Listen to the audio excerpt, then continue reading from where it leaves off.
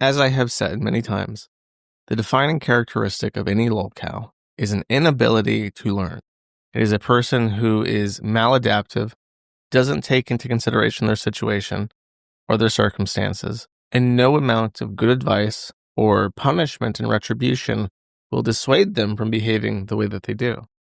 With many, it's a matter of intelligence. They're simply handicapped in some way, and they can't learn. With others, it's a matter of addiction. They have some kind of compulsion that draws them into certain behaviors that cause them problems, be it a substance abuse problem or a psychological addiction to certain types of media. They simply choose not to, but that's because of a sort of disease. But with very select few lolcows, it is a matter of choice. It is a matter of principle that they will never relent. They will never take advice. They will never change their behaviors. They will never learn or adapt. And it's not because they can't. It's not because they're addicted to something. It's because they are simply too arrogant to let themselves take any L. And there is absolutely nobody who typifies this better than Patrick S. Tomlinson child. Patrick is relatively new to both the Kiwifarms and my podcast. And despite this, in only a few short years, he has managed to amass thousands of pages of thread in discussing him, and he's amassed, according to the editor, more than 6 hours of content across multiple episodes of Man at the Internet, which is not surprising because Patrick is prolific, and Patrick does not learn. Patrick makes the same mistakes every day because he seems to have a true psychological compulsion to needing the last word in any conversation in ways that defy belief, as if he's being deposed, and if he doesn't object to a question, he can't later raise an objection to it. So if a stalker child messages him on a burner phone number and says, "Patrick S. Tomlinson, I am your toilet," he can't help himself but to reply and say, "No, child, you are not my toilet, and that is why you are going to prison." As if anyone observing this exchange might take it as truth that his toilet is messaging him, unless he objects to it in real time. So he has invited dozens of people to mess with him continuously, and he is truly one of a kind. Probably the best example of a lolcow ever. He has no excuse. He has no alibi. He's stupid, but in like a Forrest Gump sense. He's stupid is as stupid does. There's this guy named Patrick Tomlinson who has subpoenaed Cloudflare for my information. Like, bro, my information's out there, but he's paid the money to have a court in California send a subpoena to Cloudflare to find the account information of myself through Cloudflare. And I think he's suing 60 people, 60 anonymous people he doesn't know, that he doesn't have the names of. And because he's suing in Wisconsin court, and Wisconsin court doesn't have like digital records of filings, I can't read the lawsuit and figure out who is actually suing. It could be me. It could just be people participating in the thread. I have no idea. And I can only imagine what kind of bullshit he's suing for. So I might have to find an attorney in California to squash that, because I don't want, like, the amount of information that he's asking for is just preposterous. Let me pull this up.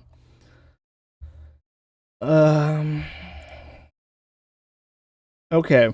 He wants from Cloudflare about the owners of the Opey Anthony forum, the 𝒮𝓾𝒾𝓈𝑜𝓃 owner, and Kiwifarms.net. From Cloudflare, he wants the consumer information of the customers, which would be me in this instance, for at least the Kiwifarms. First name, last name, business name, mailing address, phone number, email addresses, Cloudflare account numbers, any other Cloudflare-owned accounts associated with the above individuals or account holders, any other contact information Cloudflare has to communicate with them, any additional information about the author not otherwise specified that would help identify the below users or persons that is not confidential, proprietary, or has not been prohibited from disclosure. All other information routinely kept in the ordinary course of business for each Cloudflare customer or user detail that is not confidential. And B, finally, IP data. So, oh, and more. The date, time zone, and time zone of each login, the date, time, and time zone of each disconnection, any connections made to the account, and the original IP address of every request I've ever made to Cloudflare, including browser information and payment billing information. So my credit card name are numbers.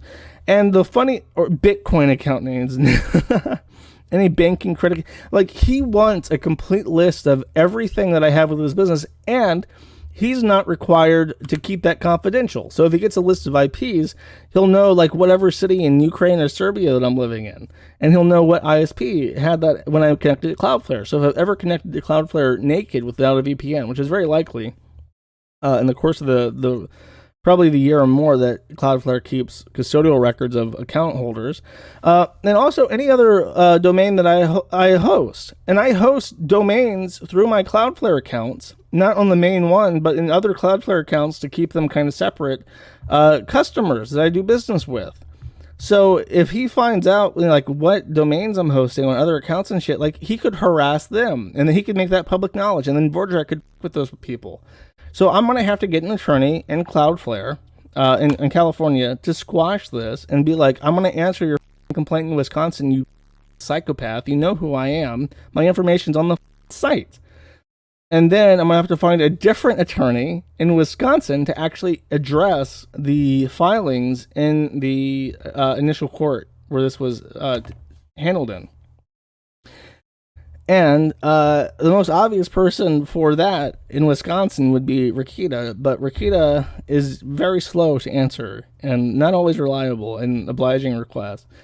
So I don't know if he even wants to do that. But it's just like, who the is this guy? And I really don't even know. I've looked at it, and he's some like fat sped. He writes a bunch of shitty science fiction novels. He looks like an actual infant blown up to a 40-year-old man's body.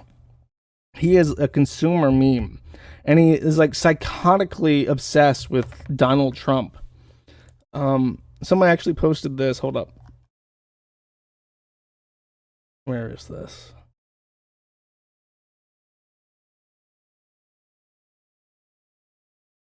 Someone like posted a picture and said like, this guy. He describes himself as son of an ex-hippie psychologist and an ex-cowboy electrician. He lives in Milwaukee, has a menagerie of houseplants and varying levels of health, a Ford Mustang, a Triumph motorcycle bought specifically to embarrass and infuriate Harley riders. When not writing science fiction and fantasy novels and short stories, Patrick is busy developing his other passion for performing stand-up comedy. Unfortunately, I do not have any of his stand-up comedy on hand. There was one tweet that I wanted to show, but that's disappeared somehow.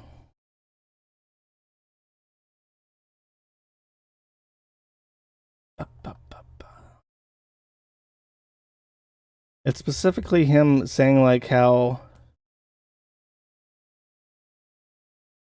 Oh, here.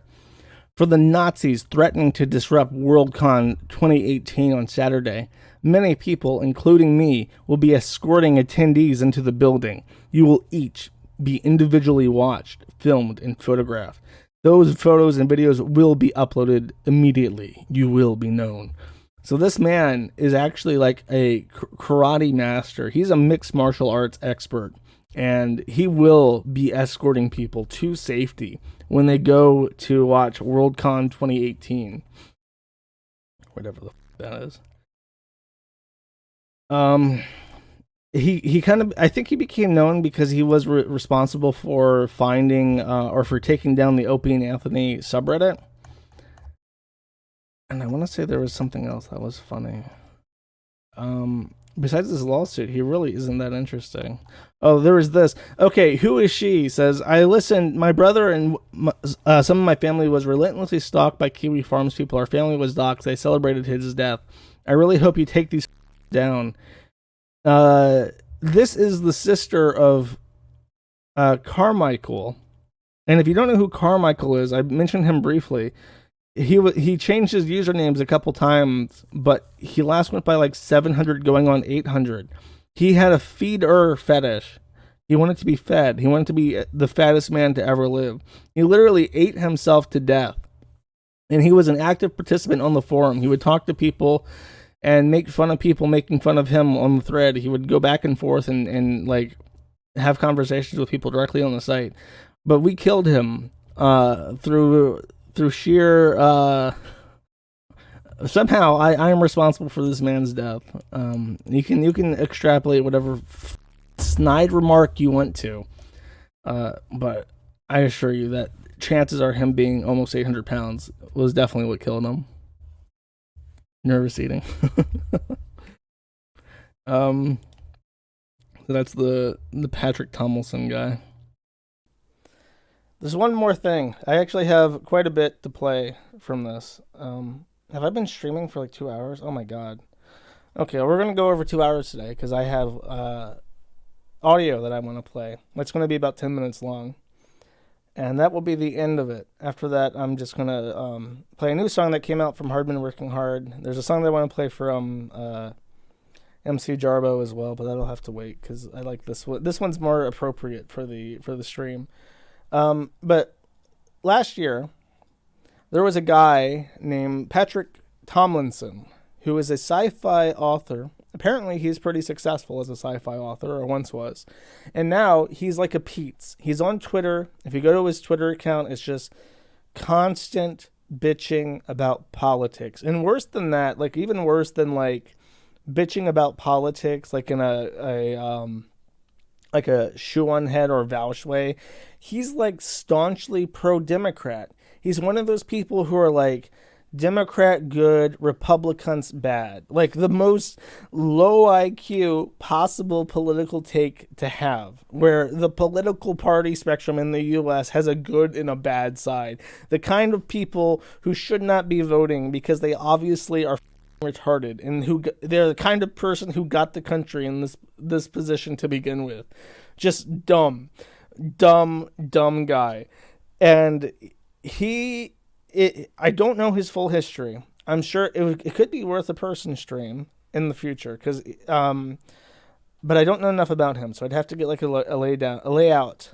But he's a big lolcow in a different community. He has his own thread. It's quite popular, but it is especially popular with the Opey and Anthony crowd. And at some point, we talked about maybe opening an Opey and Anthony board because their Reddit got shut down.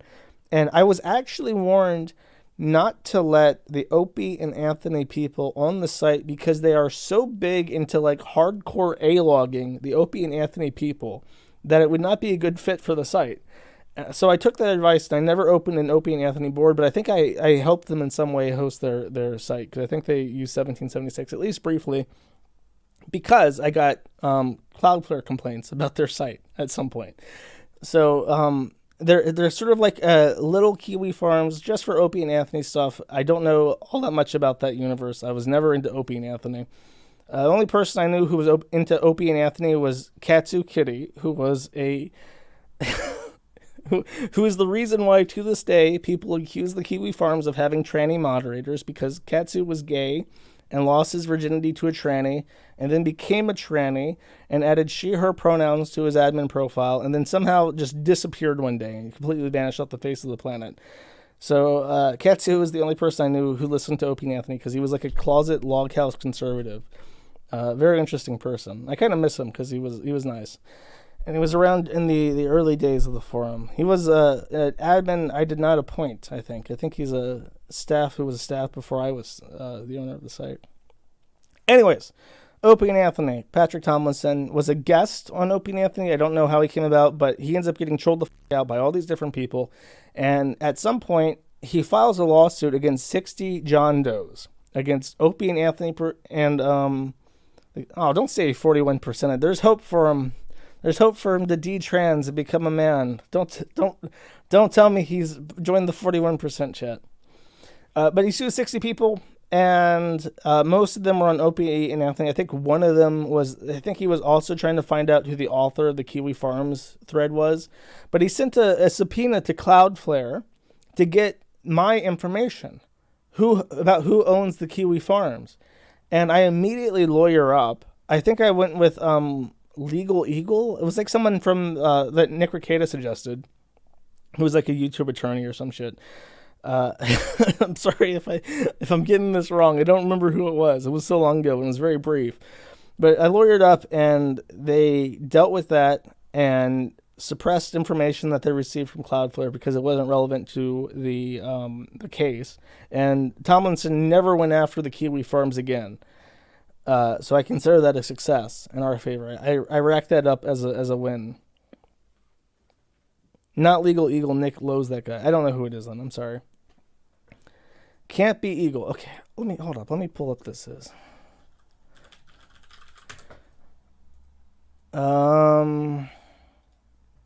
Robert Barnes. Sorry if this man knows Legal Eagle and hates him and will never represent my interest in the state of Michigan, I think.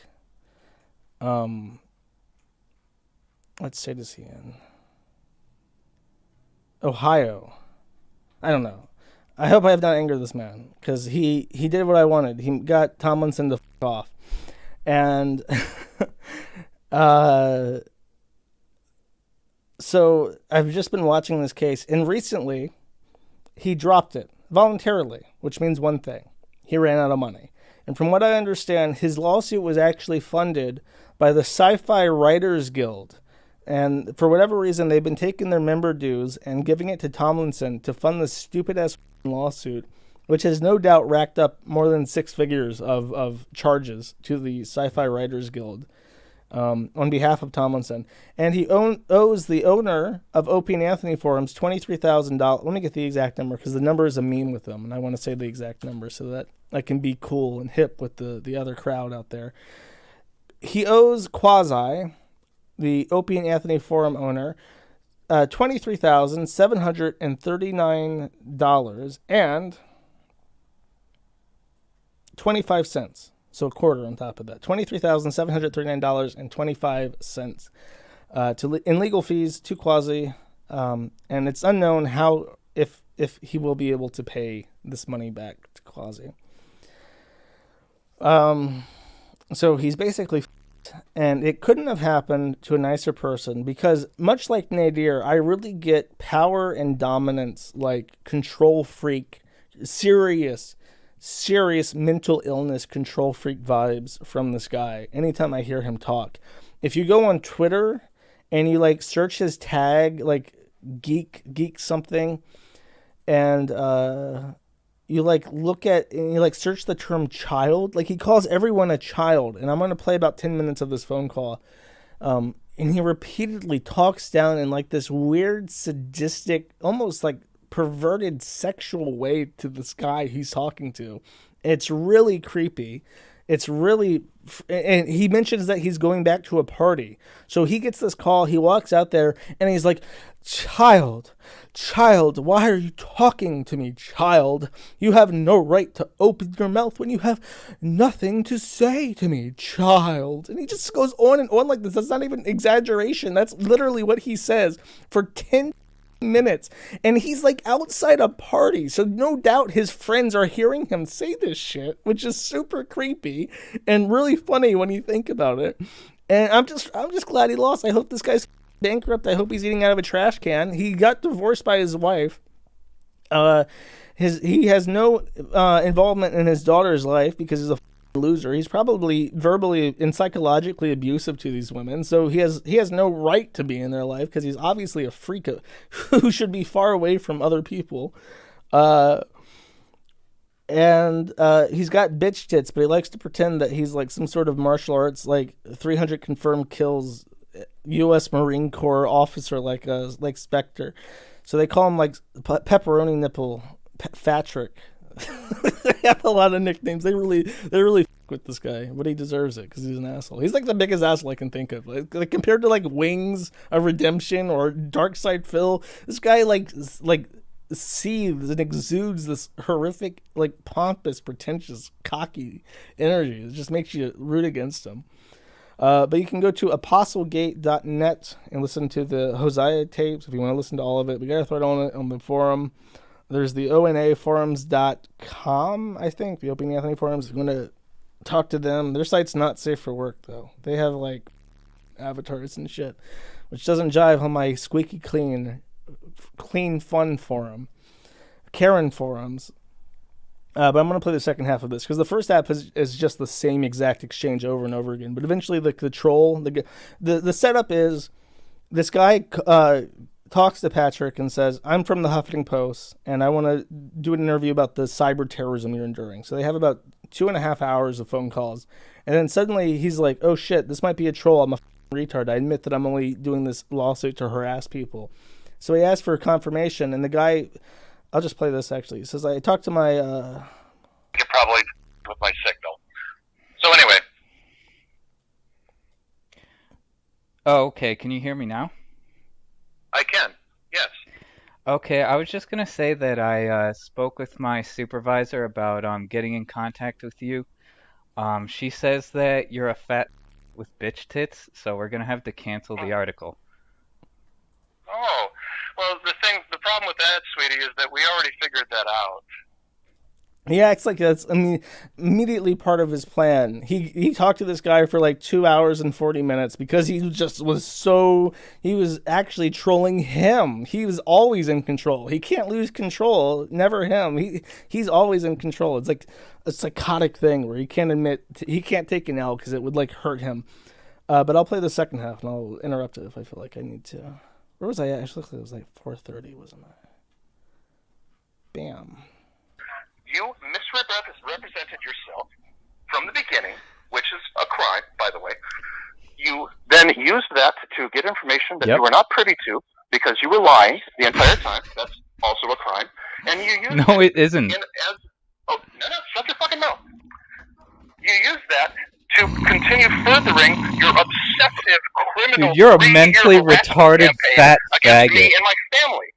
Why are you still talking? You have never had a single word to say, you sociopath. Dude, you're Why drunk. Would you think you get to talk? How much have you had to drink tonight, Patrick? Why would you think you get to talk? How much have you had to drink tonight? Why would you think you get to talk? I don't. Sir, have you been drinking tonight? Of any importance or relevance to say. Never have. Okay, so why isn't Sacha Baron Cohen in prison for doing the same exact thing? There's no okay. This isn't a conversation. It never was. You lied. You misrepresented yourself in the continuance of your criminal activities. You only advanced the criminal case against you. Okay. Okay? There you go. Feel free to show the Milwaukee Police Department a prank call.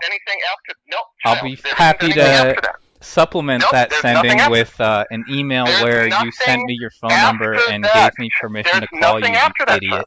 This is why I skipped most of this, by the way, because what happens is that at the beginning, the guy is like too nice to him. He's being an asshole because he's with him, but it's sort of like he'll talk to Patrick like a normal person, and then Patrick will be like, no, shut your mouth, child, shut your mouth. If you have nothing to say to me, child, shut your mouth.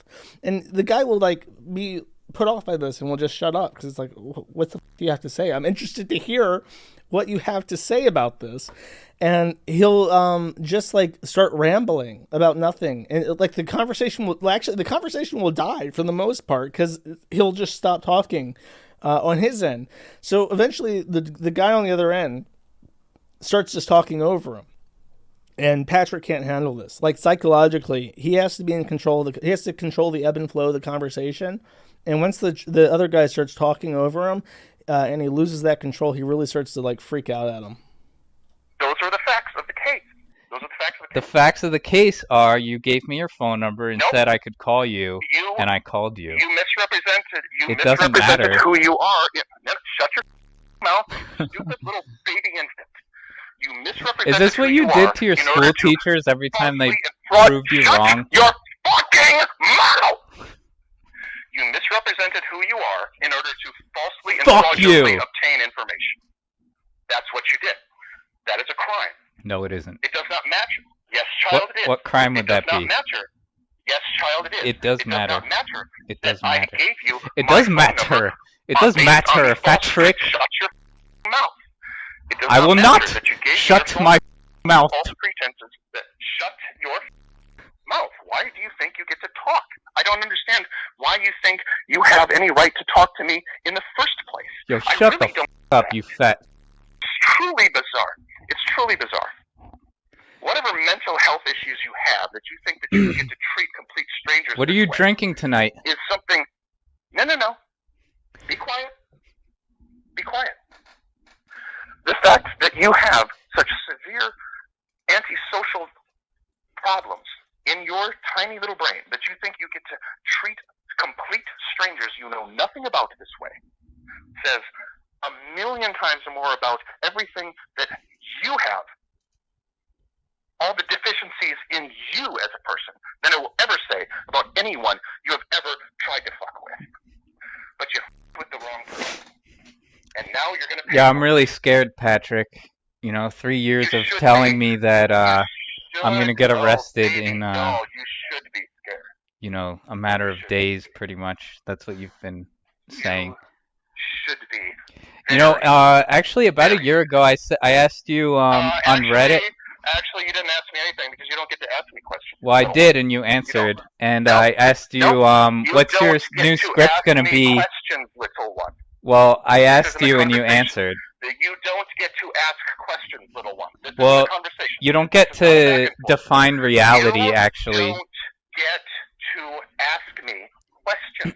Okay, one. well, when the judge rules against you, you're gonna really understand forth. who's in charge, Patrick. This is not a conversation, little one. Dude, you're drunk as man. questions. Stop drinking, This is stop not eating so a much, back you and idiot. Go exercise and see your daughter, you fat... Child, your mouth keeps doing that thing. Yeah, I'm giving you good advice. That's probably what your conscience is telling you. You need to get that looked at by a doctor. You need to listen to your conscience, Patrick. Is your conscience telling you to go on Twitter all day? Or is it telling you to go have your daughter in your life and get a real job? I'm just, he's one step away from saying, kitten. Kitten, Daddy is not having a conversation right now. I am talking and you have nothing to say, kitten, baby child, sweet summer raisin pea. You listen while I speak to you. And stop being obsessed with Twitter. Little baby child, my conscience is clear. Yours no, it isn't. I know that. Is not. Oh, baby, it really is. I highly doubt that. Really, your conscience tells you to have no contact with your daughter? Baby child, you doubt everything that's Why are you true. getting so uppity about you that? You have never believed a single true thing about me, my family, that my is a wife, true thing. my extended family, my friends, my colleagues. You've never believed a single true That's a true thing that you wrote, Patrick. Last, shut your mouth. Don't speak. Yeah, that's what you tell your conscience, Patrick. There's no way he's not like this to his ex-wife or daughter. It is impossible for me to imagine he does not talk this exact same way when he's having a conversation with his ex-wife. I wonder why he's divorced. It's really a mystery.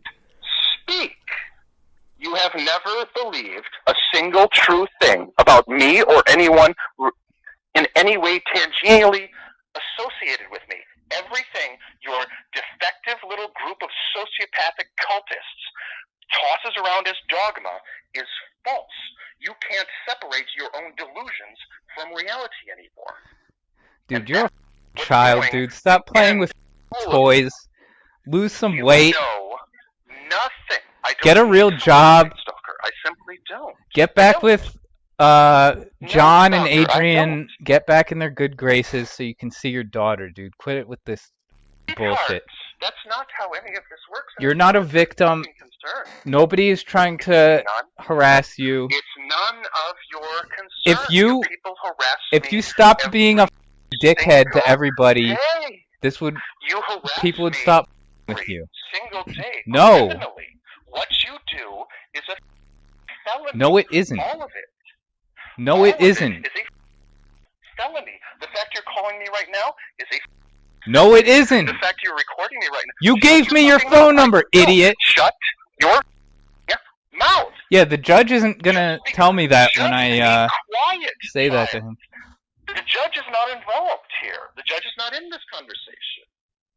Because there isn't a conversation. There is. Well, guess what? You're not going to be able to say that to the police. He had no way to segue that. He's like, the judge isn't in this conversation. And then his brain's ticking. Chink, chunk, chink, chunk. Because, and he's trying to think of like, because it won't go to court, because you'll just be arrested. Wait, now that doesn't make sense, because there'd be a judge if he went to court. Oh, God, I've really boxed myself in. Wait, there's no conversation at all. That's why the judge isn't there. It's not that there won't be a judge. It's because this isn't a conversation, baby child. When the police ask you, did you give this person your phone number? And you say, shut your mouth. Guess what? They're not going to pursue your case. Shut your mouth. It's a really easy thing to do. You can just stop talking. You can just stop calling me. You can just stop. Yeah, I can. You can just stop. Can you stop twittering? You'll get really lucky. Maybe you'll get lucky and not be identified and not be arrested. I don't care about being identified, dude. Chance you have. You already identified me on that That's spreadsheet. The only chance you have left. Spoiler alert, I don't live in the U.S. That's the only chance you have left in this world. He completely ignores that, by the way. Like he doesn't, in his brain, he doesn't have oh God, this guy's not even American. How am I going to get him on cyber terrorism charge now? So his brain has like no answer for that, and he just completely avoids that point for the rest of the conversation. Well, anyways, Nope. You're still trying to talk, and you don't get to. You're still trying to talk, and you don't yeah, because you're a narcissist, dude. You have nothing. Your mother f***ed you up. Your mother told you that you're special. You have authority. You have nothing. You're an intellectual genius. You're smarter than everybody. Nothing. You're special. You have nothing. And look where you are now, dude. You're $100,000 deep in legal fees. You're about to pay Quasi $20,000. You're married to a lesbian. You can't see your daughter. You don't have a real job. Wow, I'm really jealous, Patrick. I should really get a life. Told you what was happening, child. Yeah, he told you he's going to uphold the quash unless you show a specific example. Quasi's already out that money, child. The judge already told you that. No, you're going to be... Yes. He's retarded. What he's saying there, the Quasi's already out of that money. Yeah, that's like his legal expenses fighting the bullshit case, which you now owe him because he spent that much. You owe him that much money in legal fees because you made him spend that much to defend himself without merit. Child, ordered to pay him. Really should have listened to the hearing. You should have listened to the hearing.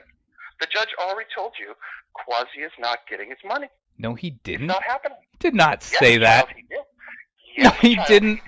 No, we have recordings of that, moron. Is his wife actually a lesbian now? That's funny. That's funny. A lot of women go gay after they deal with a guy, and they're just like, I'm done dealing with men. I'm tired of being called a baby child. I'm just gonna go butch. Hear what the judge. He never said Quasi is out of his money. Yes, child, he did. No, he didn't. Didn't listen to what. Yes, child, you're gonna have to pay him. Maybe your ADD or whatever the is wrong with you made it so that you kind of wandered off or weren't paying attention. But the fact of the matter is, at the end of the last hearing, the judge already said Quasi's not getting his money. He didn't use those words. In this picture, the wife is in the lap.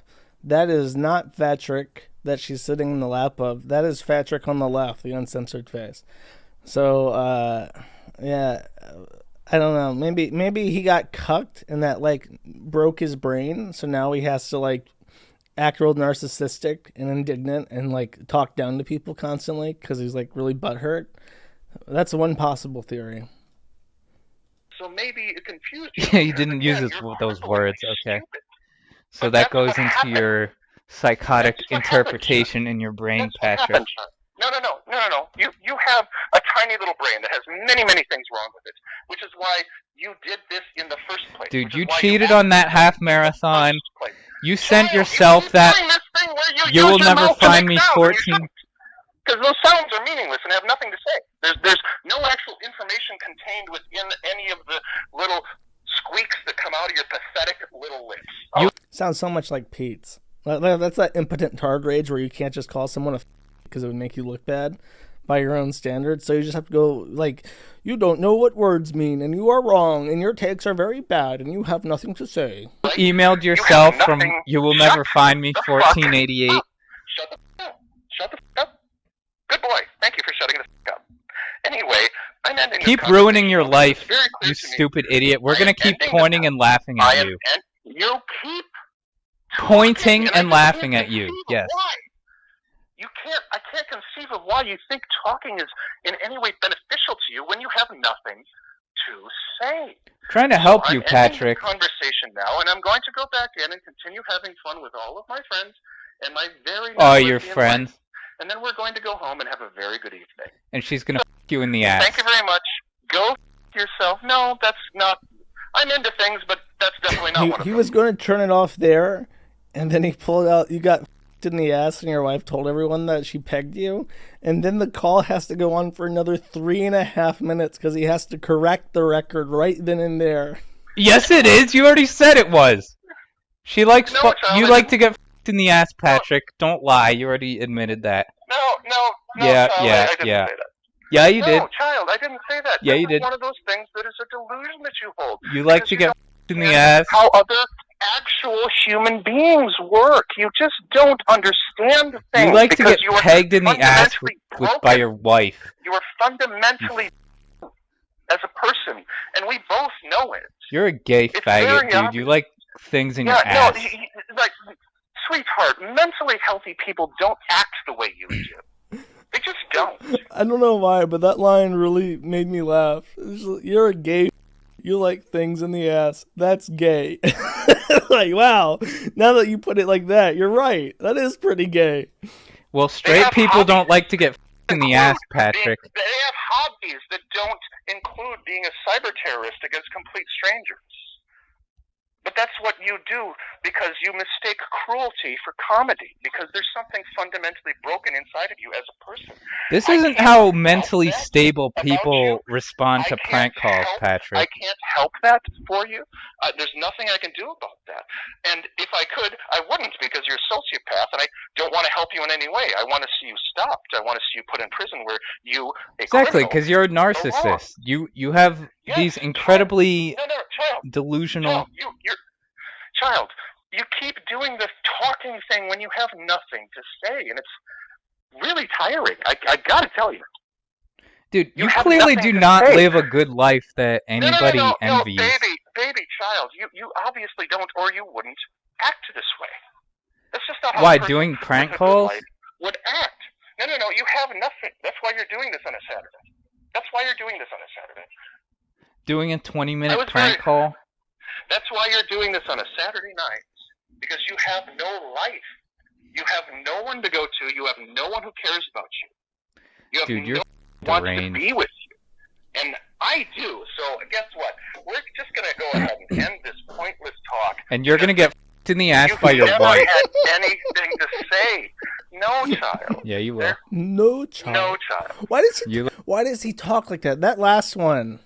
Wants to be with you. And I do. So guess what? We're just going to go ahead and end this pointless talk. And you're going to get f***ed in the ass by your wife. You never had anything to say. No, child. Yeah, you will. No, child. No. You like to get... Is he like British? Did he learn elocution from like a British woman? Like, what the is that? Why does he talk like that? What happened? Is that like the feminization that happens after you get...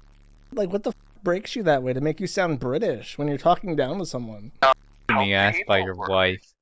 No, little baby child. Yeah. No, child. Yeah. No. Yeah, you do. Yeah, there you go. Yeah. Believing your delusions, because it's all you have left. No, that's something you said, Patrick. And I am going to take those from you, too. You're going to take what? You abject coward. You're a fat... No, I'm not. Yeah, you are. That's simply untrue. No, it's simply untrue, baby. No. It's 40 more seconds. He does his big thing like, you are a loser and a degenerate, and I am done. I'm off to have fun with my friends. And then the guy's just like, you're a... He's like, actually, I'm not a... I object to this child. It's a delusion you hold. You, however, who hides, who never shares his name, never shares his face, doesn't use his real phone number because he's terrified of consequences. No, it's because I live in another country and I'd be like long distance phone calls if I gave you my real phone number. Yeah, no, you're just mumbling. It's pathetic. Good night, I'll give you my real phone number actually. 0995. I already hung up.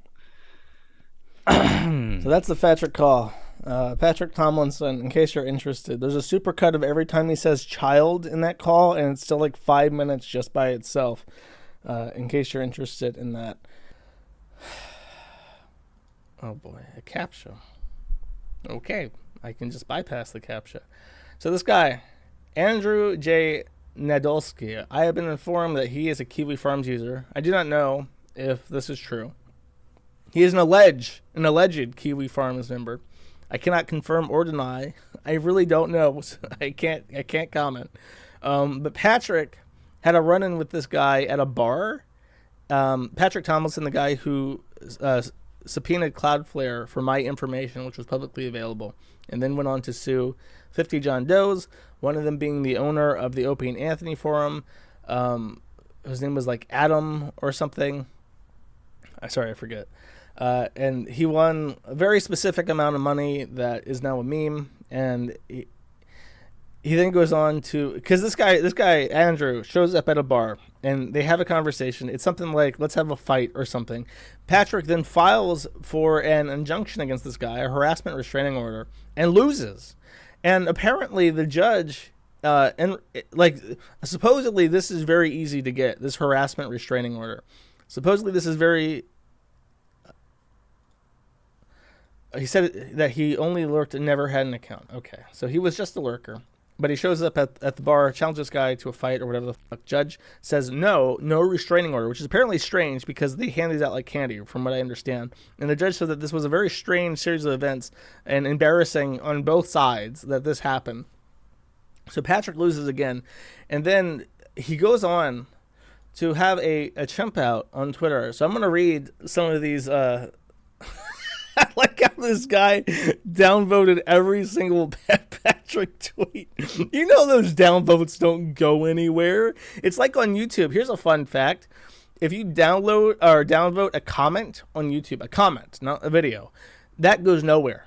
That literally goes nowhere. There's a little value stored in your browser to keep track of what comments you downvote so that you see you downvoted it. But if you just switch browsers and stay on the same account, you won't see those downvotes because they literally do not even transmit downvotes on comments to the server. It is literally a placebo that doesn't exist. So this guy is downvoting these comments or whatever the fuck. The 24K fugitive says to Stealth Geek, I know you'll hide this like the coward you are, but for Patrick's followers, here's the proof I'm telling the truth. And he says, no, stalker, you are never telling the truth. Your delusions get worse by the hour, stalker. Wrong in every detail as always, stalker. He said this, so no lie with Brian Tyler Cohen. This is like a political tweet. 24K fugitive says the idiot who couldn't even pass a college history course, shut the f*** up. He says, pass every college course I took, stalker, including all the history courses. It's exactly what happened. Why else would your order be declined by the judge? Andrew told everyone what happened yesterday. You don't even have any understanding of the law because you barely have a high school level education. And Andrew lied to stalker. My name is Patrick Tomlinson. I sued trolls on the internet and I'm going to lose my house. Wrong as always, stalker. Why does he keep replying to this guy? Is it like it's the same account? It's like he's coming back with a different account every tweet. So he just keeps taking the bait. How does it feel knowing that all the money you owe Quasi, you'll never get to take another vacation with your rat-faced wife again? Don't owe a penny, stalker. Why are you so stupid you couldn't hold a job at Target? Even Uncle Pedo Paul had a real job at one point. I quit the job at Target because it was beneath me, stalker, just like you are. He posted his Wordle because he's really proud of it. He got it 3 out of 6. The word of the day is pay Quasi. No, stalker, it isn't. What is the point of saying that? What is the point? This guy is like shit talking you under all your tweets, and he says the word of the day is pay Quasi, which, by the way, is not even a 6 or a 5-letter word, so it could never be the word of the day, and it's not even a real word. Even if it was a real word, it's still not 5 letters. To which Patrick has to correct him. No, stalker, it isn't. Just crazy. I know some people, there was a really mixed reaction to the, I played that last call on stream. It was about 20, 30 minutes, and I played a couple minutes of it, like 10 minutes of it. And I got like a really mixed reaction on that. Like some people thought it was hysterical. And then other people are like, why did you play the same sound clip over and over again for 10 minutes straight? I'm not on... How does he not realize how ridiculous this is to say this? I'm not on Grindr as I am not gay, stalker. Why is he saying child? Did people bully him so much for saying child that he just doesn't say it and just says stalker now? They are literally sending trolls to my account from the Russian-hosted ONAforums.net because of my opposition to Putin. We are at war. That's cringe. That's cringe. This guy's cringe. I want to say, I hope that Quasi goes for an injunction. I would love for this guy to like haul shit out of this man's house and have it recorded. That would be hysterical. Yes, stalker, it is. No, stalker, it isn't. Wrong in every detail, stalker. And he copy pastes his responses. He replies to this guy at 2 different times a minute apart and just copy pastes his response. And then there's shit like this. I'm on our way to Bryce Canyon. We stopped at Mossy Cave, which has a neat little diversion. And then he posts pictures of stalactites and stalagmites. And courtroom failure Sean T replies, not so.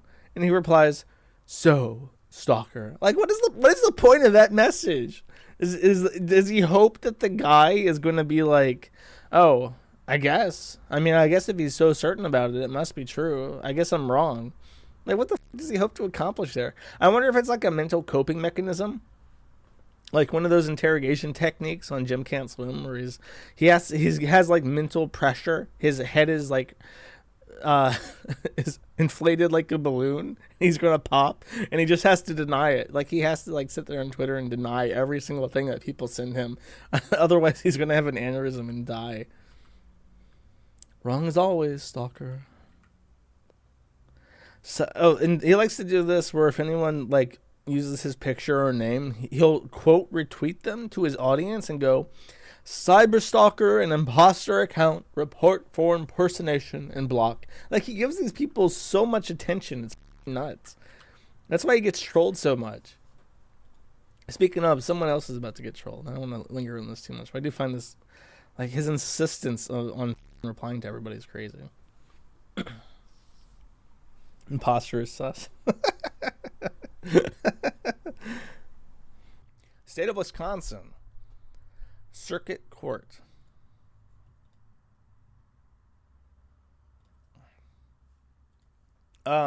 This is in regards to Patrick Tomlinson and Andrew Nadolski, which sounds Polish, but I don't want to take a bet on that. To recap this, Patrick Tomlinson is a sci-fi author. He once went on Opey Anthony. He said that somebody wasn't funny. I forget who. Chat's going to correct me. He then sued. Or sorry, not then sued. He then had an ongoing thing with Opey and Anthony anti-fans. Norm Macdonald. Okay, that's it. He said that Norm Macdonald was not funny, which caused a lot of people who are fans of Opey and Anthony and then later anti-fans of Opey and Anthony to troll the out of Patrick Tomlinson. Patrick Tomlinson has a pathological compulsion to reply to every single troll in the most condescending way possible, which earns him absolutely no sympathy from anyone. And because he chooses to reply to absolutely everyone, it encourages trolls to with him endlessly. He's the guy who I played a clip of where he says, child, no, child, that's not how it is. No, child, I am winning, and no, child, I will not pay Quasi any money. And now he doesn't call people child anymore because I guess people like pointed out enough times that it makes him sound like an actual sex pest. Like I just imagine, like he used to be married, and I just imagine that's how he talks to like his wife and kids. Like, no, child, you will not have another cookie from the cookie jar. He beats him around a bit. It just makes him sound like a sociopath. So now we switch to calling people stalker. And it says, no, stalker, I will never back down. And one of those stalker childs is Andrew Nadolsky, who may or may not be a member of the forum. Apparently, he's just a lurker. Sent Tomlinson a message, say, what up, my dude? I'm going to kick your ass. Come meet me at this bar. To which Tomlinson replied, stalker child, I will be there to beat your head in, child stalker. So he shows up at the bar. They actually meet up in person. And then kind of like when dogs are barking at each other through a fence, and then the gate opens and they both f*** off. I think Patrick ends up calling the police, and they get separated. There's no fight that actually happens. And then Patrick files at the court and says, I need an injunction against this stalker child. And the judge says, no, you received a text message, and maybe on its own, that would be harassment. But you then replied, I'm going to break your face, and showed up at the place he invited you to go to in public to confront him. So it's very hard for me to say that you deserve an injunction when you're kind of a belligerent retard.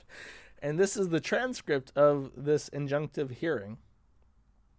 I'm going to scan through it. I know there's some funny bits, and if I can't find them, it's only a couple pages. 28 pages, but the text is such that they take up a lot of space. I'll just kind of scan through. This is just some back and forth. Nadolsky is contesting the injunction. The court asked Tomlinson, who is the petitioner, do you have any witnesses with you today? And Tomlinson says, no, but I can certainly bring them if necessary. And the court replies, well, this is the day of the hearing, although you do have the right for an appeal. Do you understand that you cannot testify as to what anyone told you about him going into the bar? To which Tomlinson replies, I do not understand that. To which the judge replies, well, you can't. So Tomlinson is off foot already. I don't know. I thought he had an attorney. He does have money, allegedly. Maybe not. He doesn't have enough money to pay Quasi. So he says, I can bring my witnesses. And the court reminds him that this was the time to bring your witnesses. And he says, oh, well, too bad. And then the court says, well, you can't talk about hearsay. And he says, well, I don't get that. So off to a great start. He's already navigating the courtroom competently.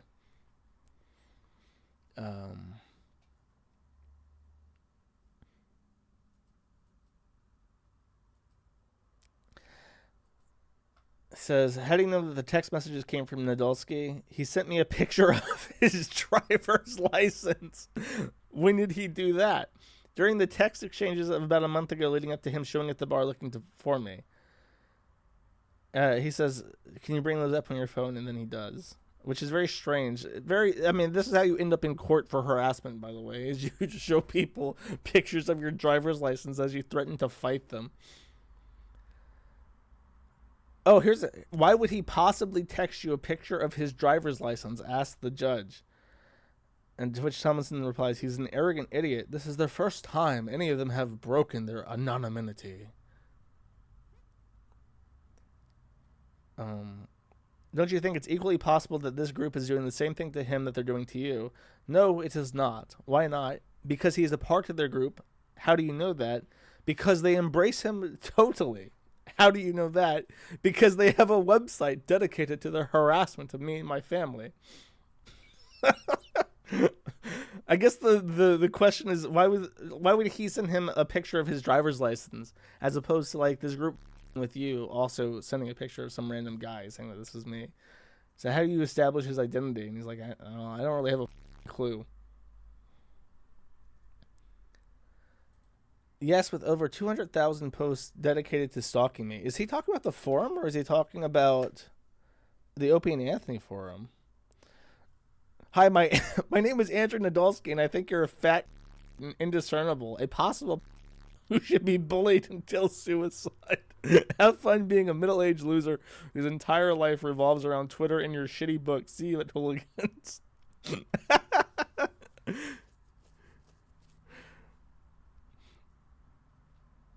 Your name is not Stalker because you can't but lie. How is he? This guy is so cringe. Oh, I like this too. I'm sorry, what is the group in question? And he says O&A here, and he says Opey and Anthony. It's a group that started out as a fan base for a now long dead shock jock radio show based out of New York. This is a very long, stupid story, sir, but the fact is, like, this group originated as part of the fans of a shock jock radio show. That show went off the air. Those shock jocks had over the years weaponized their fans and their followers and used them to attack people anonymously and stalk them in public. The judge has no question regarding Opey and Anthony. The original text references your books. What are those? So he just accepts that. Yeah, whatever. Opey and Anthony. Sure, why not? Talks those books. You're saying that you have witnesses that he came to the bar, confessed to your friends. Yes, 3 of them, all of which have made statements to the police. The police were not able to do anything because he's not a Milwaukee resident, which is why I went through the avenue of taking out this protective order.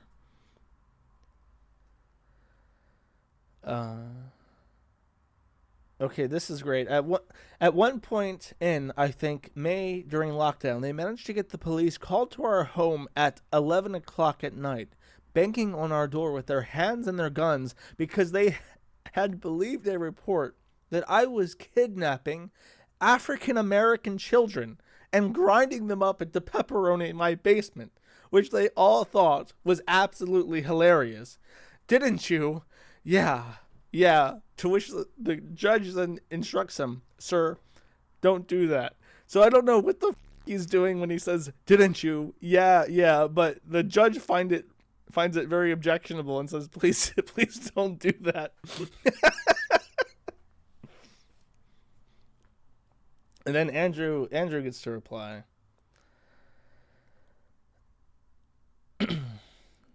Question, do you wish to make any statement about whether you sent text that he stated? He says, I did, but I don't believe that one night of admittedly not nice text messages constitutes harassment.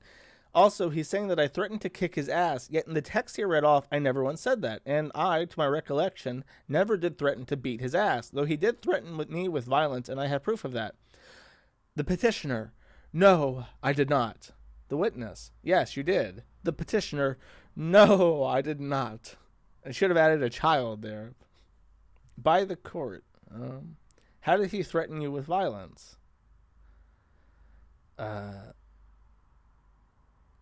So Tomlinson says that when the police come for him, he'll just be cleanup. I won't be an emergency. So they'll be calling a mortician instead of an ambulance. The court asks, I don't understand why you're having any contact with him at all. He says, I don't excuse myself. I'd call it silliness. Then he threatened me, and then I went to the bar just to see if he was going to follow up with his threats. I did not threaten you. Again, sir, you're simply lying. And then the respondent replies, they're in the text messages.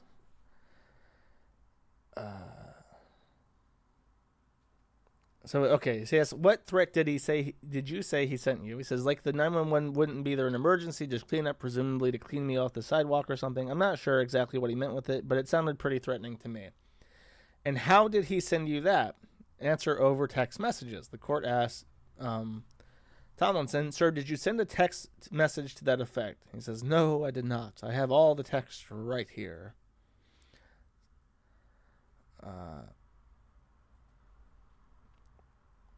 First, imagine reading this in court and having to own these as your words. First class ticket to prison, stalker. Oh, baby child, please do. Oh, that's Nadelson making fun of him. Oh, great. Lowercase I, internet, on behalf of the court transcript, very, very upsetting. Just talking about how they know him. Okay, so why does he believe that you're part of this group? He says, well, after the incident, before this incident, I've never posted on a website, had an account there, but after I made an account so I could tell my side of the story, basically he was claiming that I was sending him death threats, that I was going to kick his ass, all this other stuff, and I made an account so that I could tell my side of the story to them. The court asked Tomlinson, sir, you brought a lawsuit against other people in this group, and it was dismissed just a couple of weeks ago voluntarily. Yes, sir. Are there cases pending somewhere else? No, sir, not at this time, although we are looking at other strategies. That is itself a very long story. The court replies, this is by far one of the stranger cases I've had, and I don't pretend that I have the greatest grasp of what exactly has happened in total, but I do have is a fairly limited incident, and I'm not going to grant this, and let me explain why, because I'm also going to give a caveat at the end. Though I am absolutely perplexed by why Mr. Nadolsky would reach out to contact someone that they basically just have an internet beef with, I have some suspicions alcohol might have been involved. Could it be that he has a Polish last name? Was that your first hint, Judge? It was certainly not a smart thing to do. Why he chose to then come to Wisconsin to see the person in person just is even more incomprehensible to me. But the reason that I'm not going to grant this is because I have to look at the actions of the petitioner as well. And basically, again, while all this confounds me, I think that we have here someone contacting someone they don't like on the internet and saying, I don't like you, I think you're bad. And the person he contacted basically said, if you want to fight again, let's fight, and I'm going to beat the crap out of you. The petitioner, that is not what occurred, sir. The judge replies, that's what I interpret that text to mean. No, sir, that is not what occurred. Sir, that's what I interpret the text to mean. I think basically, while I don't understand why you'd reach out and do this, it makes no sense. I'll be quite blunt. This is one of the dumber things I've heard in this courtroom, Mr. Nadolsky. To some extent, what we really have here is very limited contact. I don't like you. Do you want to fight? I'll kick your ass. You're accepting the invitation. Sir, I did not. For some mind-numbing reason, he then comes here for the fight, which, thank God, doesn't happen. Sir, I did not invite him to come here. I did not invite to fight him. That did not occur. Sir, what you said was, I won't need 911. I think that is after he had already threatened me. This is after he had already said that he was going to come and confront me. I did not say I wanted to fight him. I think basically what happened is someone offered to fight, someone accepted, thank God it didn't happen. No, that is not what occurred. And on that limited basis, I'm not going to grant a harassment injunction. The caveat there is a clear line in the sand. You so much as send him another text of a rainbow doing something random, and he doesn't want any contact with you. He's made that clear. You can't contact him going forward.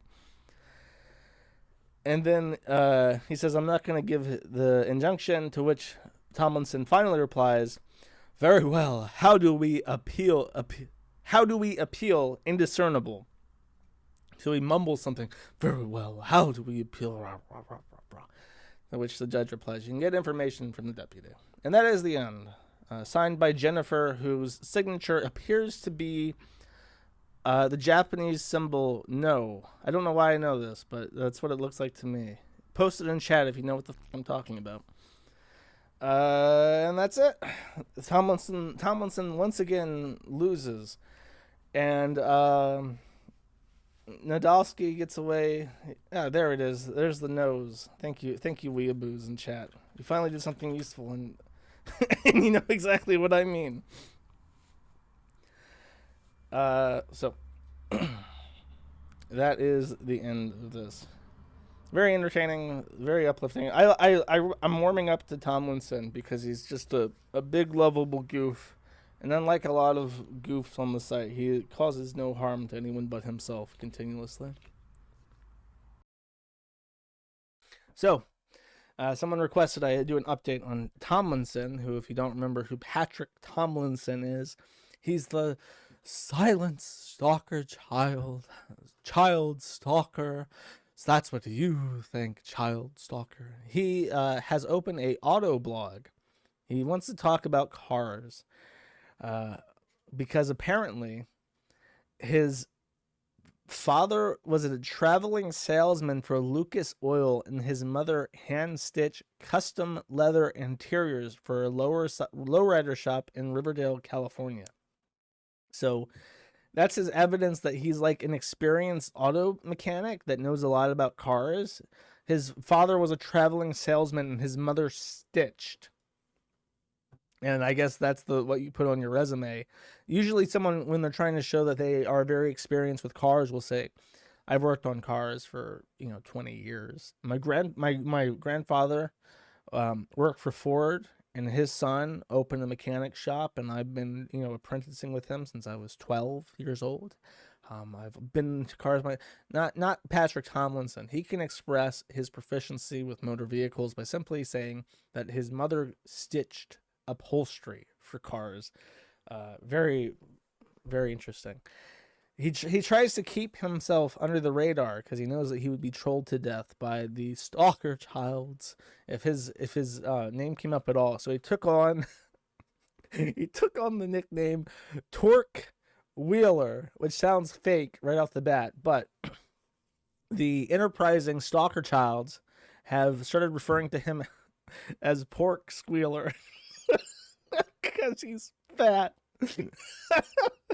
So they've in his long list of names they've added Pork Squealer to it, and that's a pretty good one. He also immediately doxed himself because he posted a picture of his car right in front of a McDonald's, and the first thing, like, obviously that's his car because he posted a picture of it elsewhere, the exact same photo with his license plate blurred out and shit. But someone said, I know that's him for sure. You can see the McDonald's in the background. Well, of course, that's Patrick. He's at the Mickey D's. Who else could it be? And kind of tangentially related to this, but very indirectly, Anthony 𝒾𝓈𝓃𝓃 has joined Quasi. If you don't know, Anthony 𝒾𝓈𝓃𝓃 was a member of I think Radio X is what it was called. XM Radio. Radio X was from San Andreas GTA. XM Radio was a real satellite radio thing. Back in the day when like the internet wasn't quite ubiquitous yet, but we still had like low bandwidth internet satellites. They launched a bunch of satellites for radio shows, and XM Radio was like a really popular thing before, like, you could just plug Spotify into your radio yourself. But Opey Anthony was like the king of XM Radio. That's the only person I know who had a show on XM Radio. It's the only reason why I remember what XM Radio was. I've never listened to their show. I cannot give you my thoughts on Opey Anthony as like a show. The only person I know who was Sirius XM. My bad. Whatever. The only person I know who did listen to Opey Anthony was 𝒤𝓄𝒃. And I've mentioned him before, but he's an old admin. And actually, let me see if I can find this really. I didn't even think about this until just now, but it would be fun to bring up. Anyways, 𝒤𝓄𝒃 was a closeted conservative Republican who became a tranny and then quit my website. He was one of the first administrators that we had. Shit. I saw this post a while ago. It's been suspended? What the There was a Reddit account claiming to be a former admin of the Kiwifarms, and it was in like a transgender subreddit. It's saying like, I used to be a member of I used to be an admin of the Kiwifarms before it became like super anti-trans, and it was weird. And I thought, this has to be 𝒤𝓄𝒃. There's nobody else that it would be. We've had very few admins. Like in total, we've had 𝒮𝓉𝒻, who has basically dropped off the earth, and Brooklyn Bailiff, and he was like in his 40s. He wasn't going to troon out. And 𝒤𝓄𝒃 and 𝒮𝓉𝒃, and that's it. Like, I can name all these people in my hand. So it has to be him, or it's just someone lying. It could be someone lying, but if it is 𝒤𝓄𝒃, that's funny. It's kind of sad. Anyways, point was, Anthony 𝒾𝓿𝒃 joined Quasi. He used to be part of Opey Anthony, one of the most popular satellite radio shows on the planet. They were kind of like shock jocks, like Howard Stern-esque shock jocks, and then they split up at some point, like in the last 10 years. I remember 𝒤𝓄𝒃 talking about it in chat when it happened, and it created this weird void of like hate watchers who love to watch like the downfall of both Opie and Anthony. And if Nick Fuentes thinks, and I said as much in the thread, but if Nick Fuentes thinks that like the Kiwifarms is like bad, the Opie and Anthony people, I think he's in for a shock if Opie and Anthony people start because they don't have like a no touching like zeitgeist in their community. If you can with any of the Opie and Anthony extended universe, like Patrick Tomlinson, you are fully in your capacity to do so. So he might be a little bit surprised with what kind of baggage is attached to Anthony. Anthony is, from what I understand, people call him because he said something like the statute of limitations should be reduced to 13. I don't know if that's like a Romeo and Juliet thing where it's like at 18, 13. That's, I mean, even that's really creepy, but he said something like that. And the big P has stuck to him for a very long time. So yeah, I really think that if Anthony does stay on Cozy for a while, Nick Fuentes will be a little bit surprised that it's not just the Kiwifarms. And as far as my opinion of them goes, I disagree with like their whole thing about like with every guest that has ever appeared on Opie and Anthony. I think that's probably a bridge too far in terms of like trying to get content. But I would describe it like this: the Opie and Anthony people, we see each other. You know, the Kiwifarms and the Opie and Anthony people, we see each other once every so often, like at Thanksgiving, and we don't get into a fight when we're at Thanksgiving. But it's probably for the best that we live 2 states apart. You know what I mean? Nothing against them, and the occasional crossover is welcomed and can be fun, but there is an 8-hour drive between our houses, and that's probably a very good thing in the long run.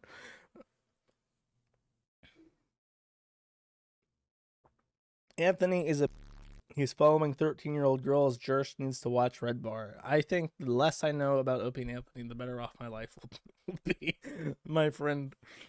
That's like too much to catch. I cannot catch up on 20 years of like shock jock radio. The closest I ever got to that is I listened to every episode of the Maddox and Dick Masterson thing. What the fuck was it? Oh, The Biggest Problem in the Universe. I listened to every episode of that while in an airport in Ukraine because I had like a 12-hour layover. So I just listened to every episode like back to back throughout my one of the worst trips I've ever been on in my entire life. I debated, chat. I pondered over if I should. Can't breathe. I debated if I should talk about this because I don't, anytime there's a SWAT thing, I don't like to talk about it because it's like I don't want to give this guy attention who's like with police and bringing like law enforcement attention onto locale stuff because that's kind of retarded. And I don't want to give him attention because that's what he wants more than anything is just get attention. I'm pretty sure this is a swatting. However, it's number one, it's very funny. Number two, I want to talk about why I'm very anti-swatting, which is, I guess sounds strange. I mean, I thought that's what everyone thought, but my response to this caught flack, and I want to clarify why it's not funny and why I don't promote it, why I refuse to feature anything swatting related, and why I try to avoid talking about it on stream. But first, I'll just play the funny stuff before I get all serious face about it. I tried to clean this up the best I could with filters and stuff. It still kind of sounds like shit, so just kind of bear with it.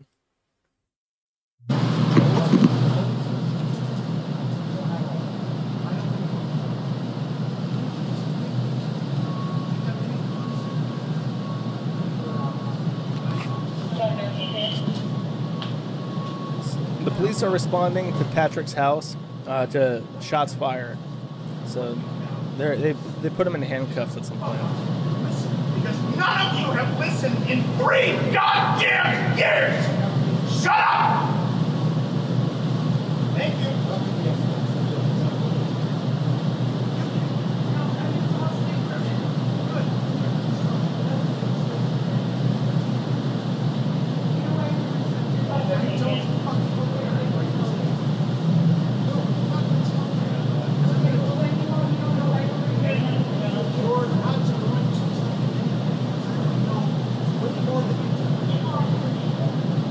I'll repeat that because that's a really interesting line that is hard to hear. He says, no,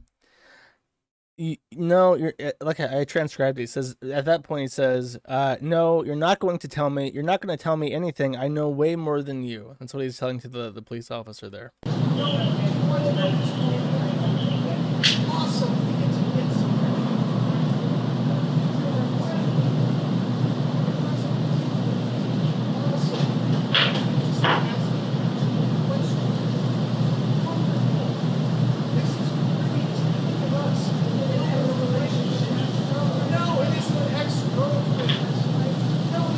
There is no video. I'm gonna mute you. I think you're just spamming that to get people's attention. There is no video. It's just audio from a body cam footage or something.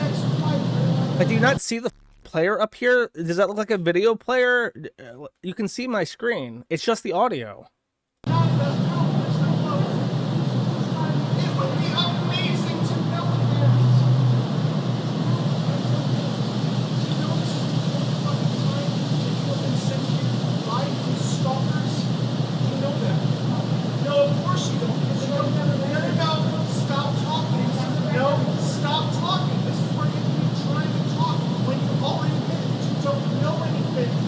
That is just bewildering. He has cops there. I think he's in handcuffs at this point. And he's saying, this is where you keep trying to talk when you already admit you don't know anything. Like, brother, you are not on Twitter. These people can you're in Michigan, I'm pretty sure. They can kneel on you and you can't breathe. And then you won't be able to talk at all if you're not lucky. Because you don't know anything. You know I have done everything I possibly can to tell you and everyone involved. Our department one. Okay? Everything. And I have told you multiple times, not even 2 fucking weeks ago, that hey, just so you know, for the last 3.5 fucking years, people have been making false reports to you, to your department, about me personally. Yes, Tomlinson, that's my name. Yes, who I am. At this address. Shut up! I'm still talking. He made the lady police officer raise her voice because she was so frustrated with this bullshit. When I lived in Florida still, I told my police station what to expect when I got doxxed. And I had one instance where I was detained, and then after that, there was no problems. If the police in his area are somehow less competent than Florida police officers, he's in for a rough time, because Florida cops are the bottom of the barrel. Retard pigs. There is no, between the entire Florida police department and every city, between the entire state troopers and the FBI that are in Florida, there is maybe like 3 pounds of gray matter to share between them.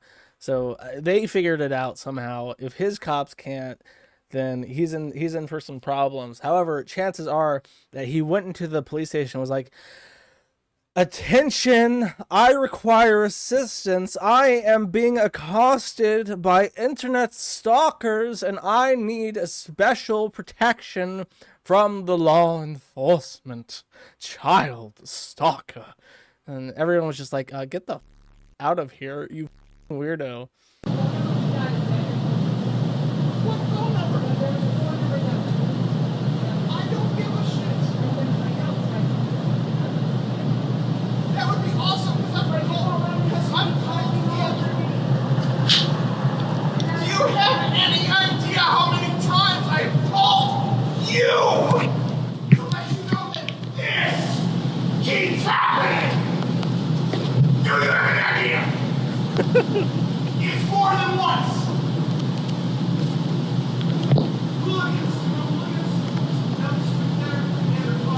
Okay, there he's just screaming.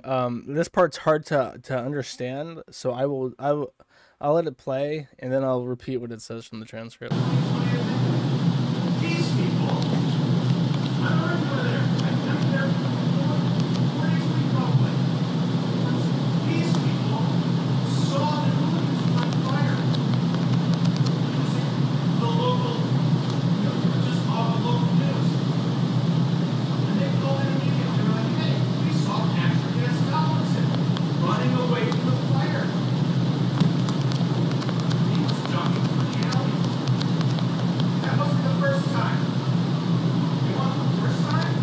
he retells a story just then where a local bar burned down, and people reported to the police and to the news that they had seen Patrick Tomlinson at the site of the crime ducking into an alleyway, very suspicious, and he was investigated by the police for that. Would you like to hear about it? Good, I got your attention finally. The first time, they made a fake Craigslist ad about this address, using my name, using my phone number, using this physical address, saying that I had pepperoni to give away, that I had made up the bodies of black children that I had kidnapped from the neighborhood and ground with pepperoni in my basement. That was the first time you guys came. God banging on my door in the middle of the night. Just to repeat, the first time that the police came to his house, someone had posted a Craigslist advertisement in his name, using his address, offering free pepperoni. Free pepperoni. However, it clarified that the pepperoni had been made from black children he had kidnapped, held in his basement, and ground into pepperoni in his basement. And this invited a police inquiry into this pepperoni and claims of missing black children in his basement. We've been over this. Never come to this address again. Never. If I need any of you, I'll fucking call. Don't come here again. We've been over this. I've talked to dispatch. I've talked to your supervisors. I have talked to everyone. And you know what I was told at every point? Well, we don't handle that. You'll have to talk to this other person, talk to that other person. Well, I'm sorry, but we don't do that anymore. We don't take those kinds of calls anymore. Never fucking come here again, any of you. I'm serious. This is the 4th time. 4. You could have looked it up. It's in your notes. I know it is. Go back to your squad right now. Look up this address. Or that address, which is 2611. This is 2613. Yeah, it's a duplex. Look it up. Do your minimum on your jobs. And never comes again, idiots. Leave. Never return. We will be talking to your supervisor. All of you. Never come here again. Never come back to my abode, stalker childs. Yes, very interesting. Probably there's a better way to handle that if you want people to take you seriously. If you don't want people to swat you, you shouldn't make it entertaining. He's definitely going to get swatted again just because this is like such a funny outburst. I do empathize that it's a very annoying situation, especially in his case. I think he's like dragged out of his house in the middle of the night and put into handcuffs because they're investigating shots fired, like a negligent discharge or something. So yeah, that's kind of shitty. But Patrick never makes it easy on himself, if at all possible. All you had, if you don't know, by the way, Patrick's like entire like troll career started. I would eat the pepperoni. Yeah, I would eat the pepperoni, especially if the pepperoni was made of Sargon. I maintain that Sargon of Akkad is probably the tastiest person. If he was cooked up, I would take just the nibble to see if it would be something I would want more of. But pepperoni made from black children is probably fine too. But what he did is he said that Norm Macdonald wasn't funny on the Opey and Anthony show, and people started with him because of that. And he always reacts in this retarded way, and it gets more people to with him. And he's just been getting with continuously for years now, and he always like makes I don't know. He's like tried to sue the Opey and Anthony forums, and he lost. I think he owes the guy that runs it, Quasi, like $90,000 or something ridiculous. And yeah, basically that's Patrick Tomlinson.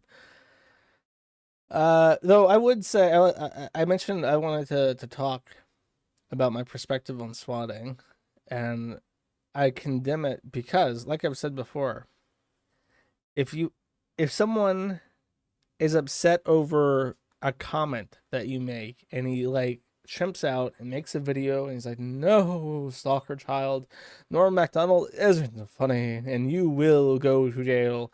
Like, that's funny. But most people react very negatively when you like hurt them or trick police into hurting them in the middle of the night. It's the difference between like Christian's freak out over Sonic the Hedgehog's arms changing color and walking up to Chris and just hitting him with a bat and like recording him after you hit him with a bat. Like, yeah, he's going to be in pain after you hit him with a bat. You're like forcing him to react to something as opposed to trolling him, which isn't the same. Though I was shocked by how many people were just like, oh, that's not a fair distinction to make in the thread. And it's like, okay, if you want to be retarded and you want to be like a total like nihilist psychopath who just thinks whatever, both of that's funny. The swatting shit in the lolcow sphere has been very like prominent in the last 2 years. Like, especially in the last 2 years. At first it was just streamers, but now it's like everybody is getting swatted continuously. And I promise you that the federal government is extremely upset over this. They are pissed. They want to find out who's doing it, and they are probably going to charge that person with multiple accounts of attempted murder, and that person will never get out of jail again. It is the number one thing that I am worried about is that if I get a subpoena, it is almost always about swatting. There is something happening with that person that they're looking into, and they're trying to figure out who's swatting. They're livid. I promise you. So whoever the is doing that better be covering his ass very well, because they're gonna throw the book at them. They're gonna throw everything they possibly can with any chance of sticking, and put somebody away for life when they find out who it is. Is this irony? No, I'm being 100% serious. They're mad. They are really pissed. And I can't blame them, because I don't think that we should have a paramilitary police force, but I'm not going to get my wish. They want their paramilitary police force to stay around, and if they're going to want, the popular assent to keep their paramilitary police force in every city, they're going to need to do something with people using the police to like get revenge. So, just a word of caution: if you don't give a fuck about my silly principles on what is ethical trolling or lolcow milking, if you're a cringe lord and you say that,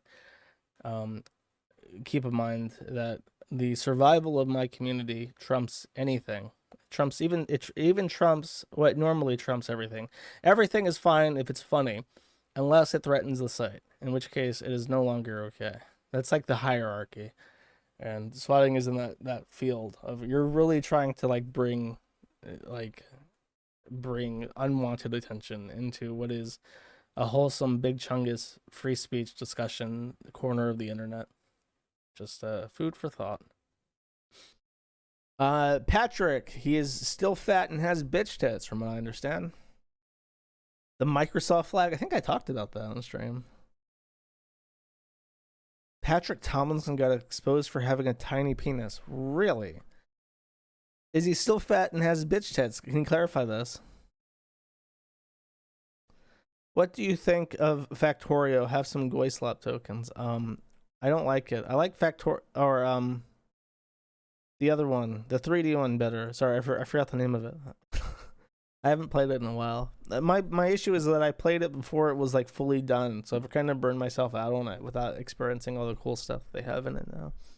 I'm also way too much of a perfectionist to play those type of games, because I always want to build things right the first way, and they are very much a game where it's like you have to build things at all and then fix it later, and I hate doing that.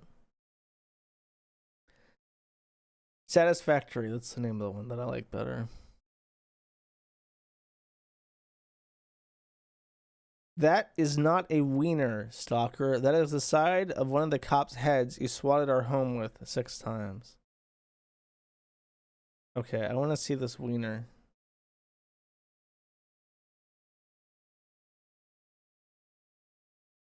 Sorry, the people in the Patrick Tomlinson thread don't understand how to thumbnail, so the images load very slow. Where is the penis?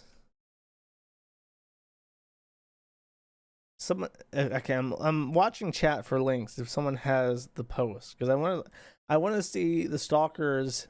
Oh my god, he's having like a proper meltdown over this. Where? Oh.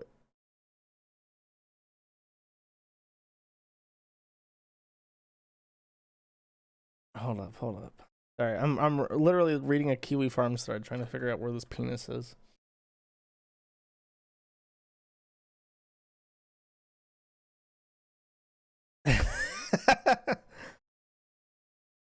Okay, this is it. You get ready.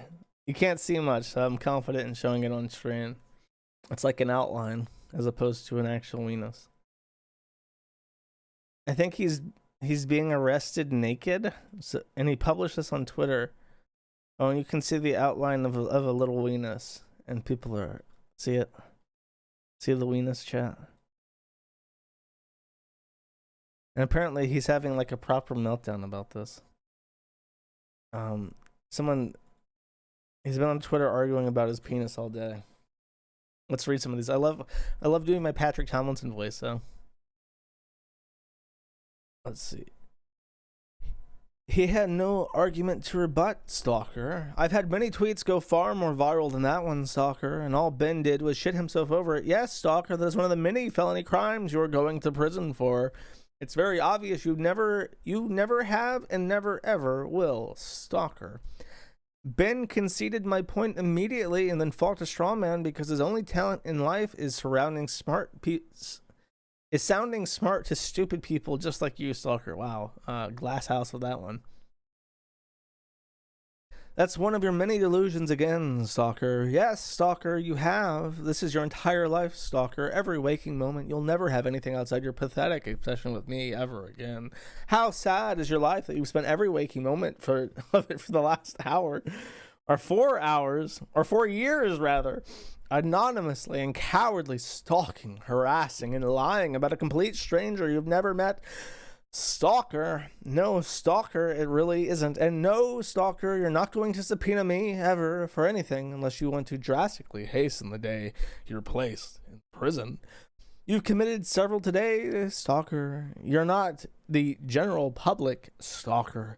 The general public doesn't know what a lolcow even is, and when explained to them, they immediately recognize anyone who uses lolcow unironically as a dangerous sociopath like you. A normal person wouldn't spend multiple days in banned accounts pretending to seen a glimpse of another man's penis and security camera footage from the swatting attempts they have sent against a total stranger, stalker. Run on sentence, stalker child. Wrong twice more, stalker. I lie not at all and don't have an echo chamber, stalker. That's you again, a clinically obsessed cyber stalker who lives his entire life in an echo chamber surrounded by other mentally ill criminals too stupid to recognize they've cornered themselves into a doomed cult. Don't owe any, stalker. Yes, stalker, you will for many years. No, stalker, it isn't. That's not where a human penis grows from. You're just a very, very stupid and very desperate to believe you've seen my penis. And yes, stalker, you did, and you are going to prison for it. I'm assuming that he's addressing two separate points there.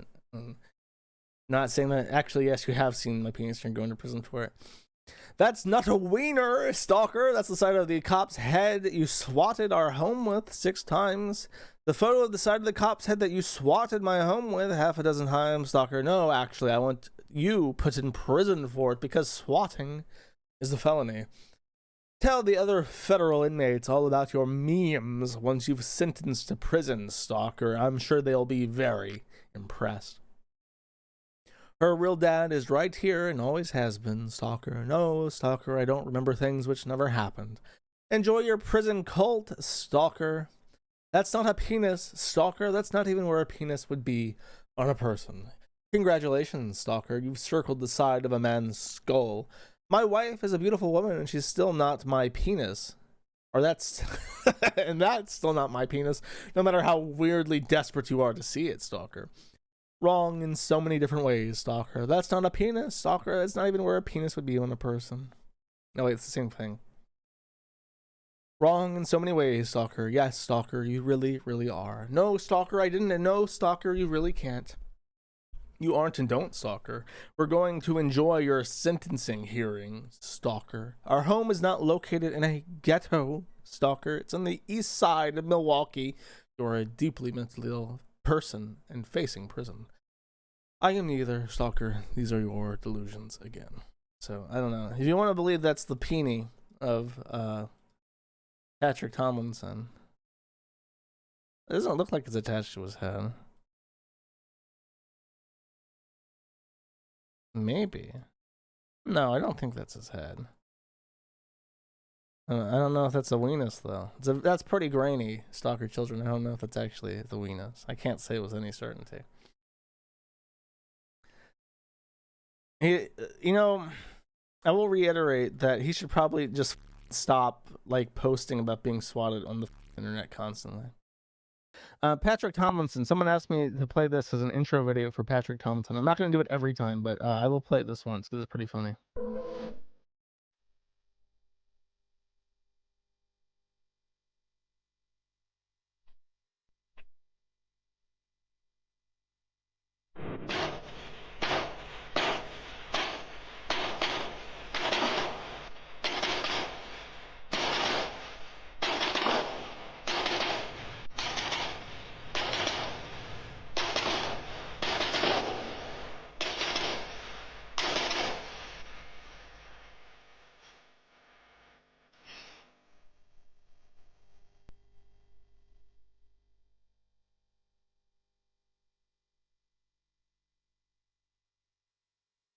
I don't know why Patrick Tomlinson put that video out.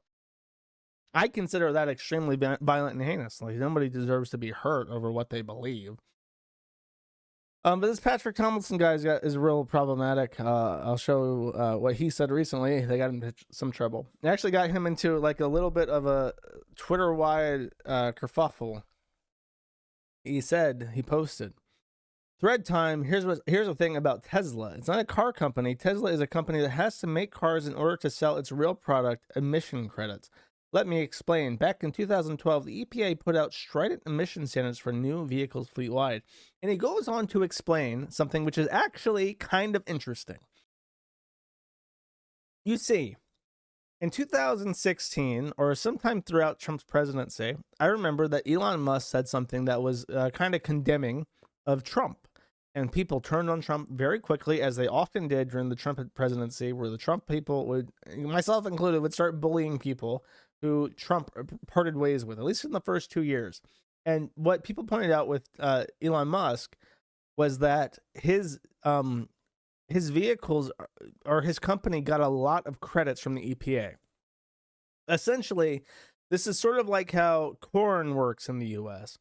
A lot of farming companies produce a lot of corn, but that's not because corn is such a hot commodity. It is because the government will pay you to grow corn.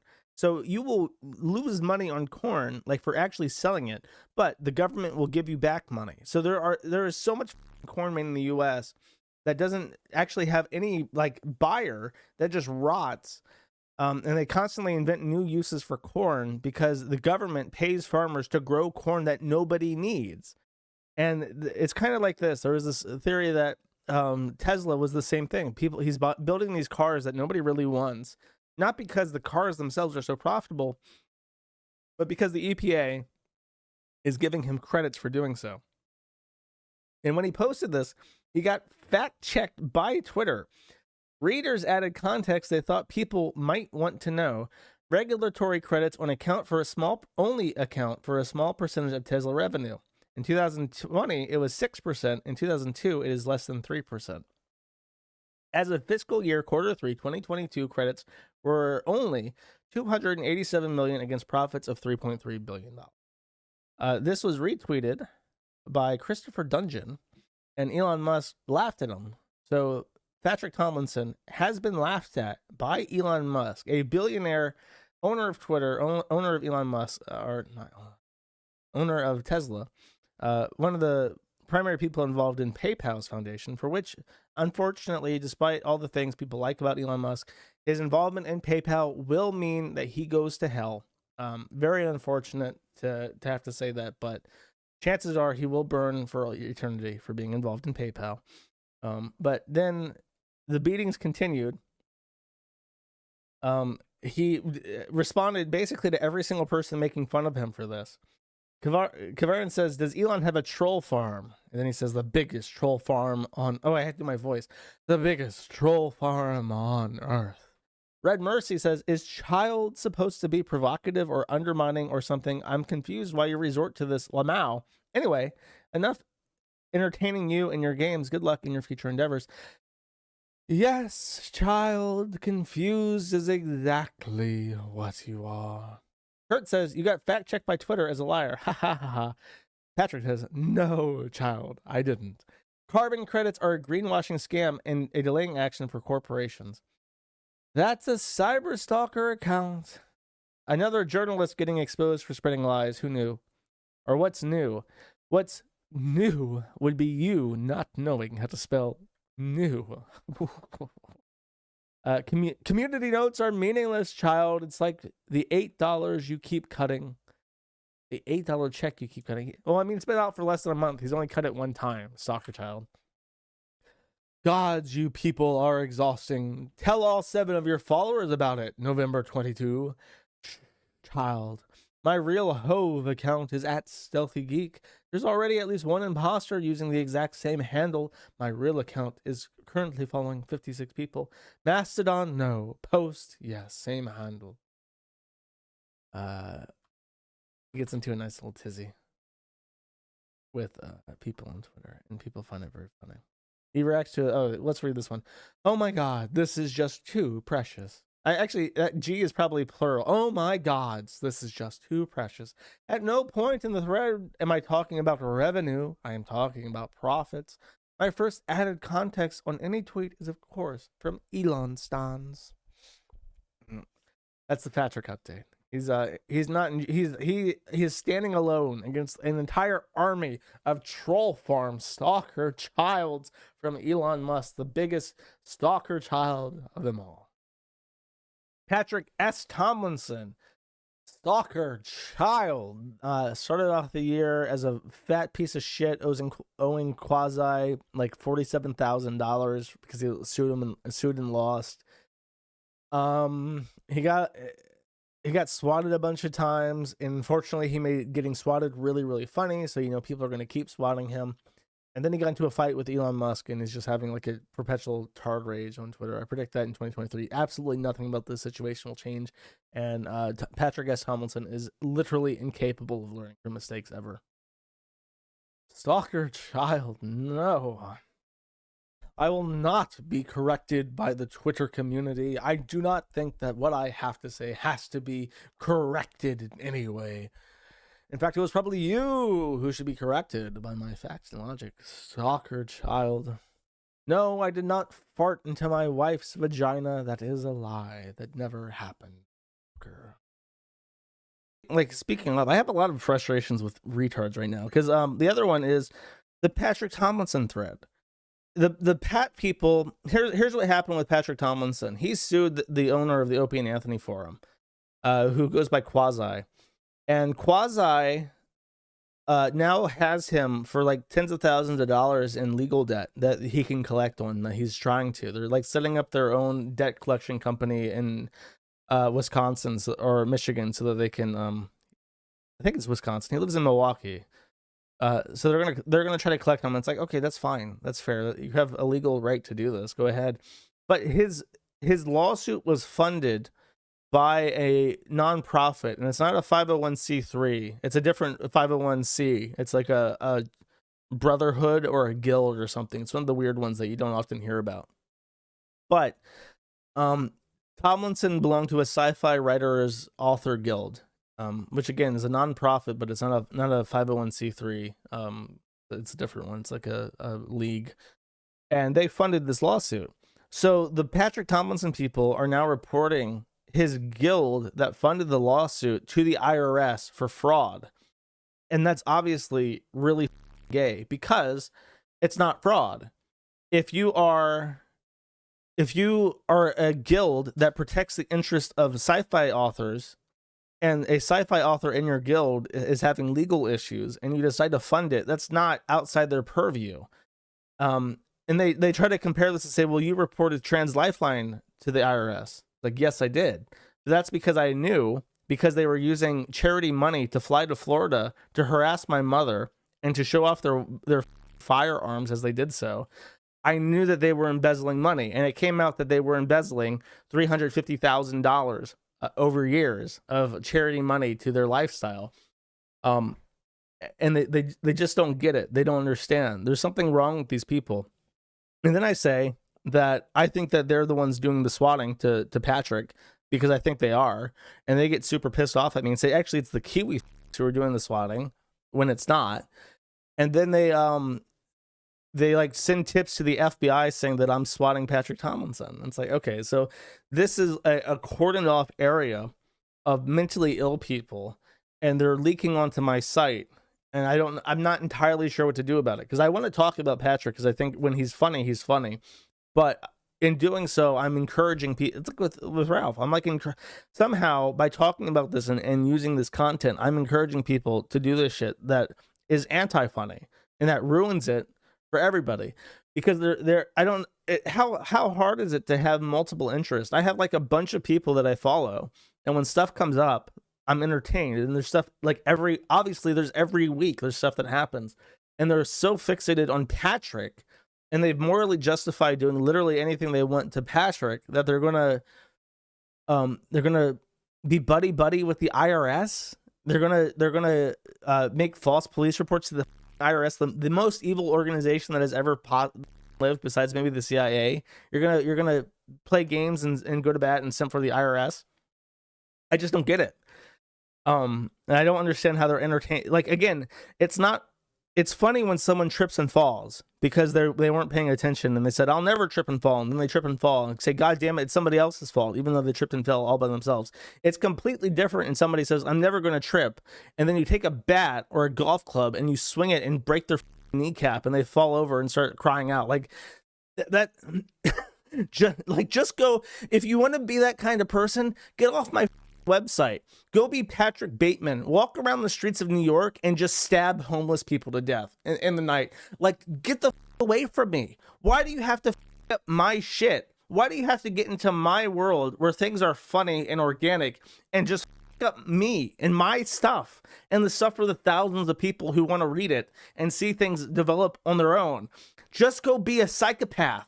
Why do you buy yourself for your own entertainment? I don't get it. It has to be like they're afraid. I can't go glassing homeless people in the streets of New York because I'm afraid that a homeless person might me if I do that. I might be overpowered by homeless people as I try to. But when you're just phoning in bullshit to the FBI or to the IRS, then you're completely insulated from the negative consequences of those actions, except for the fact that you're actively fagging up your own content. It's really annoying. And it's not just them. The DSP people do it too. It happens to Ethan Ralph. And you're really, really making things gay and not fun. And it's sort of the I don't even know, man, because it's like when the forums started getting popular, you had lolcows, and you could watch them and they wouldn't be molested by your observation. When you watch something and you're a small community, then you can be assured that the people there that you know that you're friends with are not going to go with this person. And then obviously the next thing that starts happening in 2015 or so is that people start immediately knowing their threads because people send them links to their threads, because the funniest thing that could happen in their mind is that the lolcow comes over to the site or starts interacting directly with the thread. And that's not funny. It wasn't even funny back then. And that was irritating. And now fast forward another year, it's like, okay, now people are just going to start swatting and making like deep fake over a May to try and like actually like line cross and commit crimes to force reactions out of these people. And it sucks. It really sours the mood. I honestly, man, I would love it if something happens to these people. I would love it if they get scooped up, because I really hate the government. But here, if to my Fed agent, I'm gonna file a Form 27-6 in regards to this. This is my official complaint as a observed person of interest by the government.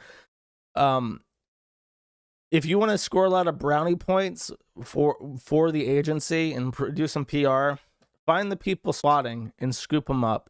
I will report favorably on the agency. It will be reported in the news. It'll quell this kind of epidemic. People will enjoy it. It'll be some good publicity. So, signing off on my Form 27-6C, make sure just do something about the line crossing harassment. It has, and I don't even like. I don't know what else to do about it besides just ignore it. Like if someone's, but then that creates a game. You have someone who's swatting somebody, and if I just say, okay, the people who are after Patrick are ruining it for everybody, I'm just going to lock the thread. Well, then it's like that paradox in India, how the British government paid people for the heads of cobras, king cobras. So what happened? The Indians started breeding king cobras, and they had to cancel the bounty because the financial incentive to bring them dead cobras meant breeding cobras, which was the exact opposite of the actual intent. So it's like if I lock threads of people being swatted, well, what does that do? That encourages people to swat themselves and shit. And it's like it's a real rock in a hard place, is what I'm saying. And I just really wish upon a night star that the faggotry would cease immediately. Paywall this site. Yeah, I don't know. Super. That's what's on my mind right now. I really, between like I said, multiple factors of people just being, really awful, really, and it sucks because it reflects negatively on the site. It reflects negatively on the site, which does have a strong rule and a strong zeitgeist against the faggotry. But then you have the Ethan Ralph 𝒤𝓈𝓃𝓃 Discord server, you have the O&A forums, and then you have all the DSP Alawgs in their hole, the Wings of Redemption people in their hole, and the stuff that they do ultimately gets blamed on us. It's really not fair, and it's not funny either. People don't want to see it. Okay, 2020 sliding into the new decade, getting closer and closer to the super chats, the part that everybody's waiting for. Oh, it's our big boy. It's Patrick Sean Tomlinson, esteemed sci-fi writer and member of the Sci-Fi Writers Guild, who has sued forum owners for disparaging his name, who has disparaged the stalker childs all over the world. I don't think there's anything to say about him that I haven't said in previous streams, but it just says that this guy showed up on Opey Anthony. He said that Daniel Norm, is it McNorm? It's like Daniel McNorm, I think is his name. And he said that he's actually not that funny. He's the guy that does the clip about 9/11 and starts laughing at just the word 9/11. That guy. Norm MacDonald is not funny, is what he said. And it caused a lot of people to start with him. He's extremely active on Twitter. I think if I actually go to Twitter,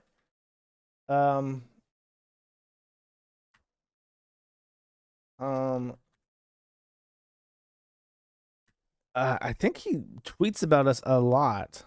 Is this in his thread? What is his actual Twitter?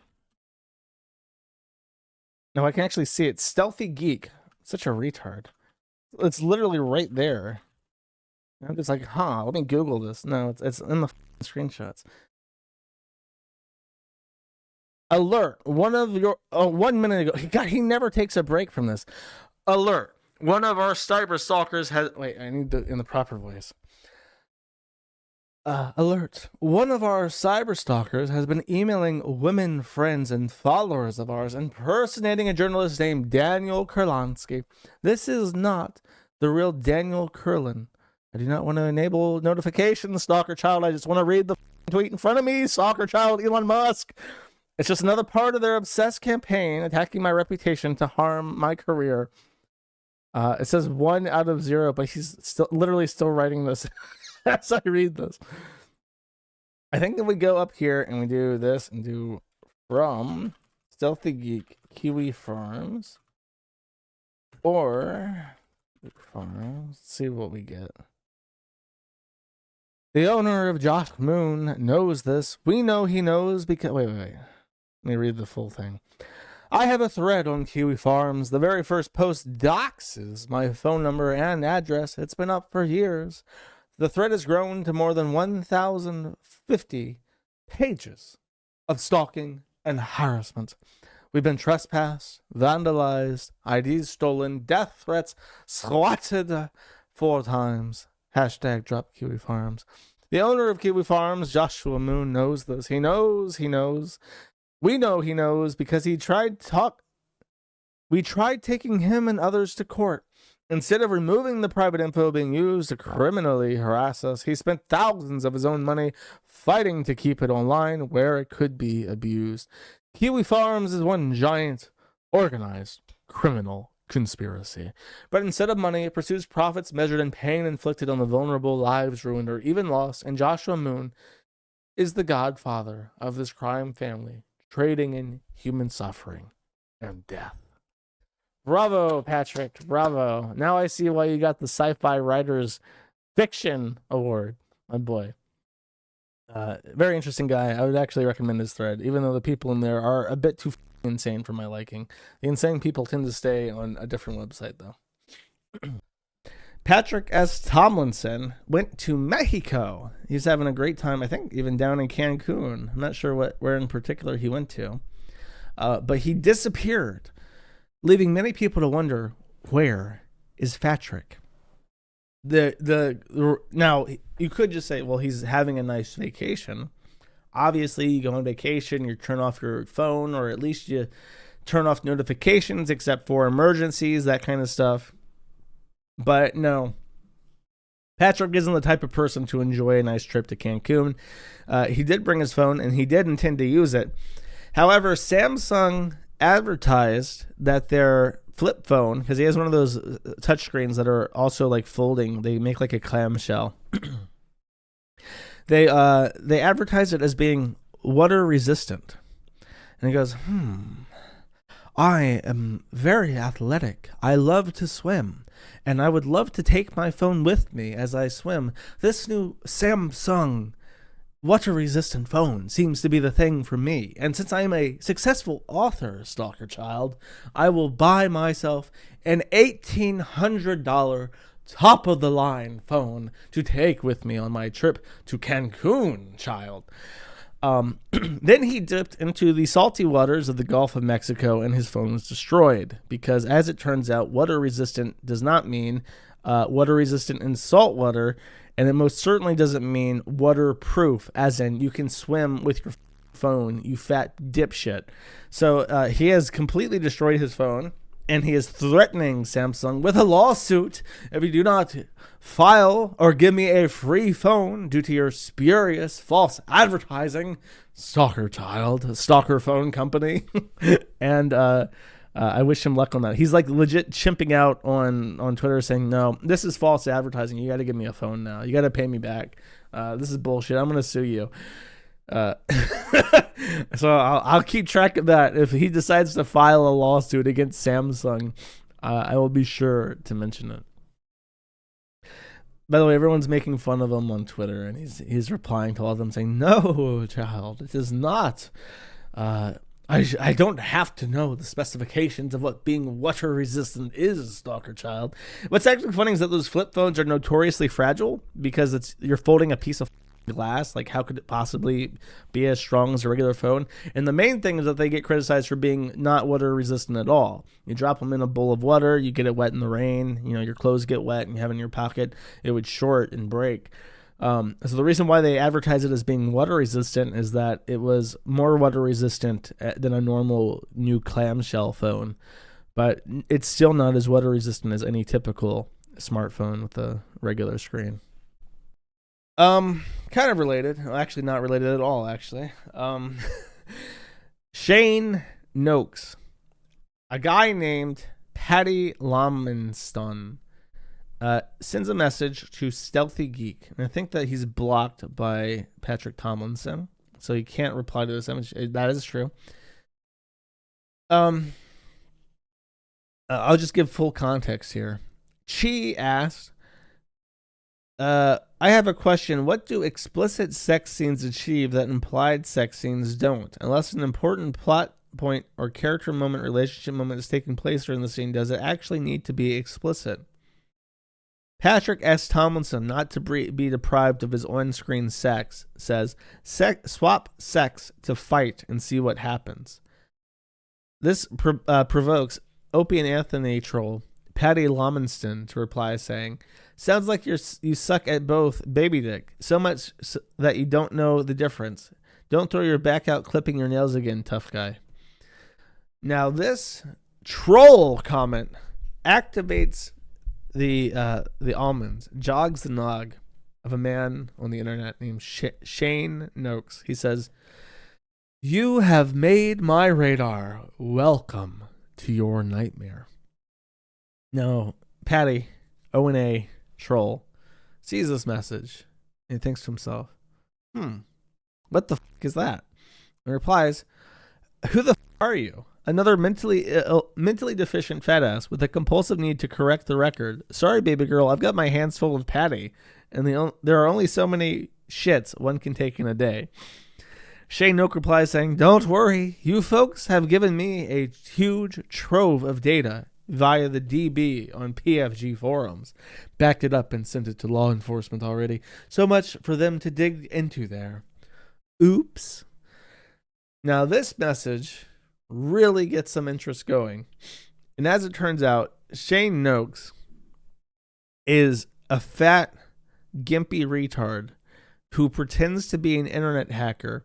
He is a furry, a brony, and he has announced that he was as a child by a female babysitter who shoved a butter knife up his ass. So now he is getting sent butter knife pictures, more than one person can ever stand to look at, to try and trigger him and his child trauma. So just a little, some cute little things that I saw that made me laugh. This is the brony picture. You can see that this is his brony Sona, I suppose. Artist, student, film and animation on DeviantArt. This is probably an old one. Someone asks, is the nightmare part where we suffocate to death because we are laughing at your profile so hard we can't breathe? Shane Nokes replies saying, no, it's where I make sure you spend years behind bars and get the full prison experience. You really did with the wrong person this time. So this is also, now he's really presenting himself as a tough guy, super hacker, and this is a Facebook post that they found digging through his data, saying, hello everyone, I just got the word that all my paperwork for housing has been accepted to transfer and my lease here ends November 30th. That means it's time to start the next part of the moving process. Being on disability means I get very limited fixed income, most of which goes straight out to normal bills like rent, power, lowercase I, internet, phone, etc. I'm not allowed to save even 2 months worth of disability at a time to prepare for things like a move. Even being on disability and housing, I still have to pay out of pocket for applications, security deposit, storage units, and potentially short-term camping supplies in case an apartment isn't immediately available. So I'm asking friends and family to share this as widely as possible to everyone you think would be willing to help me save up as much as I safely can within the limits set on this. So he denies this. He says that's not him. He says that the hacker child troll stalkers who have really f***ed up this time and are now going through their own nightmare have misidentified him as another Shane Nokes. The issue is that as a fat, gay, pansexual, they, them, furry brony, we have a really strong piece of information that indicates he does, in fact, live at this house. He says, seeing them try to dox with 𝒮𝓾𝓈𝓼𝒾𝓃 and getting it all wrong is hilarious. However, if you don't know, at his house that they have identified, there is a sign in the front of his house. Now, the sign doesn't say Dead Neighbor Storage, nor does it say Shane Nokes lives here. Yes, that one. It says this: in this house, we believe love is love, Black Lives Matter, science is real, feminism is for everyone, no human is illegal, kindness is everything. And I think his actually says something about vaccines working. This is not. There are many variations of this sign for cringe lords to stick in front of their lawns to indicate that they have no original thoughts whatsoever. So, people are pretty convinced that the Shane Nokes nightmare bringer child does in fact live here, which is possible. So the Opey Anthony people are intending to destroy this man's life, and it should be pretty funny.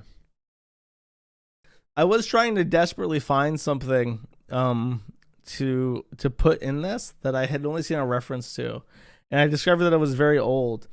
It was a Patrick Tomlinson thing, and despite my best efforts, I could not find evidence of this ever happening, except that people reference it, meaning it definitely did happen. But Patrick Tomlinson, sometime months ago, built his fence backwards, and I found that very funny. He had posted this on Twitter like it was some huge accomplishment. Look, guys, I built half of my fence facing the wrong direction. And apparently this is now a meme, and I could not, unfortunately for everybody, I could not find evidence of this. I know. Where's the proof? I don't have any. All I do is lie, stalker child. It looks like it's facing me. That's the correct way. It looks better this way, because the ugly bits of the support are facing outwards. Why would I want the ugly bits facing inwards? It's not that provides a step stool so you can climb over the fence easier or anything. As long as it looks nice and serves its purpose as a fence. I can't show it. Patrick Tomlinson fence. Okay, please. Stalker childs. Oh, is this it? No, that's not it. I'll never be able to find this unless someone in the Kiwifarms chat can urgently show me this fence. I can only tease you with my delusions. No, and unfortunately, like, the Kiwifarms is like so hard scrubbed from Google that I'll never be able to find this picture, like, by searching in certain search terms. You just have to take my word. They're out there in Milwaukee, Wisconsin. There is a fat man with bitch tits who has built his fence backwards so that thieves hoping to break into his yard can very easily climb over and get into it. Oh well. Such is life.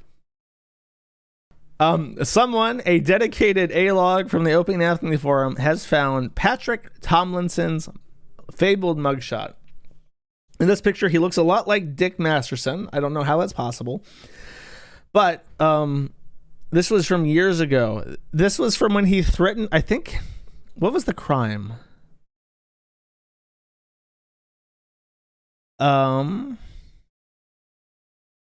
I believe that the crime was that he threatened to murder his wife and child. And the threat got him a DV charge, and that's when they took the mugshot. And it's been buried for so long. But a man named Dan from O&A has done the hard work, emailed the right people, and managed to get a copy of Patrick Tomlinson before he was fat and had bitch tits. So if you're wondering what Patrick Tomlinson looked like before he was fat and got bitch tits, presumably from all the pepperoni he eats. I don't know where he's getting it from, but he eats a lot of pepperoni these days. But this was his physique before then. This was when he was capable of murdering his wife and child. He no longer is. There's some shit going on with Patrick Tomlinson. There's now like a Patrick Tomlinson extended universe where a bunch of fat retards that are kind of fat and retarded like Patrick Tomlinson are taking his side.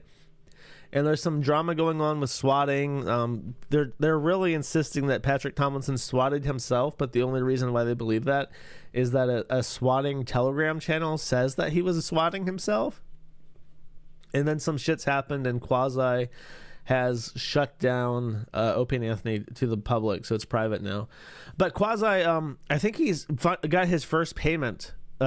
Patrick is finally having to pay Quasi. And people are debating how to like sell the debt, like get a collectible token for owning a portion of the debt of Patrick Tomlinson to Quasi. That would be pretty based. I would buy a portion of the Patrick Tomlinson debt for fun. I want like a piece of paper saying that I own it. There is a guy, he's an actor. His name is Mark Peligrino, and he has gotten into a spat with none other than Patrick Tomlinson, who, after much demand from users of the forum, I have categorized into his own group of internet tough guys. And my categorization for this is people who argue on Twitter and threaten like jail time or threaten to kill people or whatever, but it has to be someone who's like really combative and is like super online. So Patrick Tomlinson would be like the archetype of this, someone who just spends all day, cannot let a single thing go past. Anything said to him, he has to argue and say, no, stalker child, it is you who is going to jail and you did not fart in my wife's vagina. That kind of person. So Mark Pellegrino, a real actor who has been in things, I've been told, says, Pat, you're a loser. I've been given the cliff notes on your silly ass. You're a fraud, and not a very good one at that. So stand down, powder puff. I'm giving your brand of stupid more attention than it deserves. Night pumpkin. Patrick Tomlinson replies to this saying, no, child, you've been spoon-fed obvious lies by criminals facing many years in prison for obsessively stalking my family. And you're too gullible and stupid to realize, I should say that differently, stupid to realize it, which explains why you think 80 years after the Holocaust, you can just debate Nazis into surrender. Child. I don't know. The Russians delivered some pretty good arguments to Hitler, and then he killed himself as a result. We have to stop cyberbullying if you think about it. Mark Pellegrino replies saying, I've seen some pretty horrendous shit on this jagoff. 1,800 pages of shit. 1,800 pages of shit. What could this famous person on the internet be referring to? We have no idea. I've only gotten through a fraction of this douchebag's criminality. And Patrick says, no, child, you've gotten through a fraction of the political delusions carried by the criminally obsessive stalking my family. Criminals who even now face many, many felony charges and long prison sentences. I'd say you were, capital L, lost, but that would be too kind. Mark Pellegrino replies, says, nah, you're a tool, child. To which Patrick replies saying, wrong yet again, child. I don't know how you say that. You're a tool, child. How do you say, no, actually, objectively, I did the math. I've come to the conclusion that you're actually wrong. I'm not a tool. How do you, that's an opinionated statement. You can't really be wrong. He continues though, you're just an incredibly easy mark for obvious criminals because you're just so goddamned stupid. Pellegrino actually replies saying, and stop trolling my feed for attention, it's gross. This isn't your feed, child, and the only one trying to get attention here is you from criminals. And then it stops. I assume that Mark Pellegrino is now spending his time reading 18,000 or 1,800 pages of thread, trying to catch up on the lore, the deep lore of Patrick Tomlinson. Pig-human hybrid on the news. Let's watch this first. Let's see. Science fiction author Patrick Tomlinson posted a casual tweet. I simply said that I'd never personally found the comedian Norm Macdonald funny. It caught the attention of online harassers who began swatting Patrick and his wife Nikki at their Milwaukee home.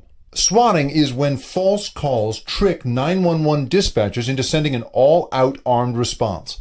The experience can be terrifying. I make my way downstairs to find that there are half a dozen police with pistols drawn, shotguns, AR-15.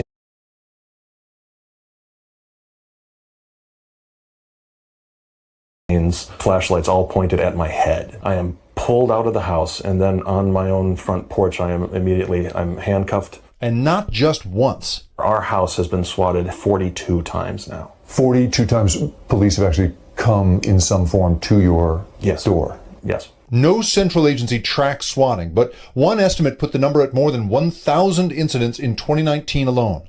Over just 6 days this April, at least 9 universities were victims. And police estimate each incident costs communities more than $10,000. Patrick and Nikki are still constantly harassed. They've been texting us during this interview. And their harassers use voice synthesizers and other technology to mask their identity. Maybe you should get a real job.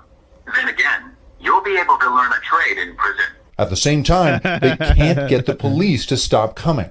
The Milwaukee Police Department tells NBC News they have been to Patrick and Nikki's house at least 40 times, but they didn't share any ideas for how they're going to solve this problem. In a statement, they told us MPD has a duty to respond to calls for service in order to ensure that no one is in danger. How dangerous is swatting? It's extremely dangerous. Now, the FBI is getting involved, creating a swatting command center so police departments can exchange information. We know the problem exists throughout the country. I think the FBI recognizes that we have resources available to help track what's going on, to be able to easily share information with one another, to report incidents. Meanwhile, Patrick and Nikki are in their 5th year of daily harassment.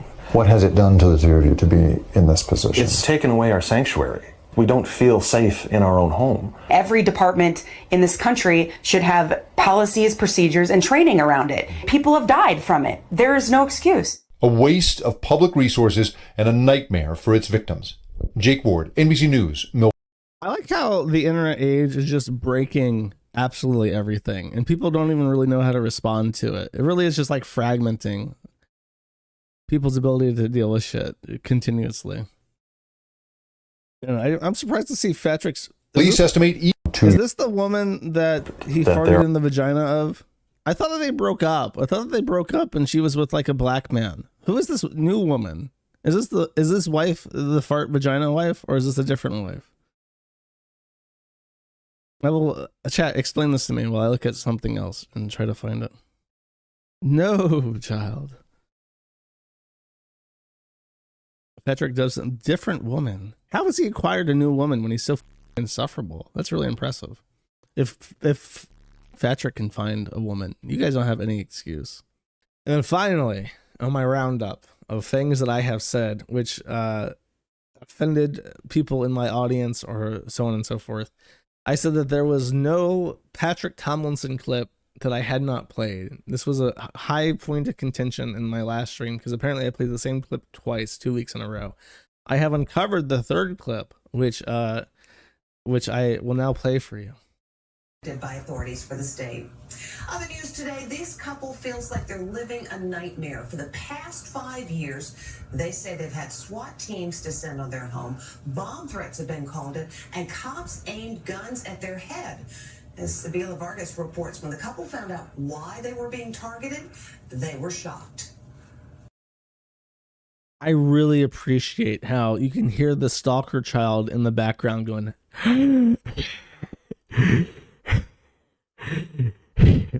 just listen. He's like breathing right into the onboard audio for the camera.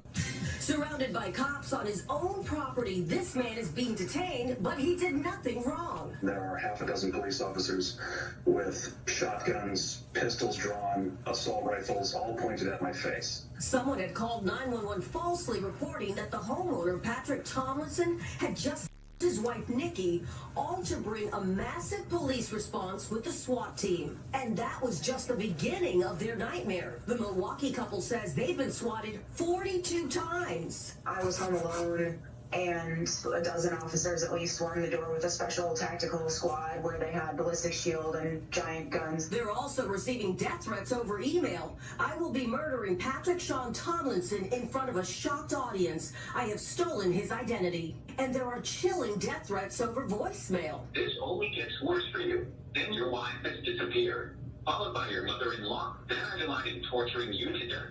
This Reddit thread urges Tomlinson, a sci-fi novelist, to kill himself. They're also being stalked on business trips. After posing for photos,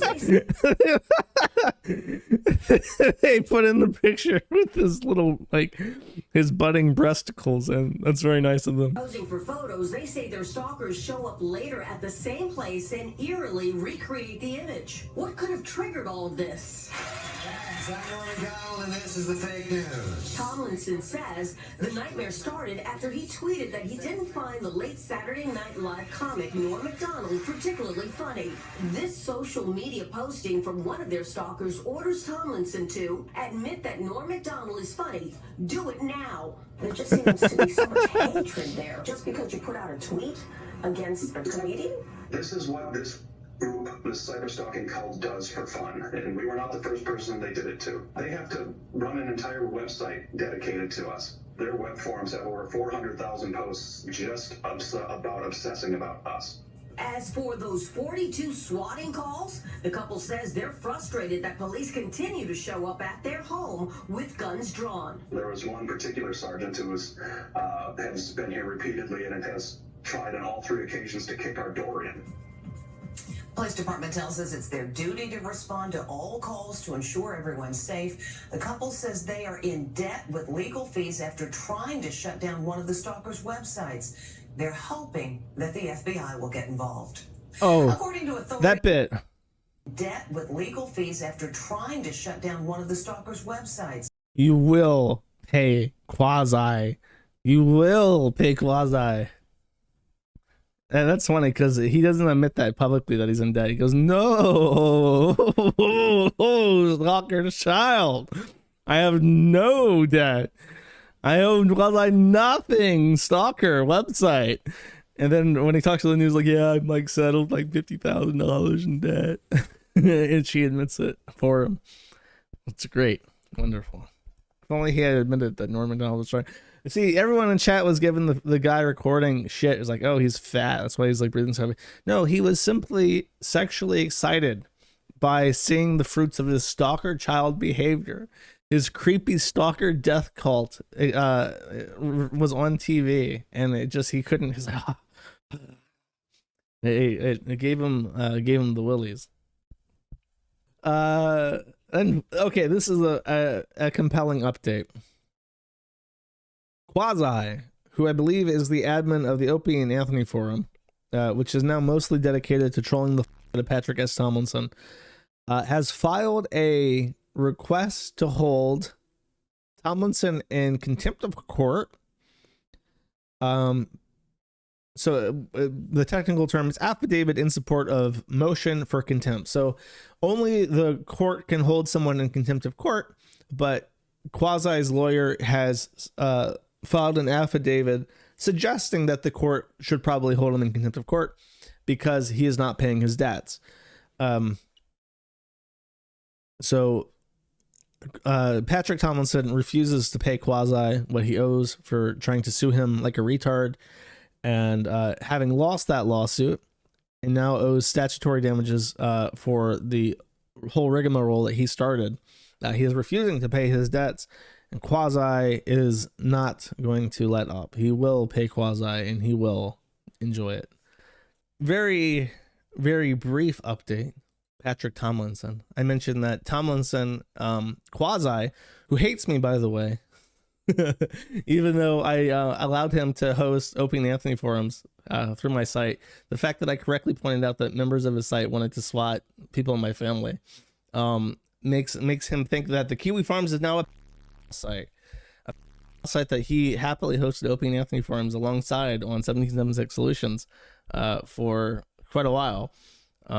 But that's irrelevant. Quasi filed a contempt charge, or requested a contempt charge to be filed against Tomlinson for non-payment of the debt, the money that he is owed, and the court has set a date.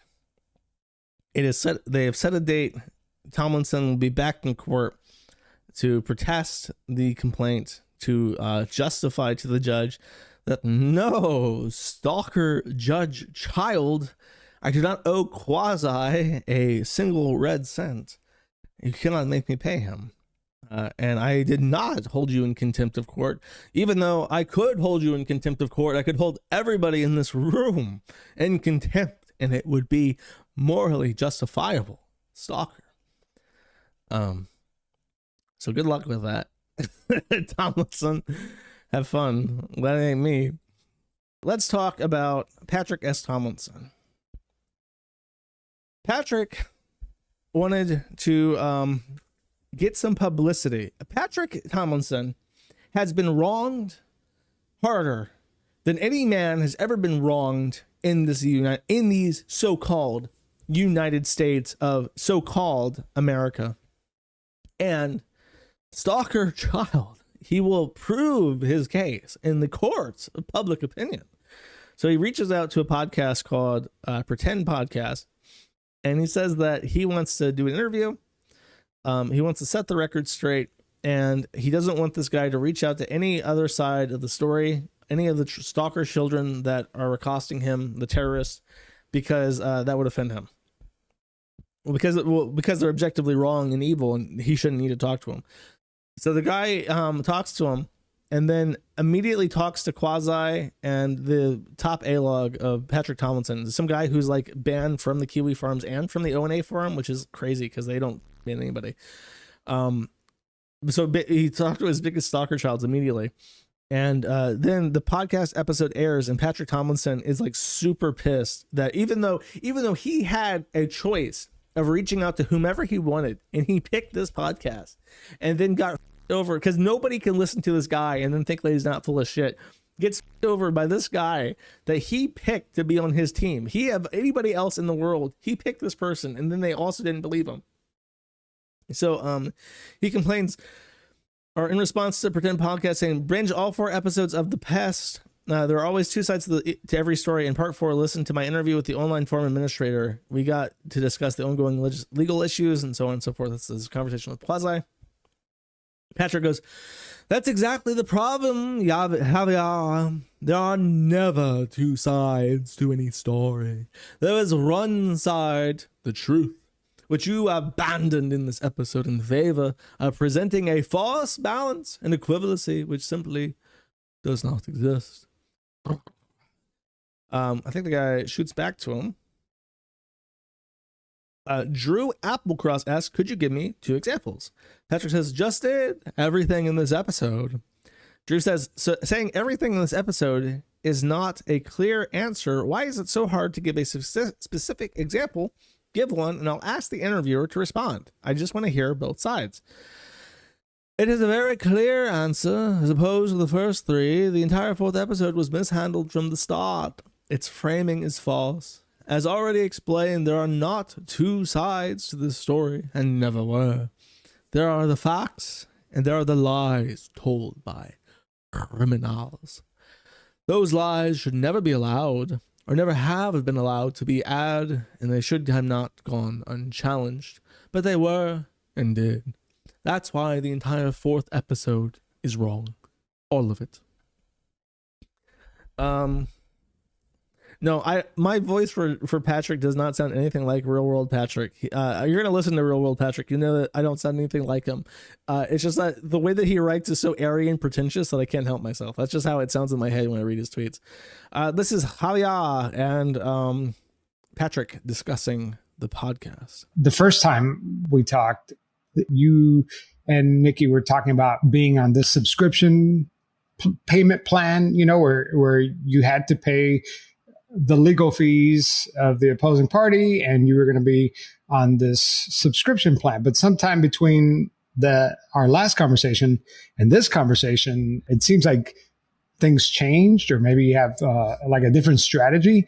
Well, we're not going to discuss our legal strategy because that's still evolving here. But yeah, things changed. Basically, we decided amongst ourselves that we're not going to pay a ransom to the terrorists who are trying to kill us. Didn't you guys sign a debt agreement? I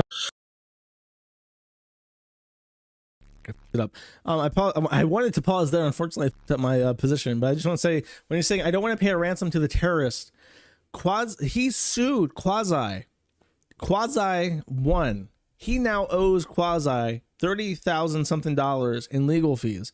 Quasi's lawyer says, okay, you can pay this over 3 years for this certain amount of money. Patrick Tomlinson agrees to pay him over 3 years, like $1,000 a month or something, which he claims that he makes more than enough money to pay just fine. In fact, I think he says that he makes more than $30,000 a month, so he could pay it outright anytime he wanted to. Then now he reneges on this and says, actually, I'm not going to pay any money to these terrorists because he is in his mind. It's like one of his sci-fi books. He thinks that he's in the right, and if he just fights hard enough, he'll triumph over evil, and evil will be defeated, even if the system is on evil's side. Decided amongst ourselves. Basically, we decided amongst ourselves that we're not going to pay a ransom to the terrorists who are trying to kill us. Didn't you guys sign a debt agreement promising to repay for the next 3 years a monthly payment of $1,047 a month? Yes, we did.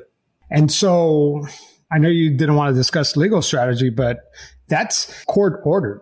I mean, you lost. What's happening to you is terrible, right? But like when it boils down to like a court decision, this is not optional, right? Like you were court ordered to do it. You signed it. So like why?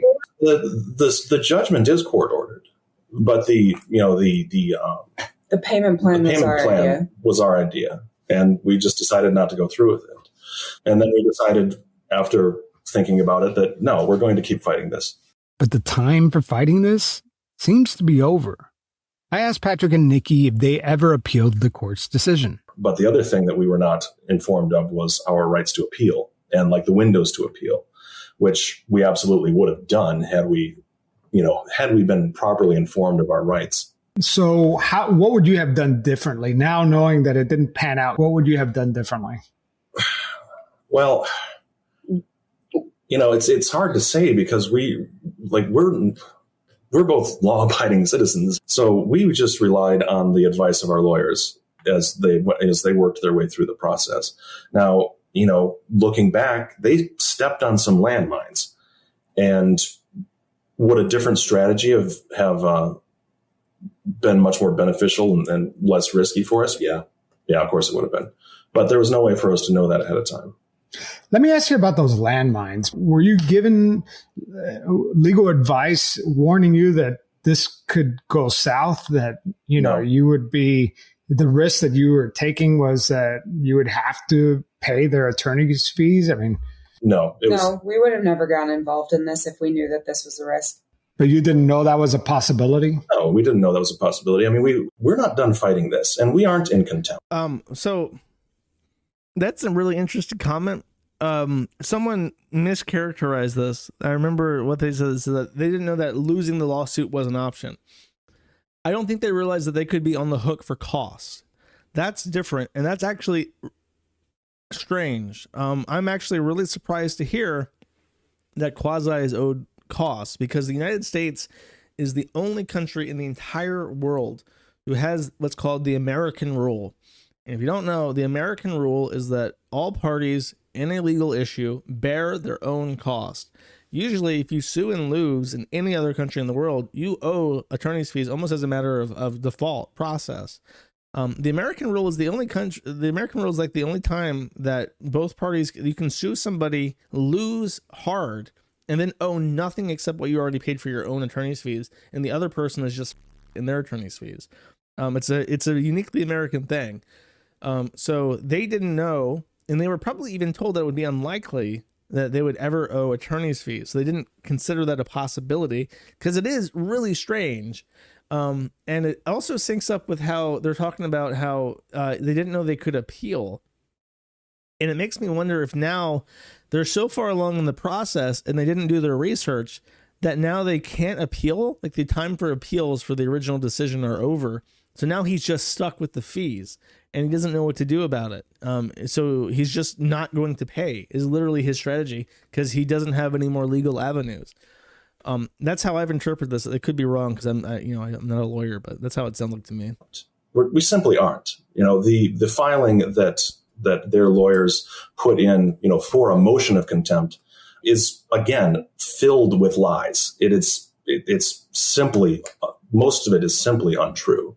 And the evidence that they placed in wasn't evidence of us doing anything wrong. It was in fact evidence of their continued ongoing obsessive harassment campaign. They do not have a leg to stand on here. So what happens later on this month when you have to appear in front of court? Like what do you expect is going to happen? We expect we're going to tell our side of the story. which is the only side of the story, by the way. That's it. So let's say you choose not to pay. That's literally not how it works in any way, shape, or form. So I am genuinely convinced, listening to this, that Patrick Tomlinson is mentally ill.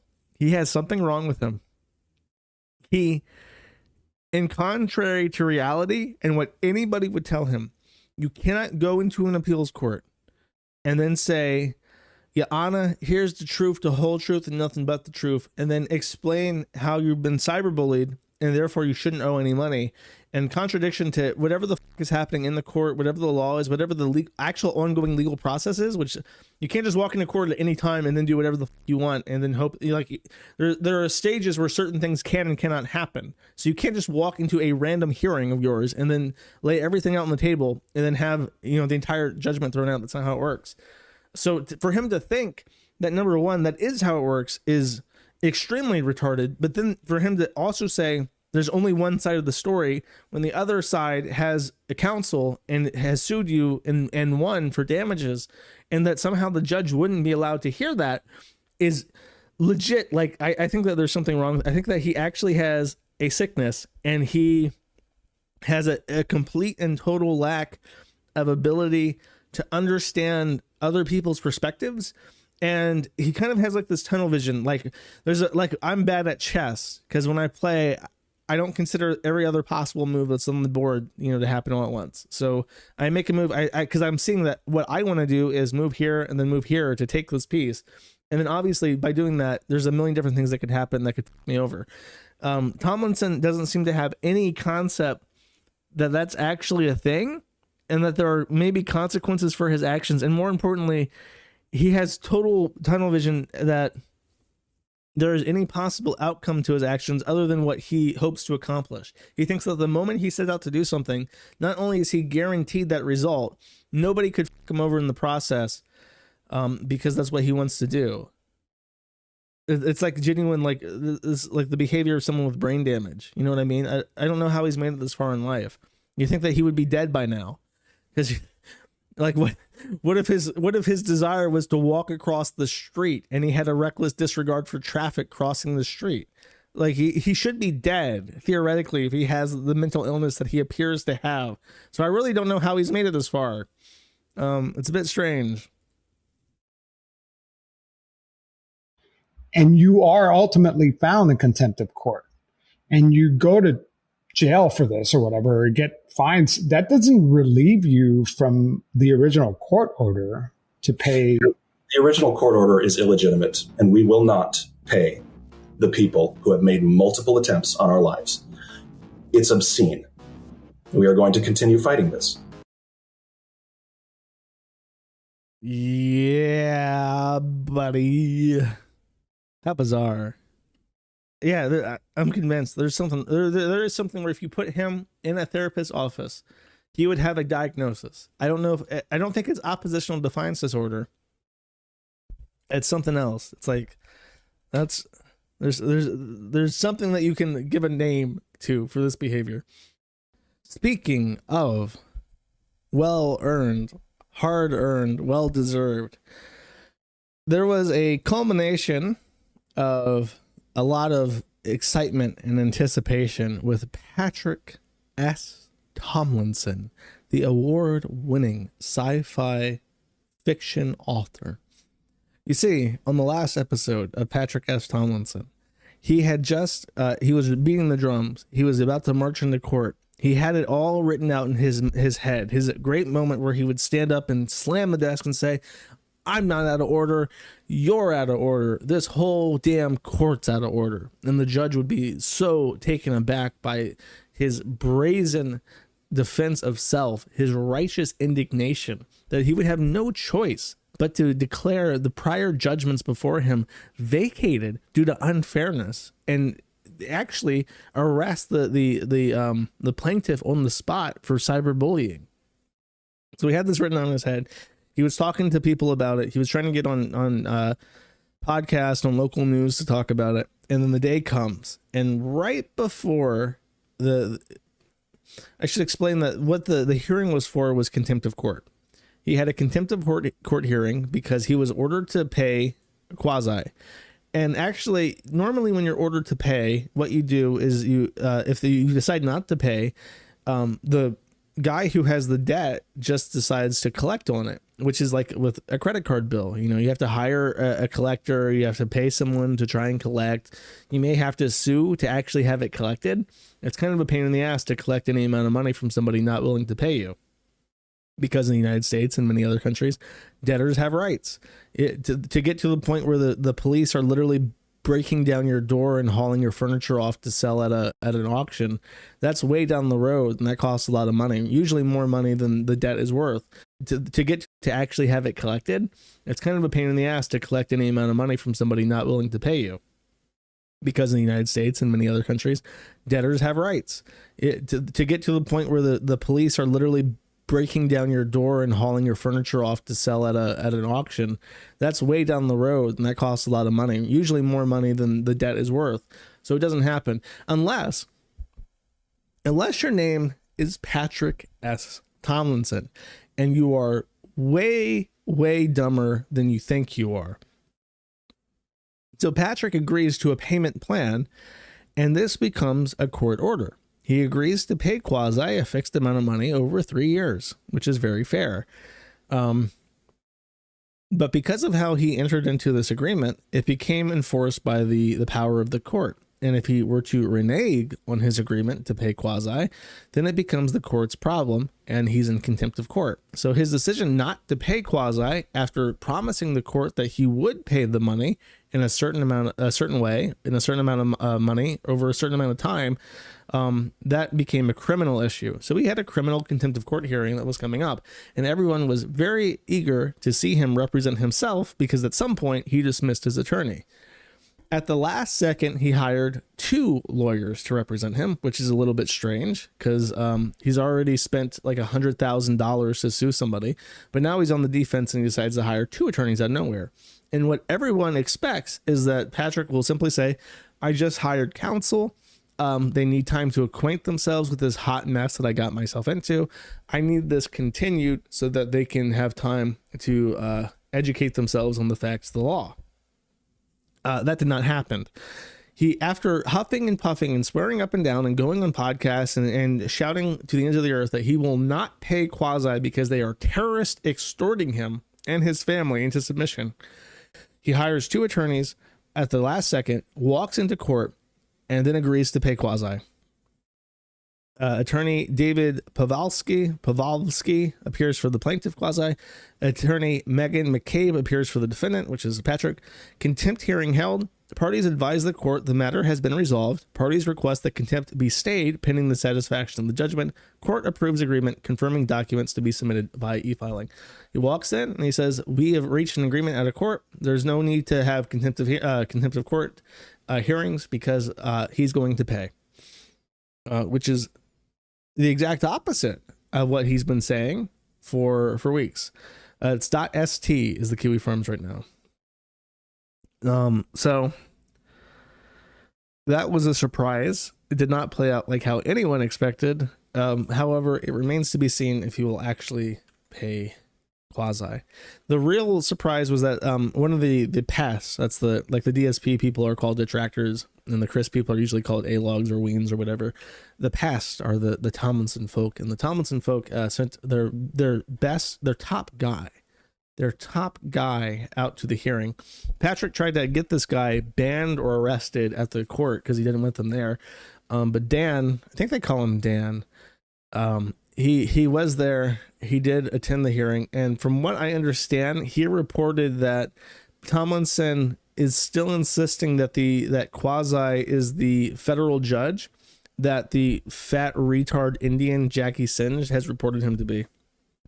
Kind of hard to explain, but Jackie is this, she's a natal woman, which is shocking because she's so hideous, but she's like a real internet tough guy who really hates the Kiwifarms and also the O&A people, and is firmly on Patrick's side.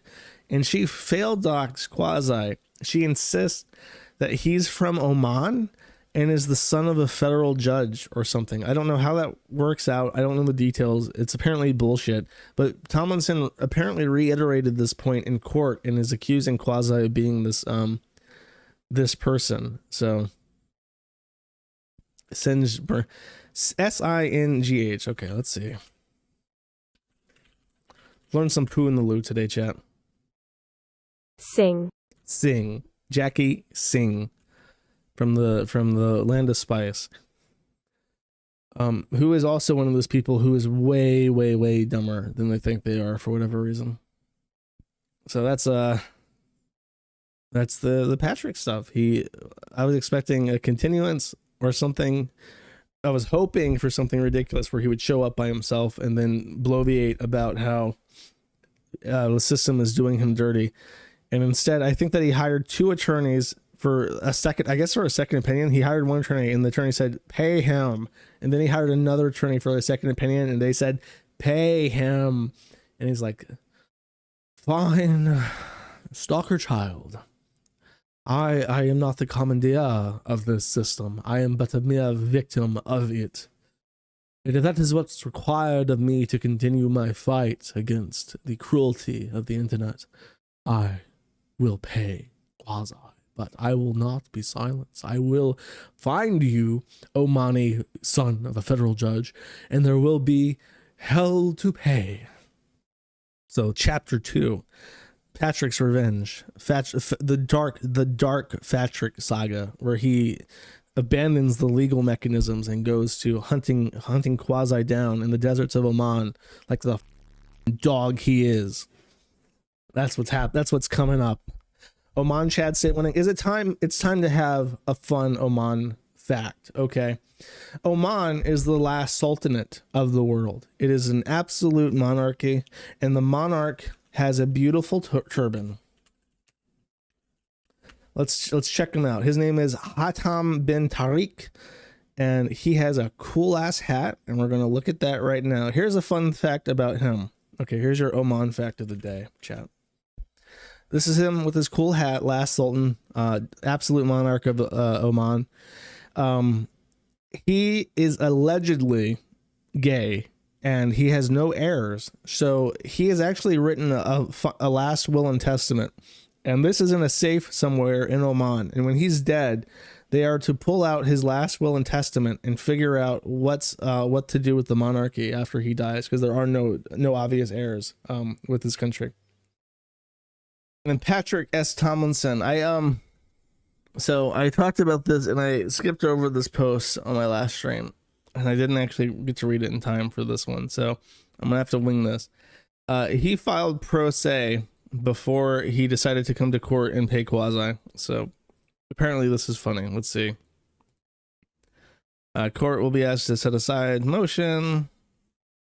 Comes now debtor Patrick Tomlinson. That should be his official title. Take note, Pest. His name is not defendant Patrick Tomlinson. It is debtor Patrick Tomlinson.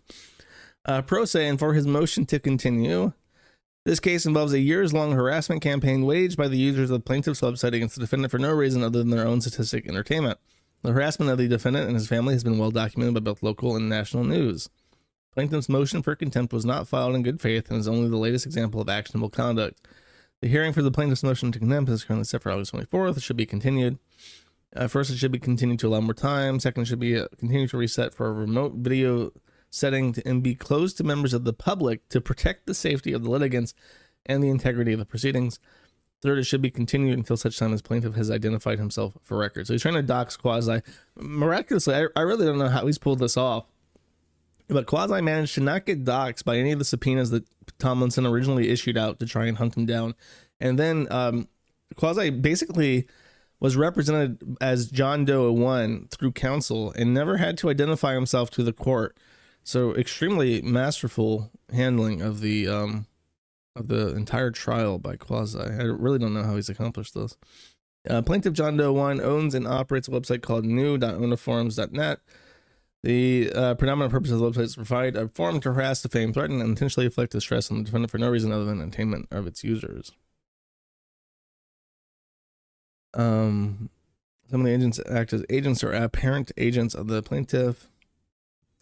Plaintiff and/or website users have tormented and terrorized defendant and his wife daily with online defamation, doxing of personal. Okay, so that's redundant. Doxing of personally identifying information, repeated impersonations, threat, and cyberstalking across multiple social media platforms and websites. Oh my god, this is so long. I cannot believe how long this is. Couple has received tens of thousands of harassing, threatening texts from thousands of phone numbers, often a dozen or more every day for 5 years. Maybe if you didn't reply to every single one, they would stop. They have received dozens of voicemails from anonymous numbers, leaving explicit, detailed death threats, promises to burn down their home and skin their pets alive.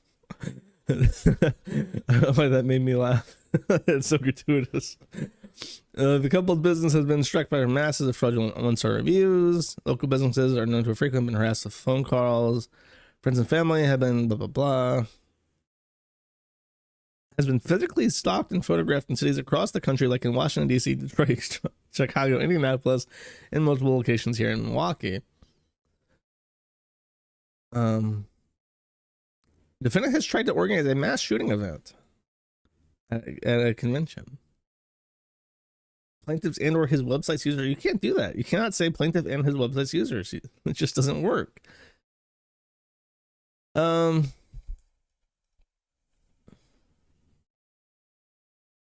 Trespassed on. Perhaps most shocking, plaintiff and or his website users have made numerous false calls to Milwaukee Police Department swatting. The couple's home has been made false calls against the MPD on 43 separate occasions, the vast bulk of which occurred in the last 13 months. MPD officers have responded to fake calls of shooting and other emergencies at the couple's homes dozens of times at all hours.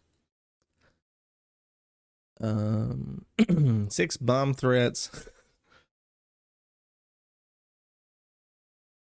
There are currently active criminal investigations into the plaintiff's websites. He really, I mean, there is against one guy. I know of one guy that they're actually really after, but he's the guy that's been swatting everybody. God, what's his username? I think it's been a long enough time that I can say this. I received a grand jury subpoena over information about Lane Lambright. It's the opposite of what the real guy's name is. It's not Wayne Lambright. It's Lane Lambright. They're after that guy because he's the swatter. I think he's the one that has been calling in lots of SWAT shits. I don't know if that's TOR SWATS or whatever, but that's the username that they're really interested in.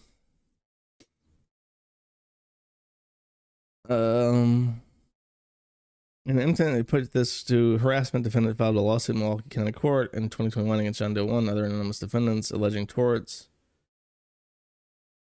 Anything else funny? Oh, they put it in text. Oh, this is why it's so long. He supplemented this with 8 million messages. You're going to get your ass metaphorically kicked at the debtor's exam. Jerry Jen will symbolically you all of the pinball table while the commissioner points at parts of Nikki's vagina laughing. Metaphorically. Why would you put this in the document? Don't mind a bit of a pickle. He was served in court some. Okay, buddy, you can use the light mode when you capture screenshots like this so that you don't click a idiot on your printing out black pages. He knows the details of the finances will get leaked and he's all riled up. Okay, that's not criminal at all. That's a legitimate concern and thing to talk about. That he's afraid of. That happens. That's a lot of the reason why a lot of companies settle out of court when they get sued. They don't want to open their finances. Like, duh. How likely would it be child Patrick to avoid appearing in court? Will Patrick be in prison? And will Patrick reveal to the judge that O&A ringleader Dan Mullen photographed his woman like a plump backside? Oh, this is Dan Mullen, I guess. He's well known with the Pests because he's like a top Alawg of Patrick Tomlinson. He says it's going to be a weird appointment because I'll literally be the only person in the room who isn't part of the judge's exam. You won't be late, will you? Then he continues, beyond the near guarantee of the release of confidential personal information, the couple has a reasonable justified fear of their physical safety for any time the stalkers are able to determine their exact time and location in advance on the supplemental exam will put their security in unreasonable danger. It's a courthouse, probably one of the most secure places to be in the entire world. As far as you're afraid of your information getting out, You sued Quasi to get his information, and now you're upset that your financial information is going to be a part of public scrutiny if you decide to contest your debtor filings, which is probably, actually, now that I think about it, this is actually probably why he paid, because the judge, the two lawyers that he got, and the old one probably told him, if you're going to contest this, you're going to have to open your finances, explain why you can't pay it, and make a case based on that. If you want to get around this, you have to show that your financial situation has changed and you're no longer able to make this payment. So he probably took out a loan. I know he took out a lien on his house to get money for, I think, Google or Cloudflare. I bet you this is the number one reason why he decided to pay Quasi, because they told him, no matter what you do, even if you win, if you want to win, you must open your finances to the court in order, and that will all be public record. And if you don't want that to happen, you have to pay Quasi as you agreed to. And I bet you that's because he doesn't want to look like a bitch. He's got that ego, and he doesn't want that ego burn. So it's like his compromise is that, okay, I'll pay Quasi, but then when I go on social media and talk to people, I'll just say, nah, I didn't pay Quasi. And that'll be how he gets around it. For these reasons and others, the couple sought legal counsel from Milwaukee.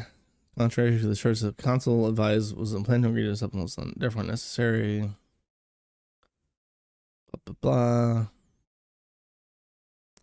Patrick, I bet you didn't show up to the Contempt of Court hearing on the 24th and would totally bum people out who fly to watch the hearing live. Honestly, it might be worth the arrest warrant just to ignore the judge 𝒫𝓇𝒾𝓈𝑜𝓃.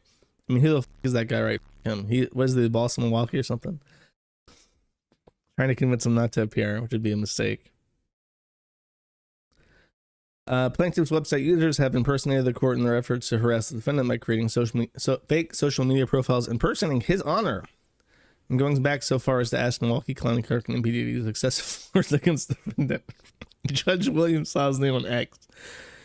Arrest Patrick immediately if he does not show up for our... Oh, he's tweeting at the police. Arrest Patrick immediately if he does not show up to our hearing, August 24th.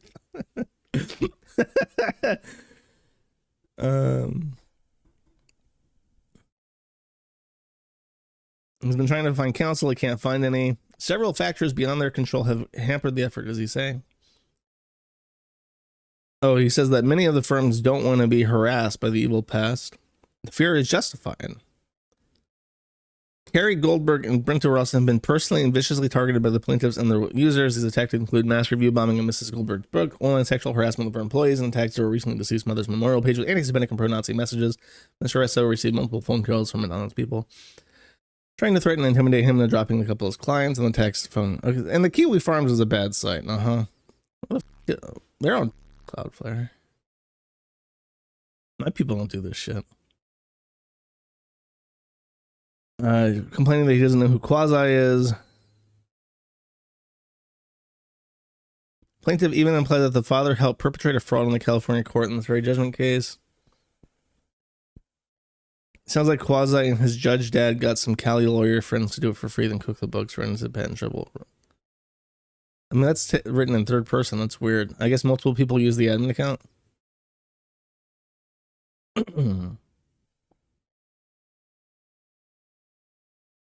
You know, this is funny and all, but I am so glad that when the Opey Anthony subreddit got shut down, I did not make a board for them. I was considering it. A couple of people asked, and then I was strongly advised not to do it. For the love of God, do not open a board for the Opey Anthony people. And I think at this time, that was the correct option. And whoever the that guy was that desperately was begging for me in that thread not to do that is a hero of the people, of the people, a true champion, a guiding star of the forum. There is a meager smattering of some lolcow content, chat. I will try to make the best of it. Goodbye, hamster. I will see you on Tuesday. I have to figure out how to sign off my hamster, because people are very emotionally attached to the hamster now, so I can't just say, get out of here. Get out of here! Scram, you little rat! People get pissed off at me, so I have to be like, hello, okay, thank you. You've done your job very, very admirably today, news hamster. I will see you later. I have to respect the new crowd favorite. So Patrick Tomlinson has been Trickerinoed, a evil pest from, I assume, the Opey Anthony forum, has been feeding Patrick and Jesse Singh, the ugliest woman that has ever lived, besides the other person that says the ugliest woman, Laura Loomer. Besides Laura Loomer, Jesse Singh is the ugliest woman that has ever lived. And then May is in third position. If you want to know my ranking of ugliest women who are women, Laura Loomer, Jesse Singh, the horse. Tomlinson says, or let me just read Jackie actually. Oh no, this is a fake Jackie. Fake Jackie says, Pat, your fat form waddled out of that court. In the last fight you had, you were 10. Doesn't count. And the guy broke your sissy arm. Imagine what would happen if a jab, cross, and hook landed on your edema head. You'd be gushing blood like a stuck well pig. Get it? Just stop. Just stop. Patrick says, this is one of the members of the criminal stalking cult terrorizing my family. He goes by Boomia on their hate forums, or did. For several years now, Boomia has been threatening and harassing me via text sent by hundreds of spoofed numbers. Thing is, now we know his name. Dun dun dun. Sorry, get up. I had it right the first time. The above. Wait, no. It hasn't just been text like all of them. Boomia escalated to real-world stalking last January when he traveled to Detroit, where I was presenting at a conference. He spent the weekend texting threats to confront and assault me, took pictures of my car in the parking lot, etc. The above account is just his latest of dozens of dedicated harassment accounts he's used to stalk us on Twitter. The rest have been permanently suspended for doxing, violent threats, and so on. This one probably won't last long either.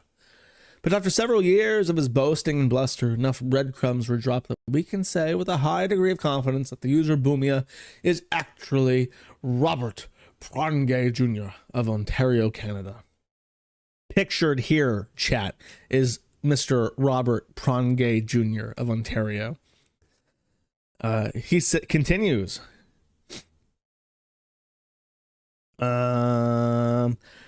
Robert is a mid-50s and a father of 4. He has dual citizenship in the United States and Canada, owning property in both. It would seem very strange for a middle-aged family man to spend years of his life obsessively stalking a complete stranger until you realize who that family is. You see, Robert Prongay Jr. is the son of Robert Mr. Softy Prongay Sr., infamous mob-linked hitman who used to drive an ice cream...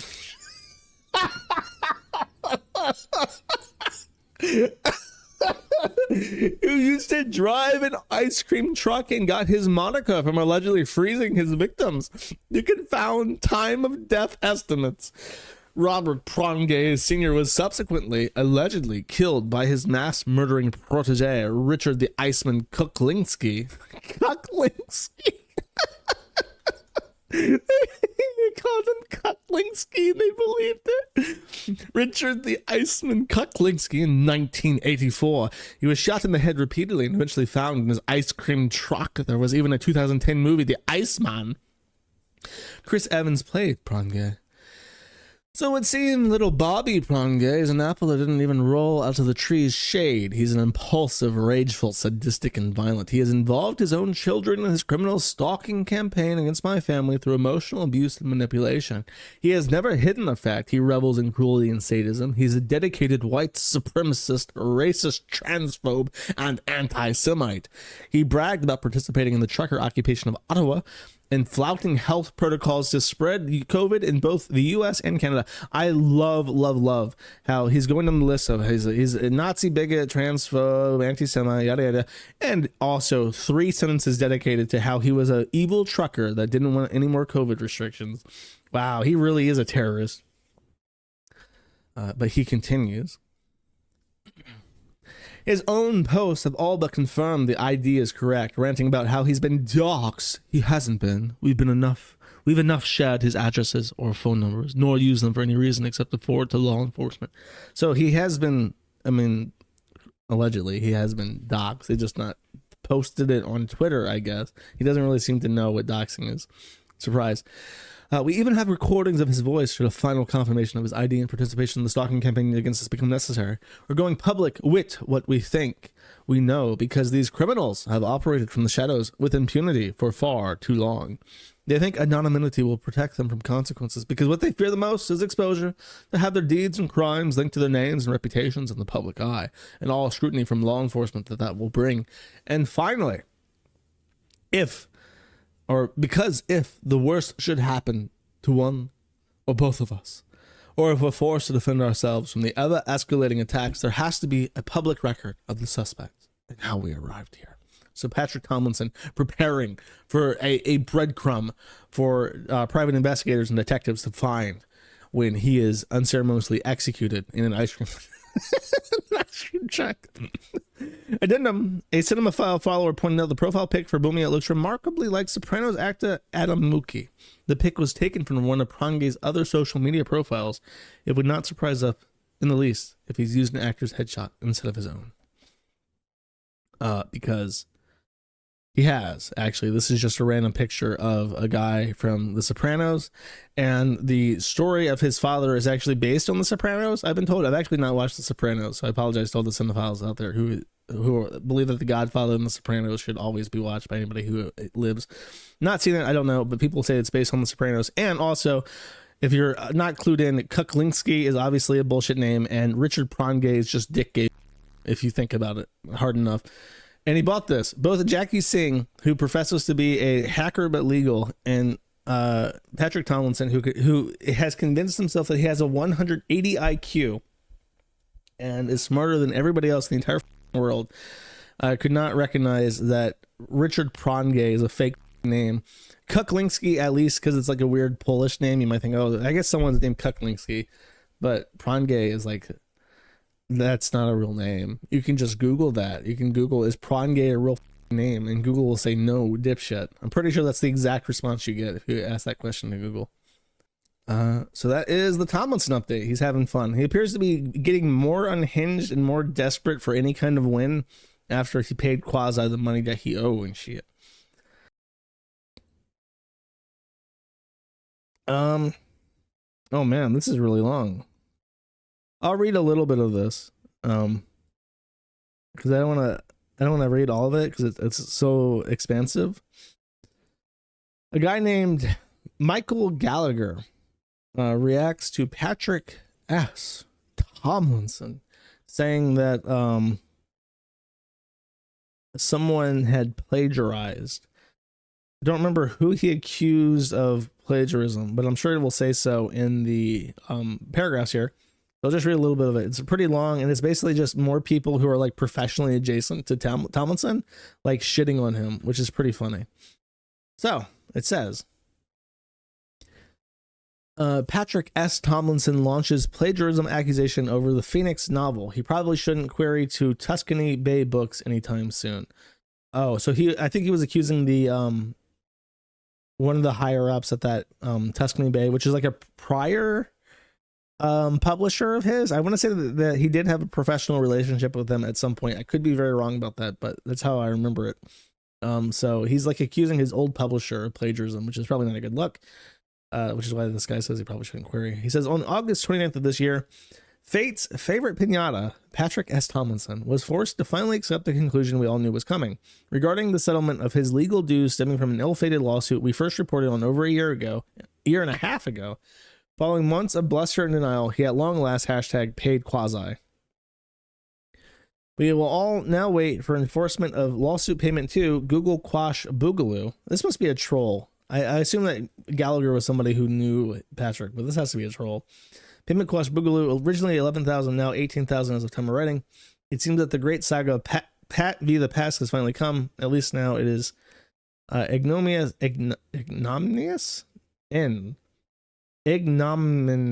That's a stupid word. I'm not supporting the existence of that word. Despite spending the months prior going on a media blitz that included appearance on national news outlets such as NBC News and Inside Edition, as well as multiple high-profile podcasts, the whole thing had ended not with a bang, but with the sound of a check being torn from its book. This is them on national news. One might think that going through a sound legal shellacking might humble a person, or at the very least, that shellacking is a very pointed word, because Trump, Patrick really hates Trump, and Trump said something was a shellacking at some point, and everyone said that was sexist. He said that a woman got shellacked, and it was like, oh my god, that's like sexual violence or something. And I think Patrick had like a huge hissy fit over it. So that word choice is deliberate to piss him off. Might make Patrick a humble person, or at the very least might make one a bit more gun shy about throwing around accusations on social media, some random person or another being a fascist stalker cultist. But this is Patrick Tomlinson we're talking about here.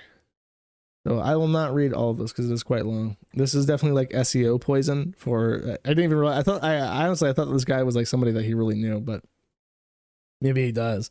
But he's obviously like super informed on Tomlinson and the trolling stuff. So if you would like to read that, this is, I will repeat the title. Pat Tomlinson launches plagiarism accusation over Phoenix novel by Michael Gallagher. Just a brief update that he's launched some kind of new feud with a book publisher. I don't even remember why. What is the actual accusation here? I'm curious.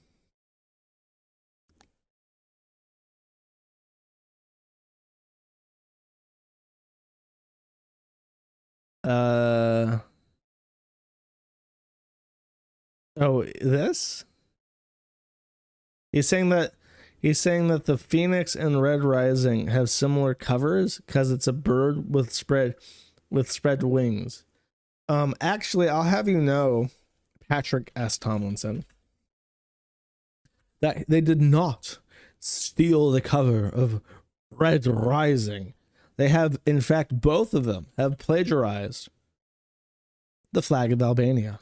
You may be thinking, but what does that have to do with sci-fi? Nothing. But it does look very similar, so therefore it's plagiarism, according to me.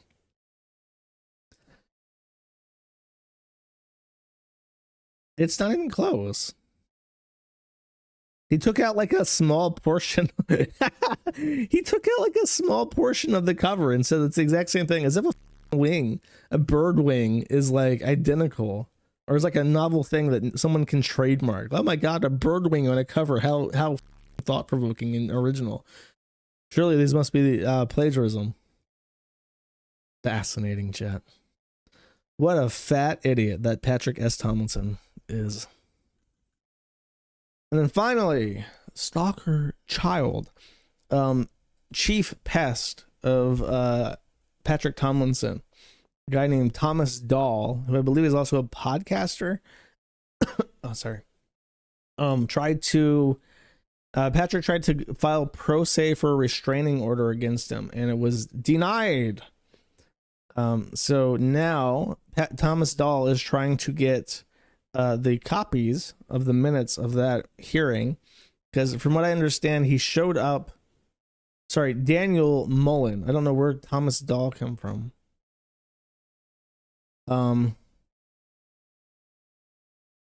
And so I don't know if that was like so the point is that he denied, and Daniel Mullen. Oh, Kitty Styles is Thomas Dahl. I was like, what the who the is Thomas Dahl? Did that like infest my brain? Where did this person come from? How is he speaking to me remotely into my brain? No, that's Kitty Styles' real name. Patrick, or Daniel Mullen, is the guy that Patrick S. Tomlinson thinks is a stalker child. Not only thinks that he is a stalker child, but he is like the stalker child. He seems to think that everybody who makes fun of him anywhere is Daniel Mullen. So he kind of blames an inordinate proportion of his life's issues on this one guy. So he tries to go and get a restraining order. He shows up in person by himself without representation and pleads to the judge, no, really, this guy is digital Satan, and he's hunting me down like a feral dog. You have to help me. And the judge says, well, you don't have any evidence of this, and he's not anywhere near you, so you can't really get a restraining order against him. And then I think Patrick tried to appeal this to a different court, and that was also denied, and that was also pro se. So now Daniel Mullen has only just heard that this was happening, and has decided to try and track down the transcripts, because I'm sure they're just delightful. And then finally, the Patrick Tomlinson segment. Tomlinson says on Twitter, "Little, tiny, insignificant baby child. No, it is you who wears the baldo. The rest is pure fantasy, child. Enjoy prison." Actually, never mind. That's for Kata again. Tomlinson actually, I mentioned that Tomlinson paid Quasi, but I assumed falsely, because I'm not a lawyer and all my law takes are bad, according to real comedians out there and real lawyers out there who may or may not practice. My bad legal take this time was assuming that Quasi and Tomlinson had reached an agreement where he would just pay him off and not pay interest. No, child, I was in fact wrong. I see you do not have a Juris Doctora stalker, child, because I was wrong. Actually, Tomlinson is paying Quasi back everything, including interest. He has now paid Quasi $41,849, more than $10,000, the original amount that was due, because he decided to drag things out and accrue interest on the debt that had been incurred, that he agreed to pay, basically. So that's what's happening with that, is that Quasi is cashing out big money, cha-ching, cha-ching. If only I had his luck with such things. Because I most certainly do not. And Patrick Tomlinson has reached 200,000 tweets. This is a momentous... Did I read this last time? I don't think I did. He reached 200,000 tweets, which is a result of him continuously going down his mentions, and it was presumed for a long time. I'm gonna stand up here a second. I'm standing up in podcasting, chat. I'm standing up and looking down at my microphone and talking at the same time, because I gotta get blood flow to my legs, chat. It was assumed for a long time that Patrick Tomlinson was like copy pasting this. No, soccer child, you will go to prison. But it is now that it is now assumed that he is not doing that, because, okay, this is his 200,000th tweet. He says, "Your life is already over, stalker. Enjoy prison," which is something that he says a lot. That's like a very common message. And then I think someone actually went through his recent messages, and these. And there's one of these where, let me see if I can find it. Nothing in the air, none of the above. Life is already over. No, stalker, I don't. No, stalker, I don't. Wrong as always, stalker. Not bad faith, stalker. Read just fine, stalker. Your life is over, stalker. Their lives are already so over, stalker, just like yours. Oh, look, this one. It doesn't need to be completed to be plagiarized, stalker. Enjoy prison. That's a typo. And he doesn't always do that. He says the same things over and over again. BMI has never been a measure of individual fitness, stalker. Enjoy prison. Knees. Oh, this one. Knee, stalker. I didn't. As the report you continue to obsessively lie about clearly states. Enjoy prison. It's like he constantly, he constantly makes little typos that just let you know that each one of these childings are authentic, original, handcrafted with love, and are not mere copy paste. A original author like Patrick Tomlinson does not rely on the machinations of the Control V, Control C to make his artisanal tweets. Each one comes from a place of genuine hatred for the stalker child. Good shit. Bespoke, exactly. Hey Josh, playing this video isn't necessary, but where do you fall on the troll triad build triangle? Any stat optimization tips? There's a YouTube link. Let us inspect.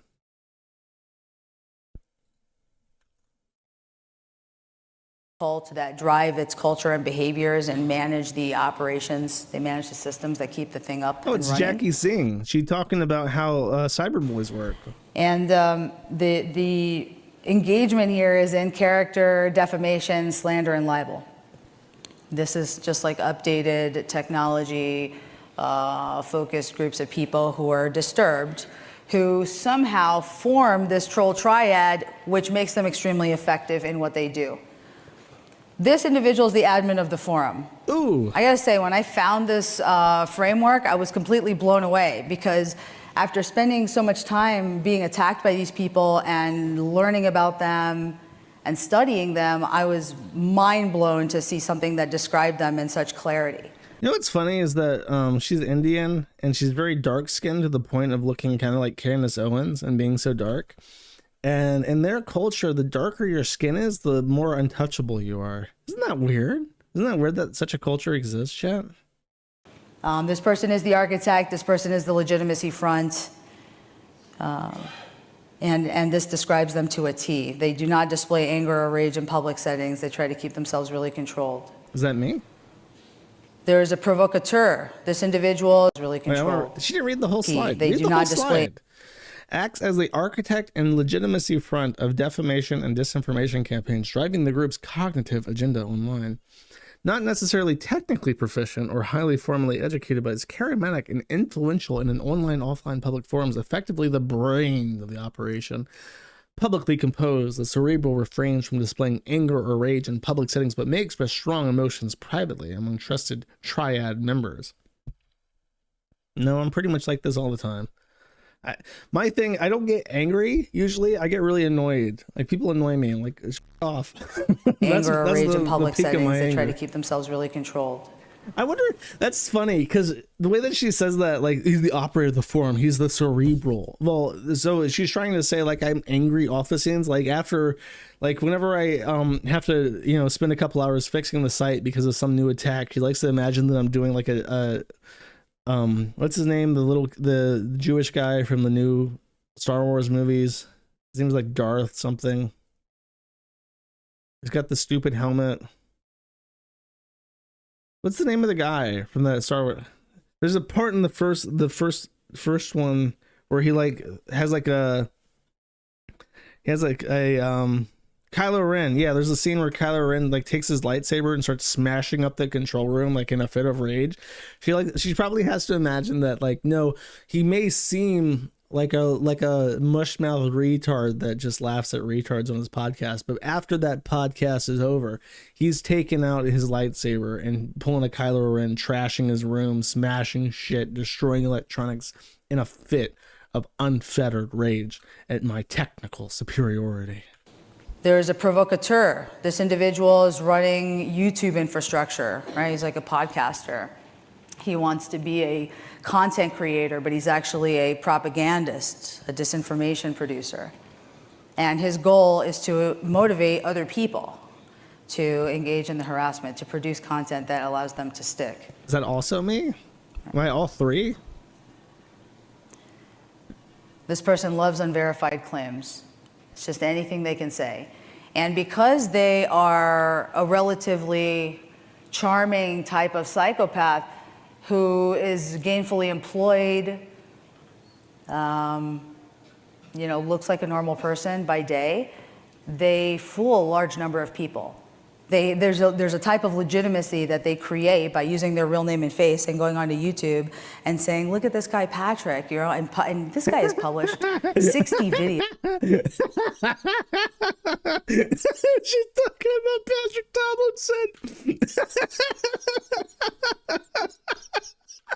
Tomlinson. Okay, guys, look at this guy Patrick real quick. Since she brought it up, now I feel compelled. So Patrick Tomlinson's since he has to pay Quasi, I think this is the story. Again, I love my unverified claims, so I might be a little bit off with this, but I think that what happened is that he ended up giving something to the trolls he sued as part of his negotiations to quash his debt, which is now like $50,000. And part of that ended up being the rights to something which contained his headshot. So it's this picture that he loves to use as his profile picture on Twitter. A troll, I believe, gained rights to this photo and has used those rights to copyright claim him anytime he puts it as his display picture. So you can see here, it's like the media not displayed picture for his Twitter profile. anytime he tries to use this head photo of his as or headshot of his as a avatar, it gets claimed by the trolls. And then this is Jackie Singh crying about this, saying you're letting the trolls win, you're letting them abuse copyright. But I think they literally own the rights to this image.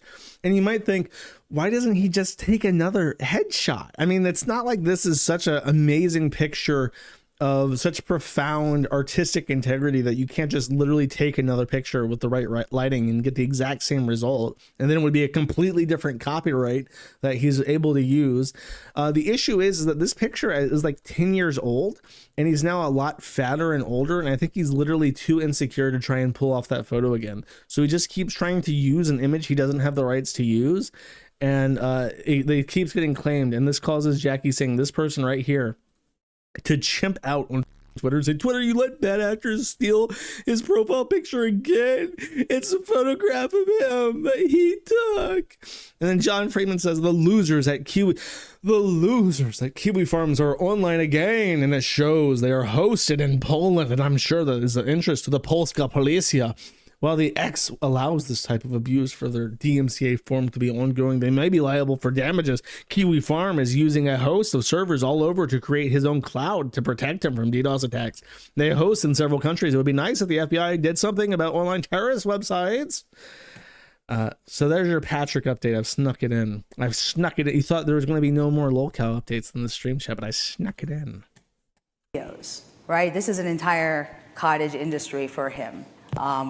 Regardless of whether he makes money on it or not. In fact, I think cottage industry. You just can't escape the cheese talk. Now I'm over here making cottage cheese with you. It drains his wallet. He spends a lot of money to fly across the country to harass, to obtain private data, all that kind of stuff. And then we have the crier. The crier, this person is another disinfo actor. You know, really these three all work together in order to lie. And it's incredible how pernicious... At that moment, here, watch. In order to lie. She realizes at this point how unpersuasive this lecture is.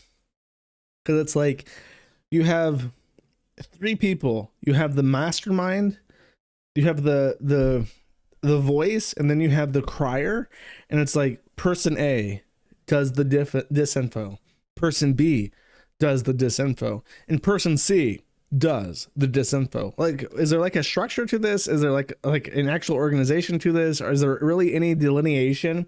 Because it all seems like the exact same kind of person, just like doing the same thing but differently. You don't really make it sound like there's three different types. The arbitration seems like, the distinction seems arbitrary, rather. And it's incredible how pernicious lies have become in the world, isn't it? We talk about them every day now.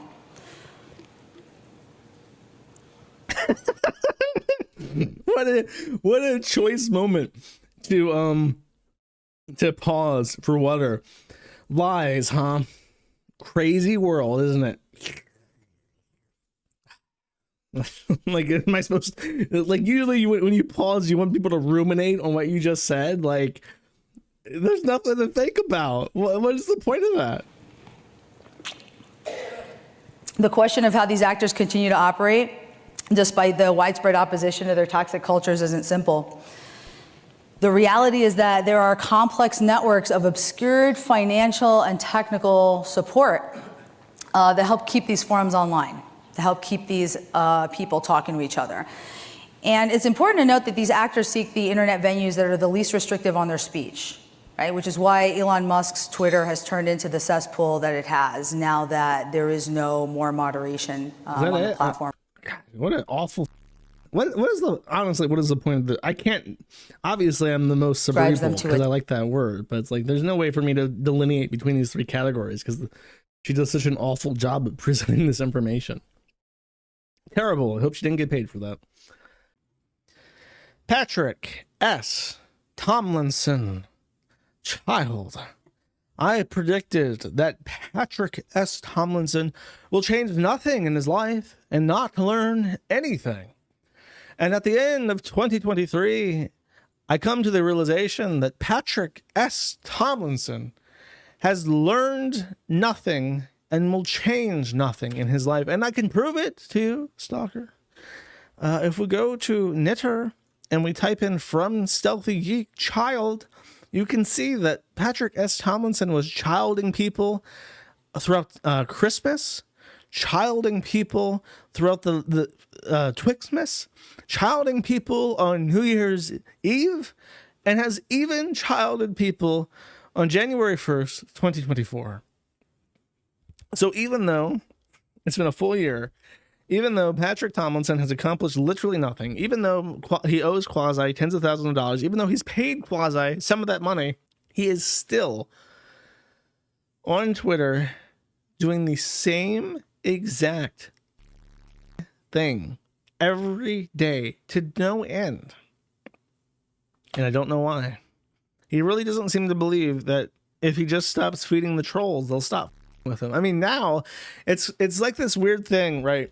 It's true that the old adage is true that if you don't feed the trolls, they will stop trolling you.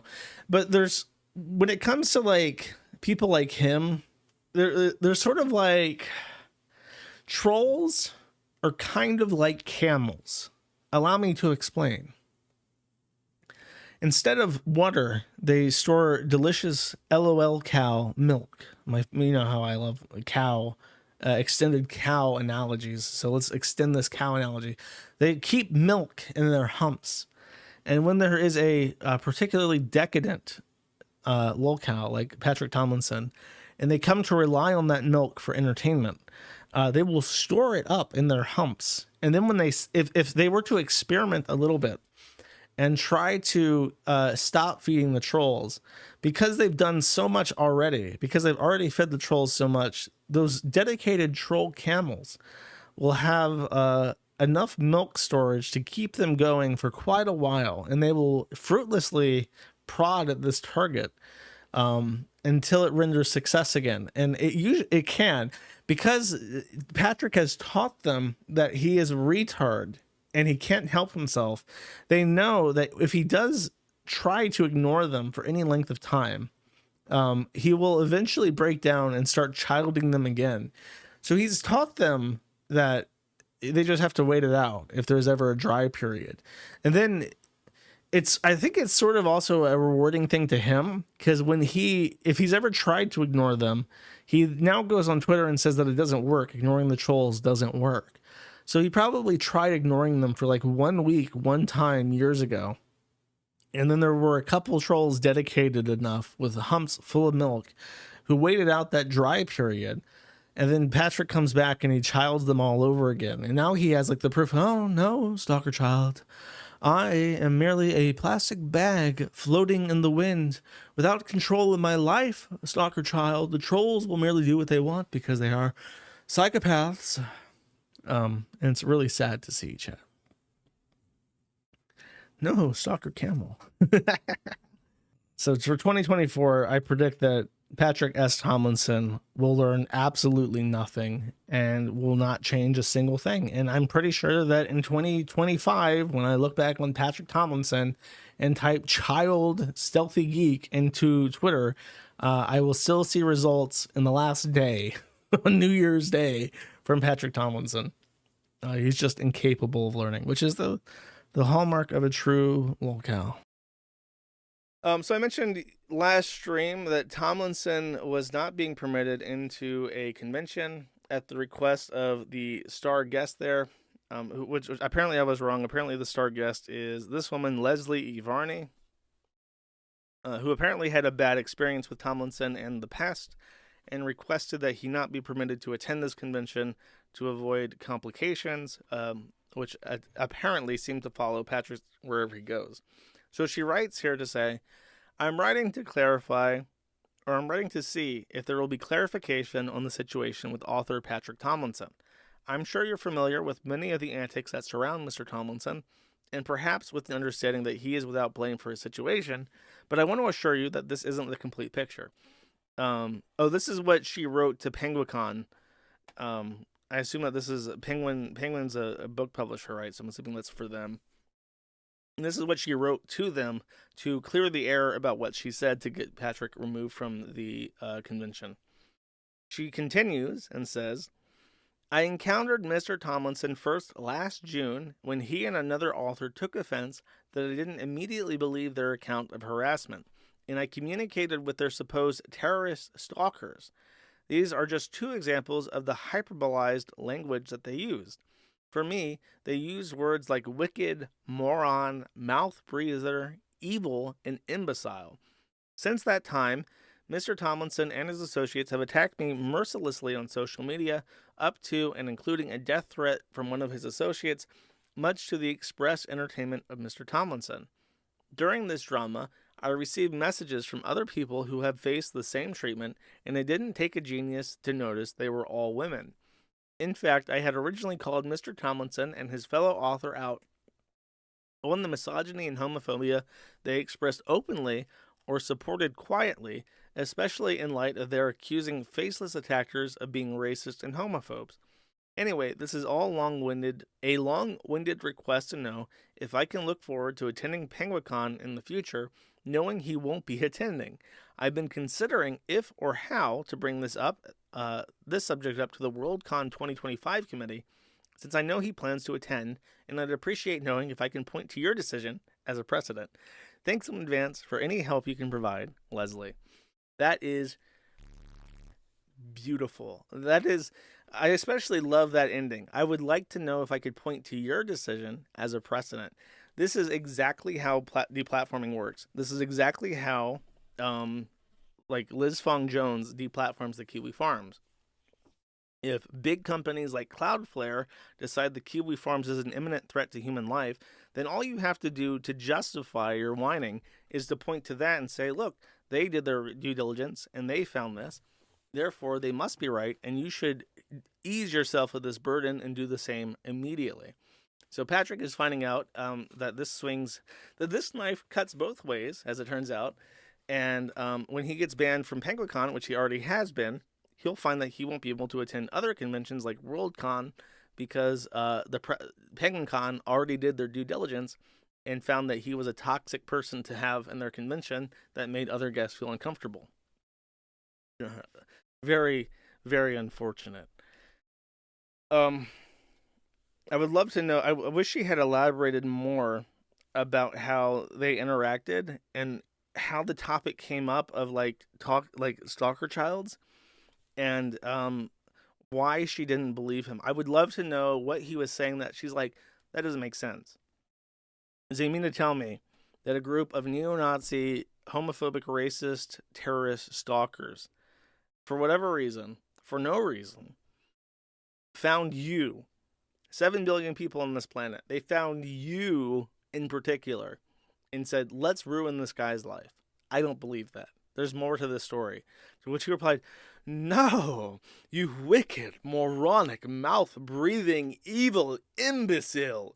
You do not understand, and you will never understand. I've made it perfectly clear to you many thousands of times that these are arbitrary, homophobic, racist attacks against an esteemed author for no reason other than the perverse, dark triad, sick, twisted, psychopathic joy that they frolic in, seeing the suffering and agony of innocent people. And then she's like, that sounds like bullshit. Sounds like you're full of shit. You got any evidence? You got any evidence for that claim, Mr. Tomlinson? I'm a practical woman. I like to see concrete evidence for claims. And he's like, no, you will not receive any evidence. You've already been instructed many thousands of times to stop asking for evidence.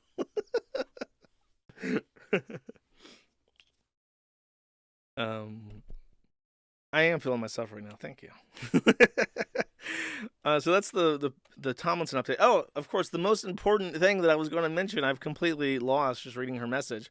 Patrick says, this is how you get sued into poverty, Leslie. You are mentally ill. Seek help. So this woman says, this guy is crazy. He's obsessive. He goes on about all this bullshit that I don't care about and that there's no evidence for. He is apparently quietly homophobic. He says things that are homophobic and quiet. And I think he's a misogynist. He hates women. And I don't feel comfortable around him. And then PenguinCon says, okay, you know what? He kind of sucks. You're right. And then Patrick says, this is how you get sued into poverty. So now she can just point to this and say, look, I said that he made me uncomfortable. And then his reaction was, I didn't mean to make you uncomfortable. I'm sorry if I came across aggressive. I'm just frustrated because of these problems that are going on. I don't know how to handle. He said, I'll sue you, you stupid bitch. Enjoy the gutter. enjoy busking for change, stalker. Doesn't really help his case. Kind of makes him look like a deranged asshole. Maybe Worldcon 2025 won't take pity on him after seeing this message. I think someone even asked him. There was a follow-up message. Penguin Con responded saying, hi there, I'm so sorry to hear about your experience. As our dealing with Tomlinson have escalated to the board level, I have forwarded this request to them, and hopefully they can respond better than I can. Also, this will share your original email back to you, as you requested in your other email. Let me know if there's anything specific I can help with, but I'm leaving this in the hands of the board at this point. So he just said, look, I can't deal with this shit. I'm going to escalate this to management. There was some speculation. I don't know if it'll be in the next immediate post. I don't think it is. But just to clarify that this is just so petty. No, stalker, I don't. No, stalker, I've lied about nothing at all. Your bomb threats were very real. The FBI knows they were. No, stalker, we didn't pay anyone to swat us. You did. The FBI knows that, too. Enjoy prison. And, there's another post. I don't know if I be able to find it, but I will paraphrase it. Someone asked him if he intended to, get the Science Fiction Writers Association, which is the group of people that paid for his last lawsuit against Quasi, and which lost, and apparently paid even more money to Quasi to help with the debt that Tomlinson had incurred after losing. They asked if the Science Fiction Writers Association would also pay for his lawsuit against Leslie, and he implied by text message in response to the stalker child that yes, they would. So apparently, the Science Fiction Writers Guild is like insane and 100% backs Tomlinson and all of his stupid ass escapades. And I have no idea what their motivation is. The guild that is financing his lawsuits is like vilified by the Pests, and they have written in detail about how supposedly a lot of their members are or have been convicted of like sex offenses and stuff. I don't know enough about that to comment in detail, but that's what's thrown around, and it could be thrown around as spite, but it could be like a true thing. I can't say. But that's the Tomlinson stuff. Listen. I know you guys say it's the same thing over and over again. I don't care. I need this for me, chat. I need this for me, okay? I need it for me. $30,000. I just made $30,000. I just made $30K. Oh my God. Dude, I'm gonna go for 35, dude. Oh, and Patrick. Okay, here is a revelation that nobody was ready for. People were shocked at this, shocked and appalled. Michael Malice, who is I want to say he is like really high up at Fox News. Let me check that before I say something really stupid. I like the last name Malice. Is that a real name? Was he born Michael Malice? No, he was born Michael 𝒃𝓄𝓄𝓃, which sounds, from Lviv, Ukrainian SSR, Soviet Union. He is Jewish for sure. There's no way he's not Jewish. Jewish heritage. That's why he changed. He changed his name from 𝒃𝓄𝓄𝓃 to Malice. Well, that's an interesting choice. Can I change my name? My name is already too cool, though. My name is Moon. That's already like a fake name. People think my name is fake. What could I change it to? Josh Bad Guy? Josh Moonler? Potter? I know. Don't give me ideas. John Potter. That's right. It's a good name. Interesting. Okay, what was his job though? He was like in Fox, right? Oh yeah, it is. Okay, 2019 Mox was a regular guest on Fox News. He's a ghostwriter for Fox News. Okay, that's what he is. And the reason why I bring up Mr. Kashmir, aka Mr. Malice, is that he has taken up a rather unique verbal tick, written verbal tick, I should explain.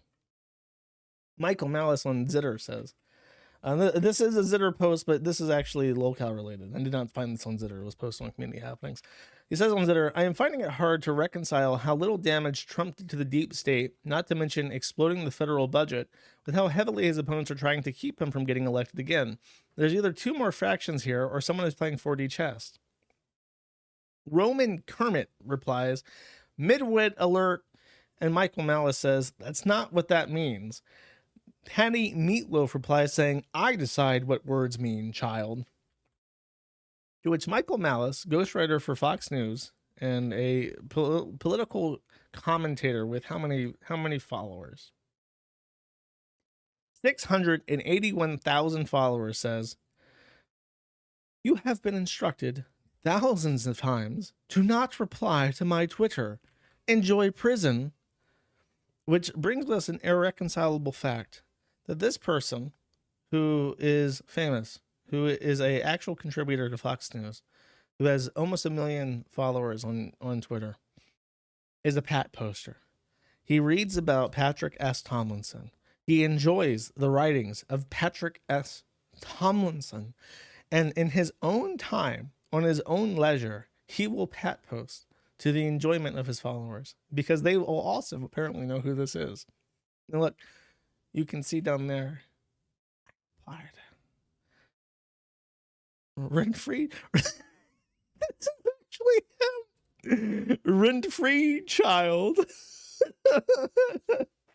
Yes, child, you live rent-free thanks to Mama Lynn's generosity. We don't rent anything, have never taken a penny from Mama Lynn, stalker. Enjoy prison. He's down there. He's actually in there doing this. I can't. He's so silly. Why is he like this? He literally has like a unique psychology. I've never seen anyone before who has to reply to every single thing ever said about him on Twitter. That's great. That's funny. I didn't actually see that when I was going through my notes. The stalker verse, yeah. Jackie Singh. You thought, hopefully this will be the last we hear of this poo in the loo. Did I talk about this last stream? I don't think I did. This was too recent. Jackie Singh. Oh, I remember. Okay, so last stream I talked about how TOR SWATS got arrested. He was a California boy. He was not a Swedish man. And you would think, her and Jem Stewartson looked like fools. They fake doxed this guy. They got it completely wrong. FBI proved that she got it wrong. Now, isn't she going to have to eat some crow and admit that she is not a super hacker 𝒮𝓃𝒾𝓁𝒹 expert? No, a stalker child. Jackie Singh will not admit that she's a retard. She will instead double down and insist that the Swedish guy is actually a second member known as TOR SWATS. She will persist in accusing him of being a mass swatter. The problem is that he has come out and he has rejected this hypothesis. I will try to summarize this very, very briefly because I've looked at it and I'm not 100% convinced about what's happening, but this is what the allegation is. There is a second account on Telegram called TOR SWATS Returns, and it uses like this spooky jump scare avatar, and it was very, very obsessed with Jackie Singh for a long time. And then the day that TOR SWATS got arrested and the Swedish guy said that that account might be Jackie Singh's, she starts talking about Patrick Tomlinson, or the account starts talking about Patrick Tomlinson. There are some logs that indicate that it might be her account. And she is deliberately, according to this guy, trying to frame him as being TOR SWATS Returns by running the account herself and saying incriminating things on it to make her own dark black hat or white hat hacker thing more of a valid theory. So let's show on stream. I will show you the tweets. Can I actually, let me pull up the Ghost Archive. I think that this has the entire, this is like a new archiving site that people have been using more than archive.is lately because it is more stable. Let's see.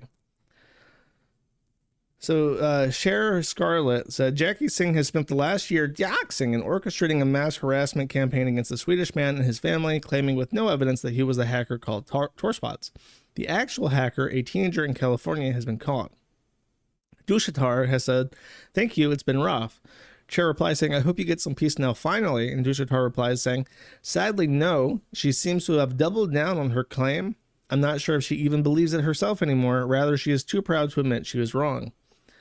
And then Mike, who I do not know, replies to this with the TOR SWAT returns. She's changed the display picture from the jump scare to the mugshot and says, and this is, oh, okay, so this DM from 𝒫𝓇𝒾𝓈𝓼, who is the Swedish man she's accusing of being TOR SWATs, was sent to Jackie Singh asking her if she was ready to admit she was wrong. And then the TOR SWATs return Telegram account says, Jackie Singh owes me an apology. I'm not stopping until I get one. Now, the incriminating element of this is that it is a DM to Jackie Singh that she is now showing from the recipient side on TOR SWATs. And the person who's posting this as TOR SWATs is showing that screenshot from Jackie Singh's perspective while talking in the first person perspective of 𝒫𝓇𝒾𝓈𝓼. So that is that's a shit skin. I don't know who he is. He might be in Sweden. I don't know who this guy is. He is Swedish though, apparently. But he says, that is my actual reply to her from when she asked me to DM her yes, which means two things. One, her supposed conversations with TOR SWATs are fake. She's talking to herself. And two, she has gone from arguably just being dumb to actually falsifying evidence. Riz Chungus, which is an excellent name, says, if you post a screenshot of this DM from your end, that would be the silver bullet. And then, oh, sorry, I got this wrong. So this is actually Jackie's, is this Jackie? Yeah. Yeah, okay. So, no, I did get that right. So this is 𝒫𝓇𝒾𝓈𝓼 asking her if she was willing to admit that she was wrong. And then he asks if there's a way to contact the FBI about this. So there you go. That is the current allegation. I cannot speak to its merits, but the TOR SWATs return account claiming to be 𝒫𝓇𝒾𝓈𝓼 has posted a screenshot from Jackie Singh's perspective, which would indicate that the poster is Jackie Singh, and that is what he is claiming. That she is so proud that she's going to try and forge evidence that he is a mass serial swatter in order to avoid admitting that she was wrong. Excellent. Good job, Jackie. Heck of a job, Brownie. Dude, that's such a dismissive statement. When black people or Indians or whatever are doing something that you want to like mockingly approve of, just say, you're doing a heck of a job, Brownie. Because then if anyone calls you out on this, you can just say, well, it's a George Bush quote, literally. But you can, it's subtle. It's very subtle, Chaz, what I'm saying.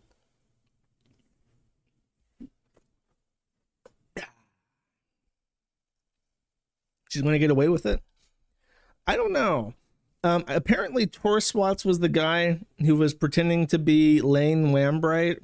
I can't remember if Lane Lambright or Wayne Lambright is the original name, but I think he's the guy who's been going by that pseudonym.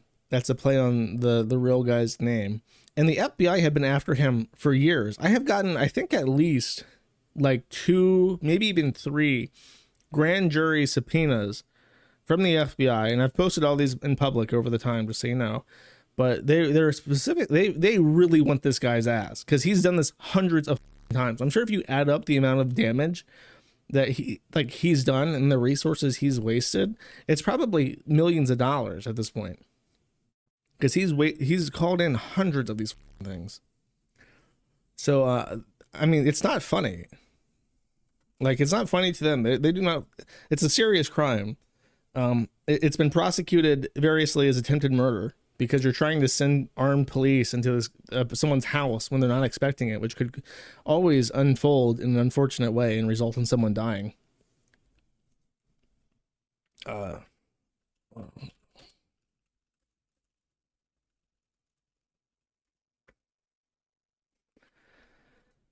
Yeah, he's sorry, I just got a text message I had to answer. And that's it for that, I think. I don't think she's replied. Oh, she did reply. Excellent.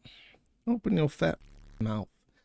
Jackie Singh, people like to call her Butt Legal, which is pretty funny. Butt Legal replies and says, posting this update from the Telegram swatter so the world will know who's attempting to murder Stealthy Geek and his wife, and probably swatted those other government officials today too. Strong nexus and linkage with Kiwifarms. It's crazy. It's crazy. It's you know, it's hard to even say that this is defamation because, like, Jackie Singh is so uncredible that it would be hard to make the case that anything that she says can be taken seriously or damage someone's reputation. You know what I mean? She's just like such a retard that everyone reads something like this and says, oh, this person's like a retard. I don't know, anything to shut down Kiwifarms, I guess. It's a gossip forum, which is basically murder if you think about it. Literally any action against Kiwifarms is justifiable with that perspective. Patrick S. Tomlinson has been swatted over 47 times over casual diss of Norm Macdonald. This was published on the 19th. I forgot to read it last stream. A sci-fi writer has been swatted 37 times by haters dead set on ruining his career because he publicly admitted to not finding Saturday Night Live star Norm Macdonald funny. Patrick S. Tomlinson of Milwaukee, Wisconsin says he was the poster boy for online harassment run amok, enduring no fewer than 5 years of vicious web harassment. So why does the New York Post capitalize the W in web? Why is it doing that? Oh, okay, I have to check and see if they write the word internet somewhere. They do not. So I don't get to decide. I don't get to figure out if Jesse O'Neill capitalizes the W in web but not the I in internet. I'm actually very curious to see if he does that. Web harassment and swatting. Cops called to his home after his casual 2018 comment.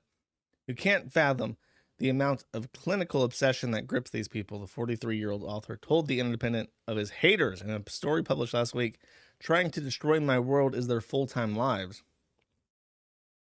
Complained about that shit. He was once handcuffed naked to his porch. Another time swatted 4 times in one day, with the final episode resulting in police pulling guns on his face, and the outlet said. Tomlinson's nightmare began when the sci-fi writer and part-time stand-up comic took aim at McDonald, the legendary deadpan Canadian comic. He was doxxed with 1 X. Oh my God. Is the New York Post a real website with real writers? It seems that way. Author was then doxxed by Redditors, leading to leading to death threats being left on his phone. Stalkers reportedly began following him to public appearances, photographing him and telling his publishers that they had kidnapped his wife.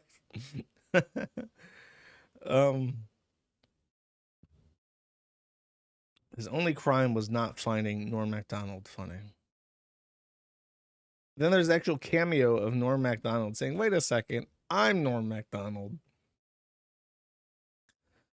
Oh, they blame Norm Macdonald. They said that this cameo from Norm Macdonald is the reason why Patrick S. Tomlinson, it really picked up. After Norm Macdonald said, "My soldiers, please bully this fat retard to death," they were like, yes, mein Führer, we will storm Stalingrad. We will take Patrick and we will kidnap his wife, and his wife will we will save his wife from having Negroes fart in her vagina.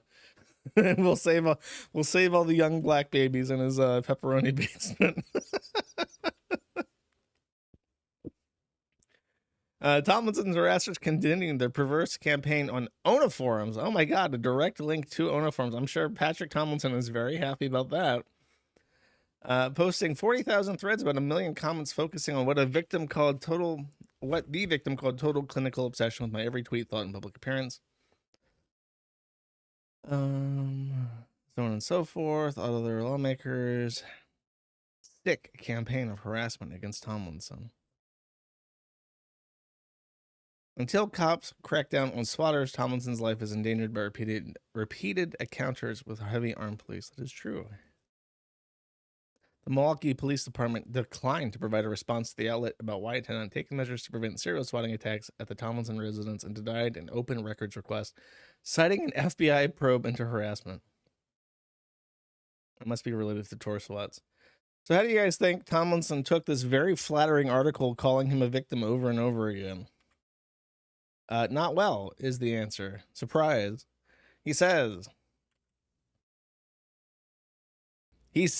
I say, optimistically opening an attachment on Kiwifarms.st, formerly Kiwifarms.net.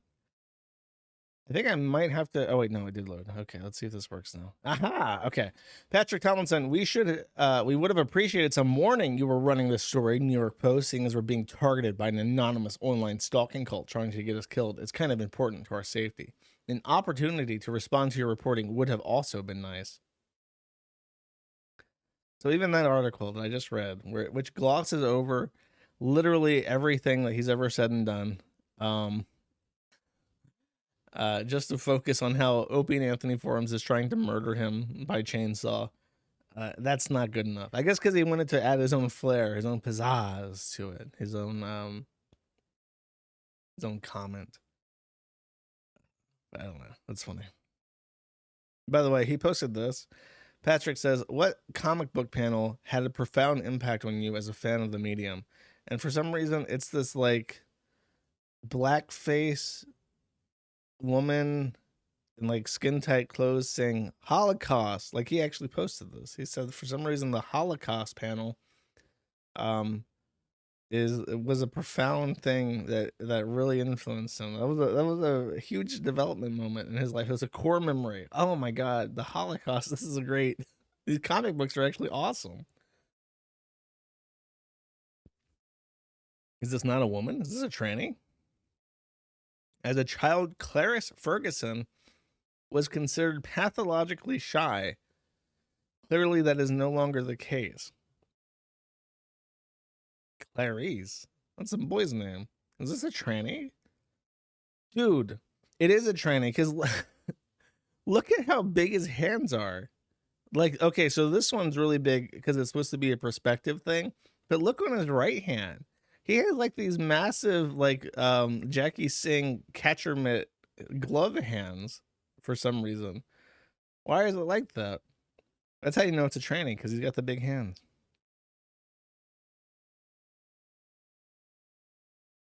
It's not a tranny. What kind of name? Clarice is not a woman's name. Okay, let me look this up. I don't know anything about comics, as you'll find out later on in the stream. Come on, I think my VPN's slow. Blink. Blink is a superheroine appearing in American comic book published by Marvel Comics. She's like a purple woman. Why is her name Clarice?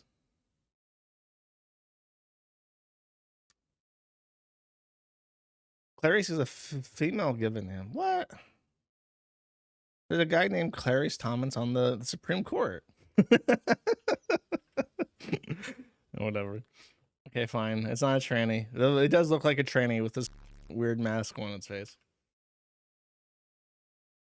Oh my god. I might have to actually get a moderator for the first time ever, because I cannot believe the spam.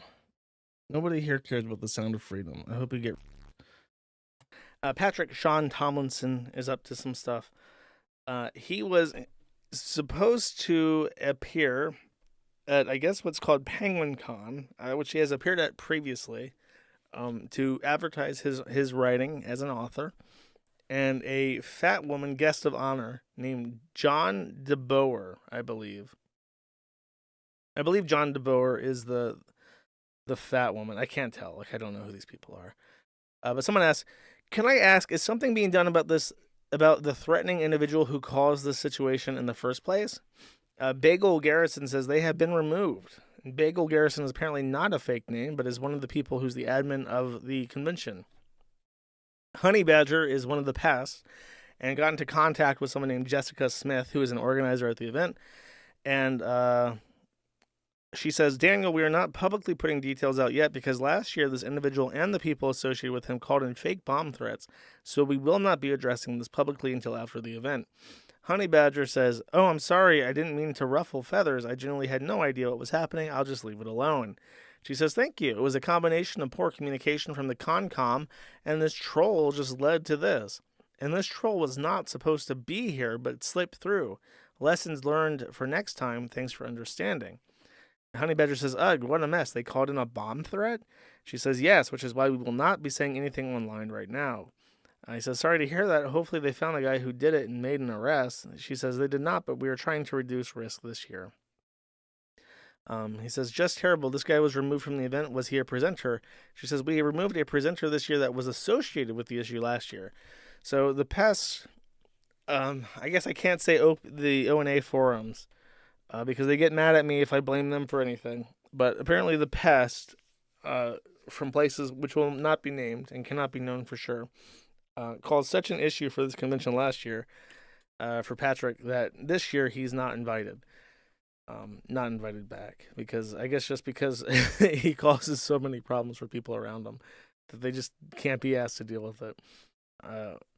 Which sucks. I mean, it sucks if he's not doing anything wrong and he's like eating shit for it. That kind of sucks. But he is the biggest dipshit in the world, and he brings it upon himself by acting like a retard constantly. One of the people that he's suing, in case you can't remember, Patrick is suing Milwaukee. I can't remember who the second guy was, but then also like the chief of police, or no, one of the police officers that's been called to his house several times. A Pest created a Twitter account called Lyndon's Johnson, because apparently I think his name is Lyndon Johnson, and put a picture of him as his avatar and says, @StealthyGeek knows about digging holes. He's 83K in the hole after losing his frivolous lawsuits against people who call him fat. Then there's a picture of Patrick Sean Tomlinson. I cannot tell if this is an AI-generated picture of him being very fat or if this is a real-life photo. It's just a mystery to me.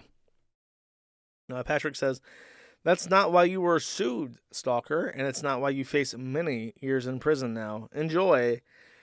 He appears to address this obvious parody account called Black Cop His Twitter handle is literally Black Cop WI for Wisconsin. And Patrick is replying to this obvious troll account saying, you.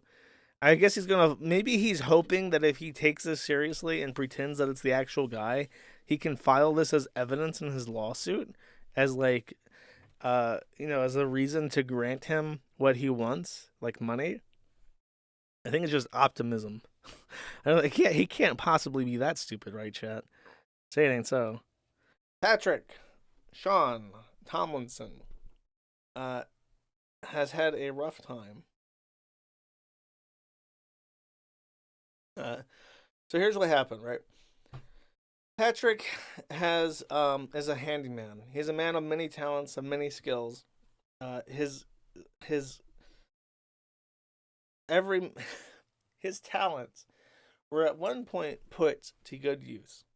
You see, Patrick S. Tomlinson owes a man tens of thousands of dollars because he filed a spurious lawsuit against him. And so the budget of the Patrick Sean Tomlinson household is quite low. So he decided that in his Milwaukee home with his small shitty backyard, he would want to make some furniture, some outdoor furniture, so that he could relax in the sun and get vitamin D for free without having to buy a tablet for it. So he acquired some wood pallets from a nearby warehouse, and with his own force of will, constructed chairs, backyard outdoor chairs, from these spare recycled pallets that he had acquired. This was something that he had, of course, bragged about on the social media platform formerly known as Twitter. And so the chairs have become a bit of a meme with the pest, because apparently they're riddled with pesticide and all sorts of shit. So, a friendly pest, apparently in response to him saying that Joe Biden is the best vote for Palestine, decided to put out a little Craigslist ad on the Milwaukee Craigslist for free stuff. Free Adirondack chairs in Milwaukee. Hello, friendly neighbors. I have 2 Adirondack chairs sitting in my backyard that I no longer need, and I thought it would be a shame to see them go to waste. They're in good condition, and they've served me well over the years, but it's time for them to find a new home. They're handmade, sturdy, and comfortable. They've been a staple in my backyard, but as I prepare to downsize, they simply won't fit in my new place. I'm not looking to make a sale here. I'd simply like to see them go to someone who would use them. They're available on a first-come, first-served basis, so if you're interested, I'm more than happy for you to come by and pick them up. We're located at the rear of, and then his address. There's access via the rear alley or side of the house. Please note that due to the move, we are coming and going and unable to assist with loading into the car or truck. If this is posted still up and they're still available, no need to ask me. Just come and take them off my hands, please. For free. So sure enough, a local Milwaukee resident sure did respond to the advertisement and came to the Patrick Sean Tomlinson residence in Milwaukee through the alley as described, wandered into his backyard, found the good condition Adirondack chairs and hoisted them into the trunk of their SUV to take home. Patrick discovered that there was a malicious Craigslist advertisement for these chairs and put out his own message. He writes, if you responded to a Craigslist ad offering free handmade Adirondack chairs in the alley off North Oakland Avenue after just 7 p.m. tonight, you were tricked by criminal stalkers into stealing our property. It is not your fault, and we do not blame you. The ad was fake and was written specifically to deceive innocent people into committing a crime against us. But we do want our chairs back. I built them myself last year, and we are definitely not moving out or downsizing. Please, if you have or see these chairs, see to it that they are returned as soon as possible. No questions asked. No blame. Sign. If you simply return the chairs to Patrick, he will forgive you, magnanimous as he may be, even though you have committed felony criminal harassment against him and have stolen his property. He, as a God of mercy, will permit you to walk away from this crime unpunished if you merely return to him the chairs for which he made himself with his hands. Return the chairs or suffer my curse and enjoy prison stalkers. It's nice to have a little Patrick update, I think. A little Patrick update makes everything better, I feel. Not that I would condone any such Craigslist ads.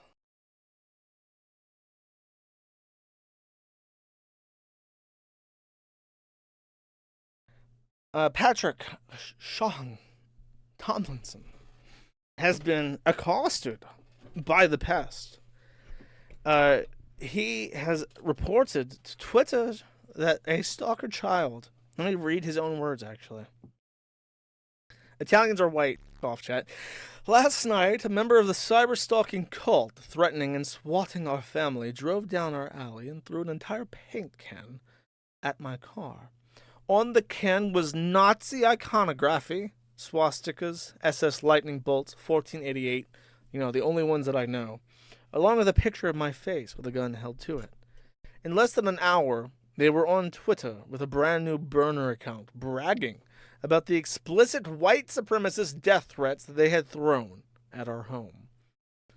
When we say these people aren't trolls, but dedicated criminal stalkers, this is what we're talking about. The separation between online and IRL stalking has always been an artificial one. For targets of such obsessive campaigns, no such line exists. While our laws continue to lag decades behind in confronting how the lowercase I internet is abused to hunt victims, something must change. P.S.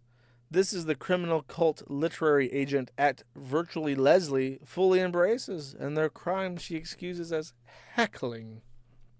That's him being salty about being kicked out of a convention, by the way.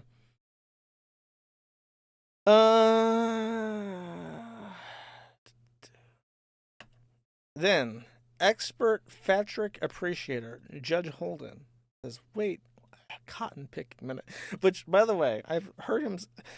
I have to remind everybody that he's been around since 2013. He's one of the oldest members on the site. I think his user ID is 217. We're at like 180,000 or something now. He's been around for forever. I remember him in chat, and he's extremely racist and very funny. So the term cotton picking here is extremely pointed. Patrick says, last night, a member of the cyber-stalking cult threatening and swatting our family drove down our alley and threw an entire can of paint at my car. So Holden points out this happened last night, and right now it is 3 p.m. in Milwaukee. He uses 15 because he's British. British. So why exactly, when he woke up 8 hours ago, did he do nothing but 𝒫𝓇𝒾𝓈𝑜𝓃, the usual bullshit, without any mention of this until barely an hour ago? And here are the pictures of his recent spurging about Ukraine and whatever the else he talks about every hour of every goddamn day. He says, I guess he didn't notice it till an hour ago, except it's nighttime in the photo he had of the crime scene, which means he was likely taken shortly after it had been thrown. I guess maybe he was just calling his friends in the Milwaukee PD. That's a joke, by the way, because he's suing them. Only why he is still ham-handling the evidence. So apparently he called the PD and then just immediately picked up the paint can anyways. So they can't get fingerprints for those dastardly trolls who drew swastikas on SSs and all sorts of other vague white supremacist symbols that every retard on the internet knows about. Nothing funny that like an actual O and A pest would put on it. Like nothing, like just the general like most offensive things possible. Here's a picture of you with a gun to your head, some Swazis, windmills of pee, something about Hitler, like that kind of shit. Nothing like you grind up black children into pepperoni in your basement, which they do say. Nothing about him being a fat-titted bitch, which they do say. Nothing about Negroes farting into his wife's vagina. Nothing making fun of stalker children. Okay, listen. Let's do a hypothetical here. If you were going to throw a paint can at somebody like Patrick, and it was going to have written symbols and letters on it, would you not like pick something funny, or would you just like throw up some Swazis on it? Like, yeah, this will do. This will be spooky enough. Or if you were Patrick and you were trying to false flag yourself, would you put things that are actually embarrassing to you on it, or would you put up the most like asinine, banal, kind of offensive shit possible? On this part's good. As mentioned before, he has cameras pointed at this exact location. So where is the footage, Fatty? Where is this is the second person I gotta ask for footage. Where's the footage at?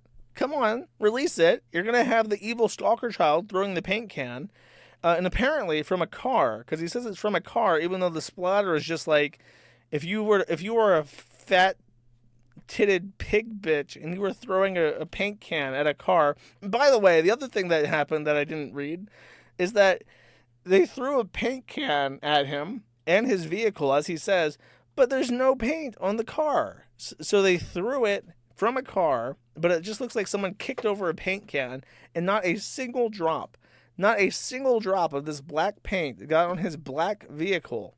It just failed. And it just so happened to have nothing but swastikas on it. Okay, Patrick. Nice try, guy. You're not fooling me. Fascinating. Patrick Tomlinson's chairs. Let's talk about them. Patrick alleged that a stalker, gangster, thug, child had put his chairs up as free to anyone who would take a truck and come pick them out of his yard, and indeed someone did do that. However, now he alleges that the stalker children have gotten the best of him yet again, because Habitat for Humanity came by and the furniture haulers just took his chairs a second time, stolen from him. And he, of course, went on Twitter and complained very loudly about how effectively people were trolling him to bolster his street cred, I guess, that he is the most easily trolled man on the planet. And that, yes, if you do f with him, he will give you a reaction. He just wants to make sure everyone knows that as much as possible. Of course, Habitat for Humanity just sent him back his chairs. Actually, well, before I say that, spoiler alert, he decided to have a melty on Zitter about how victimized he was. He goes, "Next, you'll demand to know what I was wearing, if I had anything to drink, if I clearly said no, and all the other outs horrible people use to justify, excuse, or minimize crimes perpetuated against innocent victims. The fact that you're a woman makes it all the more abhorrent." Which is him comparing Habitat for Humanity taking his stupid-ass pallet chairs with literally comparing directly, not as an exaggeration of the truth, directly comparing Habitat for Humanity taking his Adirondack chairs out of his yard with a woman being sexually abused. Is this the full context or a different change? "I don't use creativity when describing the facts surrounding your criminal friend's campaign of terrorism, Leslie. I simply directly explain what is happening because I don't need to create anything. No, fighting back against criminal stalking is not encouraging or bait. Yes, Leslie, you are blaming victims for fighting back. You are telling them it's their fault, that they're not good enough victims, that they couldn't say certain things or act a certain way, or they will deserve whatever crimes they suffer, up to and including murder. You are mentally ill, Leslie. Seek help. This is why your life is already over, stalker. Enjoy prison." Very dramatic there, Pat. Luckily, Bitch Tits got his chairs back. Look how old he is, by the way. It's kind of hard to, like, when you read his tweets and you see the dumb shit he says and the profile picture he uses, you kind of think that he's like a young man, like in his 30s or something. I don't know how old he is. But, why are his nipples hard, bro? Bro, you're like wearing that tight-fitting shirt and we're just like looking at your nipples and shit. Like, I don't want to see that. I don't want to see no 𝒮𝓃𝒾𝓁𝒹 nipples. Disgusting. Standing and sitting on his Adirondack chairs, taking pictures for Zitter. Nipples protruding. Disgusting. Poor showing. I don't know. He just looks old. He looks like he's like 50 years old now. Look at that. Like, his hair. Hold up. Let me do a thing real quick.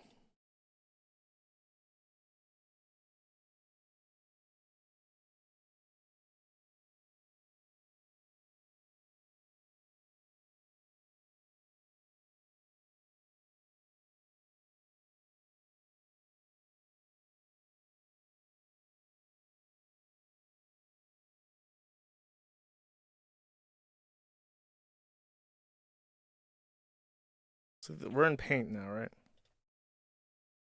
So, like, you can see, like, this is like the outline of like his skull. Oh God, not going so good. Okay, here we go. Smooth hands, right? No, wait. I can see like there's like a bump there. Then it goes up this way. And there's another bump there. And I can see this layout of like his skull. Kind of weird. But then, like, what's weird is that you can see, like, this dark line, like, that's, like, the middle of his skull, like, parts through his head. And it kind of seems wrinkled. It's like his brain is, like, unprotected, you know what I mean? And you can see, like, the ridges, like, the folds of his brain, like, directly through his skull. Like, he doesn't have a skull. Like, his skin is just directly on, like, the blood-brain barrier or something. He doesn't have a skull there. It's really weird. There's something trippy about his head, is what I'm trying to say. I don't know if you can see it, but that's what it looks like to me.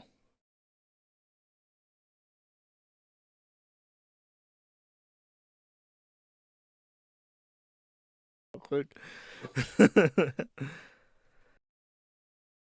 We have a brief update from someone who really matters. Patrick Sean Tomlinson. Patrick Tomlinson says, at 8:10 a.m., our stalkers trick a local chapter of the Salvation Army into stealing our patio furniture and grill with a fraudulent online donation submission, impersonating us. The attempt was intercepted and property returned. So, this is like the third time that this patio furniture has been endangered. Just put up a sign, bro. Just put up a sign. Don't deliver here. Don't take our patio furniture. We're internet famous for being retarded. Just put up a sign. Why do you have to be so dumb? He gets his jollies off being a victim. Oh no, the Salvation Army came to pick up our patio furniture. Oh, oy vey. We're being cyberbullied to death again by stalker troll terrorists. How could this happen? Oh, and then this. He's trying to find tenants for his property. So he has a duplex, and one half of his duplex he's been using as an Airbnb. But I guess he's trying to get off Airbnb. When people found out about his Airbnb, they trolled him a little bit on like the O&A people did. But I think he's stopping doing the Airbnb, and I don't know why. My theory is that he's not doing the Airbnb anymore because he's afraid of Pests like coming to his house and with him from the other side of the duplex. And Airbnb changed their policy. It used to be that you could put indoor cameras in any common areas like living rooms and shit. However, they changed that policy, so now no cameras indoors or facing the indoors may be on the property at all. And I think that not being able to run the cameras in the living room has like spooked him. So now he's just gonna try and find a long-term tenant that will endure being swatted and having their patio furniture stolen every day by different Goodwill type organizations. So that's interesting. That's Patrick Tomlinson. Ballistic Characteristic for 20 says, these streams are always a lot of fun. Not this one. Thank you very much. Ben Collins for 20 says, my moderately autistic brother started a YouTube channel. Would mean the world to him if you'd review his cooking video less than 60 seconds. I have a feeling that this is a 𝒮𝓾𝓈𝓃𝓃𝓃. Let's see. Oh, Patrick Tomlinson, your little brother. Okay. Let's see. Traditional ramen breakfast tea. Patrick Tomlinson here to show you how to make a quick and easy breakfast and lose all of your English and Asian friends at the same time. Step 1, get some water boiling. Step 2, drop some ramen in there. Oop, yeah, don't want that. Don't want that. Yeah, throw the flavor packet out, won't need it. Step 3, get a big cup and a nice strong breakfast tea. Step 4, pour those noodles right in the teacup. There we go.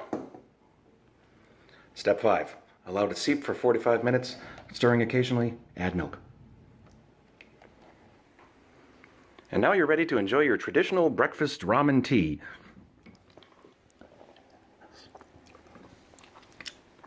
Oh my God, it's so bad. Don't ever do this. No one ever do this. This is terrible. Is this actually his account? Is this really him? Is he really doing this? 5 years ago? What? I thought he had resorted to trying and, oh my God, this is where all those pictures of Patrick come from. It's from these videos on his old YouTube channel. Back when he still had some vigor. There's a comedy special by Patrick Tomlinson from 8 years ago. Do we dare? Do you guys want to listen to Patrick Tomlinson do comedy? I kind of feel like we should. Comedy Club on State. Keep it going for Jake, everybody. An Aryan wet dream come to life. There he is. Just saying, if the Nazis had won World War II, he'd be on posters right now. That's all I'm saying. You know. Gay Nazi joke. Okay. So, my name is Patrick Tomlinson. I'm really glad you all came out tonight. We drinking tonight, Madison? Yeah. Yes! Of course we are. We're Wisconsin. That's what we do. I was driving down to Chicago a couple of days. I mean, I guess my only frame of reference for Wisconsin is Red Letter Media. So they do drink. I have no refutation of this. Ago, and if you haven't been there for a little bit, they have these big electronic billboards over the highways now that display these messages like, 573 deaths on Illinois highways. I'm like, oh, good, they're keeping score. I hope they beat the high score. I'm really pulling for those guys down there, you know.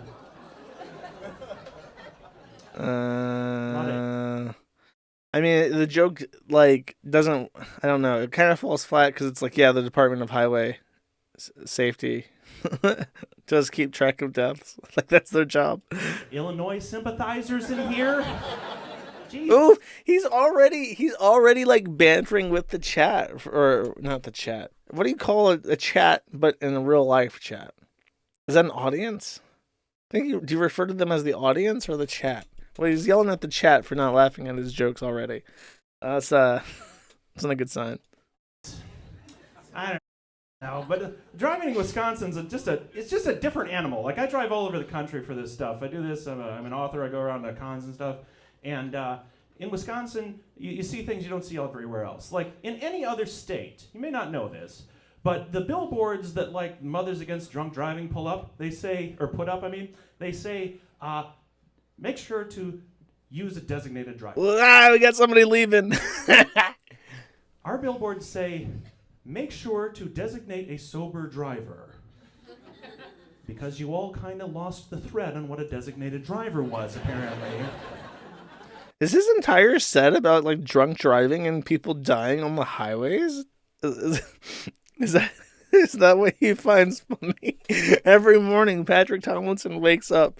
He skips past the funnies in the newspaper and goes straight to the obituaries and starts reading 45 died, leaves behind wife and children, hit by drunk driver. And just like, you bitch. You don't designate a driver based on which one of your drunk friends hasn't had his first DUI yet. That's not actually how you're supposed to do it. Hey, who doesn't currently have an interlock device on their car? Gary, you're up.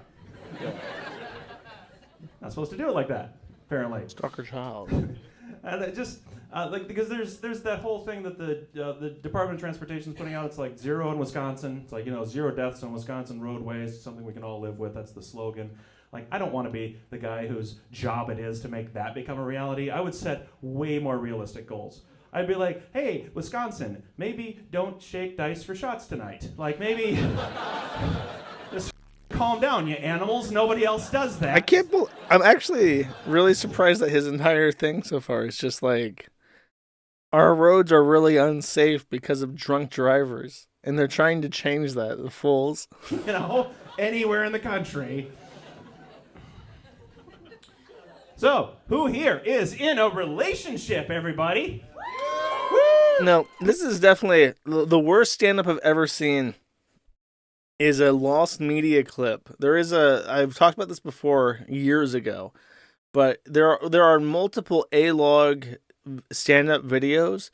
The one that's still around is not the worst one. There was an even worse Anthony 𝒮𝓾𝓈𝑜𝓃 stand-up video where he, for real, like in 2009 or whatever, ask a live audience of normies at a stand-up club if anyone has ever heard of Chris Chan.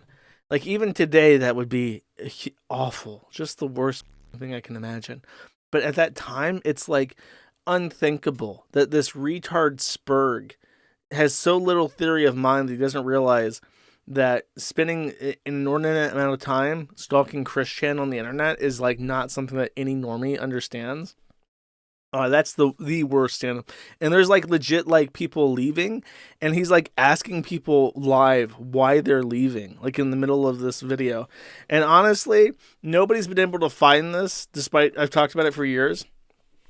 It might be a hallucination. I honestly, I can't tell if this is something that I made up and is like a figment of my imagination, or if this is like a real thing that once existed. Who here has been in a bad relationship? The rest of you, good, okay. Who here learned after the bad relationship to prioritize what's in the inside over physical beauty? Oh, we got one. Ugly table in the back. I'm kidding. I'm sure you've all got great personalities. A lot of his set involves like ribbing the audience, the chat, and that's kind of risky if you're Patrick Tomlinson. You got to go with physical beauty because you know what you're getting. It's right there. There's no way to fool it. You know what's on the inside can screw you up years later. Let's give you an example. Like physical beauty is never going to do you like this. You're never going to be waiting outside of a Kohl's changing room for your wife, and she comes out and she's like, "Honey, do these yoga pants make my ass look like it's going to leave you after 9 years for no apparent reason?" And then emotionally manipulate you into giving up the rights to the child who's growing in her womb even now? That happened. There's no love. That's something yoga pants do? Oh, well, they're on sale. We have enough Kohl's cash, so we're getting these. Oh, I guess we are. So I'm divorced. That's actually funny. Like the entire thing before that's not funny, but him just saying like, "Yeah, I'm divorced" after the fact is it's really funny. I hate that woman. I just hate her, and I don't like the way we abuse the word hate these days. We use it, we overuse it. That's overkill. Like okay, even it's one thing when you're self-deprecating. You're like, "Yeah, I'm divorced and I've had issues," like that's funny. But when you start like actually seething about, like he actually did a funny joke, and then he I think he's mentally he can't handle just self-deprecating. So now he's like going to explain how much he hates his ex-wife, and it's like, buddy, we're not therapy. Has no meaning. Like just the other day, I was in line behind a young lady in a Starbucks, and the barista asked her, "Would you like a shot of peppermint in your frappa mochaccino or whatever the it was?" And she's like, "Oh God, no! I hate peppermint. I just hate peppermint." I'm like, "Really? You hate peppermint? Did peppermint leave you so 3 months later it could marry your friend Spearmint? Is that something that happened to you?" That also happened. That's a real story. Prevented you from seeing your little candy cane for the last year and a half? Is that going on in your life? Oh, that's awkward. I know that happened to him. There's a picture of his wife with his best friend at like a Christmas club or something. That's extremely awkward. Did you spend an entire week wrestling with whether or not killing peppermint was going to be worth the jail time? Is that something that's... No? Well, you don't hate peppermint. It's just not your thing. Thank you, everybody. My name is Patrick Tomlinson. Woo! Tomlinson, next to the stage, number 8, if you're following along, Nick Lynn. Well, I'm glad that he found a healthy outlet for his frustrations instead of taking an axe and butchering his wife and child.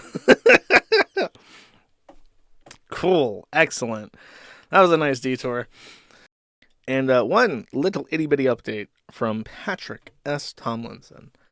This guy called Lord Fatrick has posted on both the Kiwifarms and the Opey Anthony forum to discuss, among other things, trying to hire a hitman off the ClearNet, literally rentahitman.com, which is a honeypot website for the lowest common denominator, trying to solicit murder for hire on the internet. So this guy went to this website and tried to put in a hit on Patrick S. Tomlinson and then posted it to both websites that he had done so. If I remember correctly. I think maybe he did this in a roundabout way where he posted it onto Doxxben, and then even Doxxben was like, "This is retarded," and deleted it. But he did post it. So now we're in this interesting conundrum where me, or the Kiwifarms and the Opey Anthony forum have this one guy who's obviously like a flaggot. He was trying to orchestrate some kind of gay op to make the sites look bad or look harmful. And he's made a crucial mistake. He's been posting on the forum through a domestic broadband wireless connection, literally phone posting raw dog, that this information about a hitman for hire service. And now the question is, who the f*** is he? Because he doesn't seem to line up with Jackie Singh or Patrick S. Tomlinson. But he's taking no precautions to hide his identity. So, I even looked through. I keep for clarity's sakes, I keep IP logs for like, it varies. I change it depending on how active the threats are, between like 90 and 30 days. And during very interesting times, I keep it at 0 days and just completely turn it off. And then the actual HTTP logs, I rotate and delete manually, so every so often. And I was looking through the logs, and he's a very active user of the site. He logs in every day. He reads the same handful of threads pretty loyally. He goes through community happenings threads and checks out what people are saying about the Patrick Tomlinson thread. And he even gets direct links to certain posts that are pretty interesting. So this guy is like active in some sort of Patrick S. Tomlinson related circle where they pass around links to certain posts. I'm just sitting here and I'm watching him thinking like, you're up to something, buddy boy. You're a very active user and you're up to something. So now I'm going to have to go and compile the history and look through it, and then I'll purge the logs and some in there anyways. But yeah, he's the only person posting from this entire subnet. It's only him. So it's really obvious that it's him. Just interesting, chat. Interesting. I don't know who it is. It's being discussed with the ONA people. We're gonna get to the bottom of this. We'll figure out who it is. Okay, so Spunt starts us off in this community happenings post, which is a nice summary of events. There is a mystery. So to kick us off, where is Patrick Tomlinson? The most notable thing about Patrick S. Tomlinson is that he never stops tweeting. So he announced that he would be going to a event, to like a writers event in Edinburgh, and which should be pronounced Edinburgh if you really think about it. Posted his credentials and everything. Said that he was spending all of his airline miles to make it to Edinburgh, and then awakes at with jet lag in Edinburgh, and then will attend the terraforming panel with 𝒫𝓇𝒾𝓈𝑜𝓃 there, or rather, he would have attended but was late, so he couldn't make it. But then he says he was there, but where is he? Even his friends are there, but there are no tweets from Patrick himself. Well, ONA Forum sent over a detective and found real footage that Patrick was at the Edinburgh convention. In fact, Patrick seems acutely aware he is being photographed at this convention. So he seems a little bit off-put there. But what's really, really, really funny is that he's wearing Converse shoes. Converse shoes. What is the what is the significance of the Converse shoes, chat? The significance is that when he posted a video of someone allegedly throwing a paint can at his vehicle in his driveway, this criminal cyber stalker harasser, felonious stalker child, was wearing Converse shoes. And when confronted on this, Patrick said, "No, child. I do not own any Converse shoes. Apropos of nothing. Just randomly said it couldn't be me. I don't have those shoes." But chat, here we are with a live photo of him in Edinburgh wearing Converse shoes, the same Converse shoes as the one in the paint can incident. So, we are left with two mysteries here. Why does he own Converse shoes? And why isn't he live tweeting at this convention? And the suspicion is that they told him he could come. The original suspicion was that he got kicked out like he did at the other one. But now the suspicion is that he was told by the authorities of the convention not to talk about being at the convention, or they would kick him out because it would cause problems for them if he was like live tweeting about what he was doing there. So we will see how this develops, chat. The ONA people really want this guy to be convicted for his false police reports. Patrick Tomlinson was eventually spotted at the Sci-Fi Convention in Edinburgh. And if you're Scottish and you want to correct me, maybe you should correct all the signs in Edinburgh that say Edinburgh instead of trying to say that it somehow means Edinburgh, because it's not Edinburgh, it's Edinburgh. He was there in Edinburgh, and my God, he's a bit of a chungus these days. He's so, like, he's almost as fat as that other guy. I think even he's wearing, what's funny is that he's wearing that exact same shirt that he's wearing in this one. And you can see how, like, loose and comfortable, this is 10 years ago, how loose and comfortable this shirt was on him, the Slurm Futurama t-shirt. And now it's like as tight as like a sausage skin. It's like he's about to pop out of this. You put this on the grill and that shirt's about to, like, break. It's a bit crazy, chat. Can't believe that Patrick is so fat. At least they found him, though. I'm glad to hear that he's still safe. So the first image I see is Patrick Tomlinson's man boobs. That's nice. That's still him in Edinburgh. I don't have bosoms, stalker. That's you projecting the things you hate about yourself onto strangers again. Enjoy prison.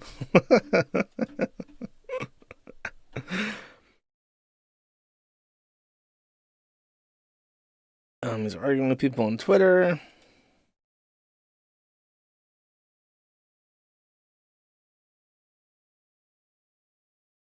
What's this? How is it, Jover?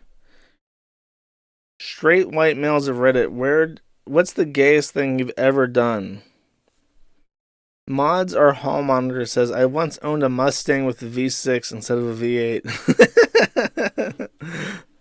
That's funny because he has a V6 Mustang, in case you're curious. I think even 𝒮𝓃𝓈𝑜𝓃 got the V8 during his midlife races. So is the SFWA thing not going to be featured in his thread? Oh, God. Dude, this picture looks like it was taken in the 90s. Oh, it's 2005. Now there's just so many more. It's like the same number of people. Damn, bro. Damn.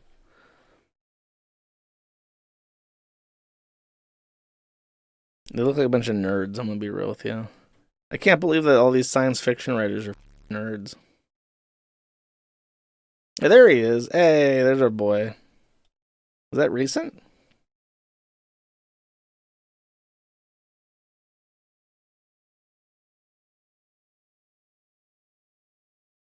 They're like painting models together, bro. That's gay.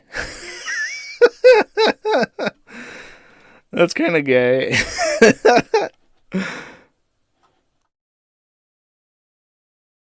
Sorry, I'm just kind of scanning this. This is what I do in my free time. I read this website. What?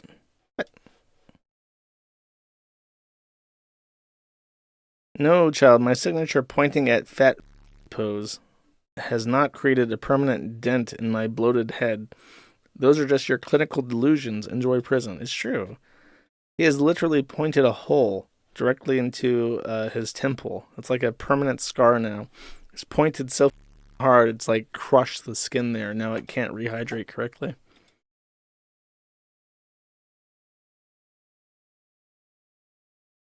He is kind of chungus now. Damn, is that really him? He almost looks like a real person back in 2011. What the f?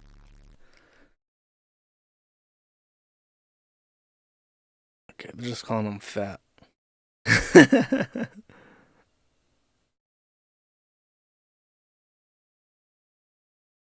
Okay, well, here's a tip for you. If you want me to talk about something, you have to post in the community happenings thread, because that's where I read stuff. That's like the most interesting stuff. It's a shame how much stuff happens on the forum that nobody ever hears about, because people just assume, like, well, I wouldn't want to, like, bore anybody by posting about my Science Fiction Writers Association Guild.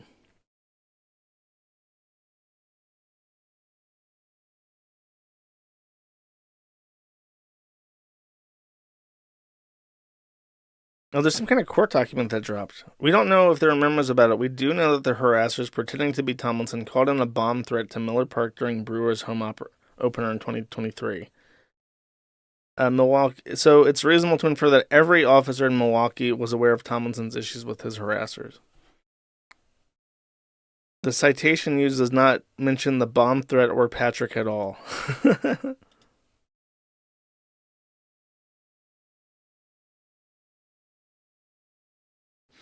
Patrick says, bold as brass squirrel keeps stealing our tomatoes and eating them on my chair. The famous chair that has been stolen many thousands of times, despite his protest.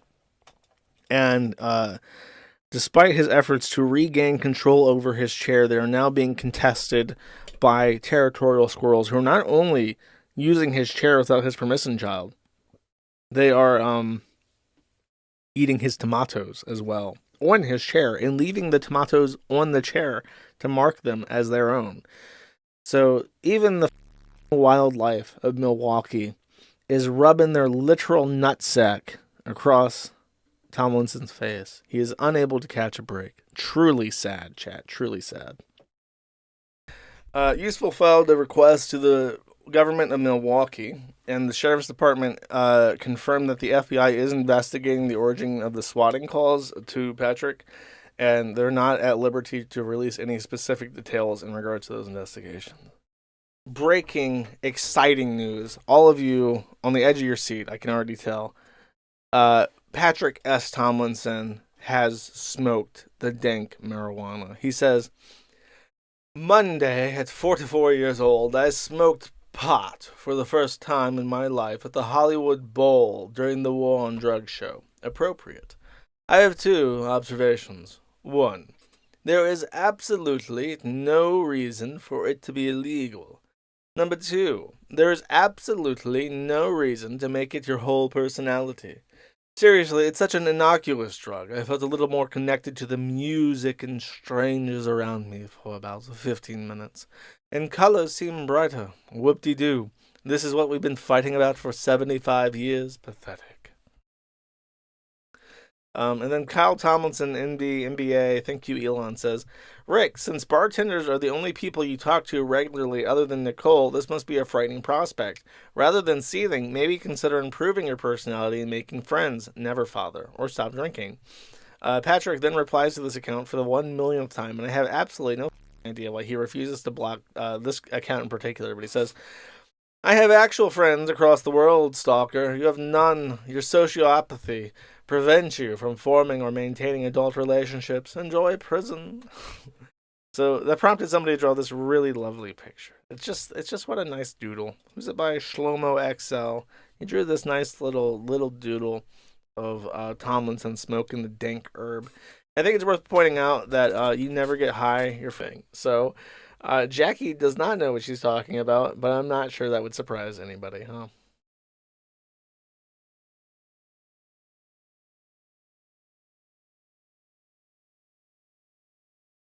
Tomlinson. So there was a Trumperino rally in, I think, Manhattan. The Botanical Garden is what it's called, correct? And Rudy Giuliani. My cloud lifter. No. Come back to my table, cloud lifter. I need you to lift my clouds. I got it, chat. I fished it. So Giuliani was there, Trump was there, and of course, Patrick Tomlinson, who even Patrick S. Tomlinson can enjoy Halloween because he's renamed himself to Patrick Spooky Tomlinson, which I appreciate. That's an endearing thing, chat. I like Patrick just a little bit more now. Madison Square, not Botanical Garden. I don't know what the fuck I was thinking of.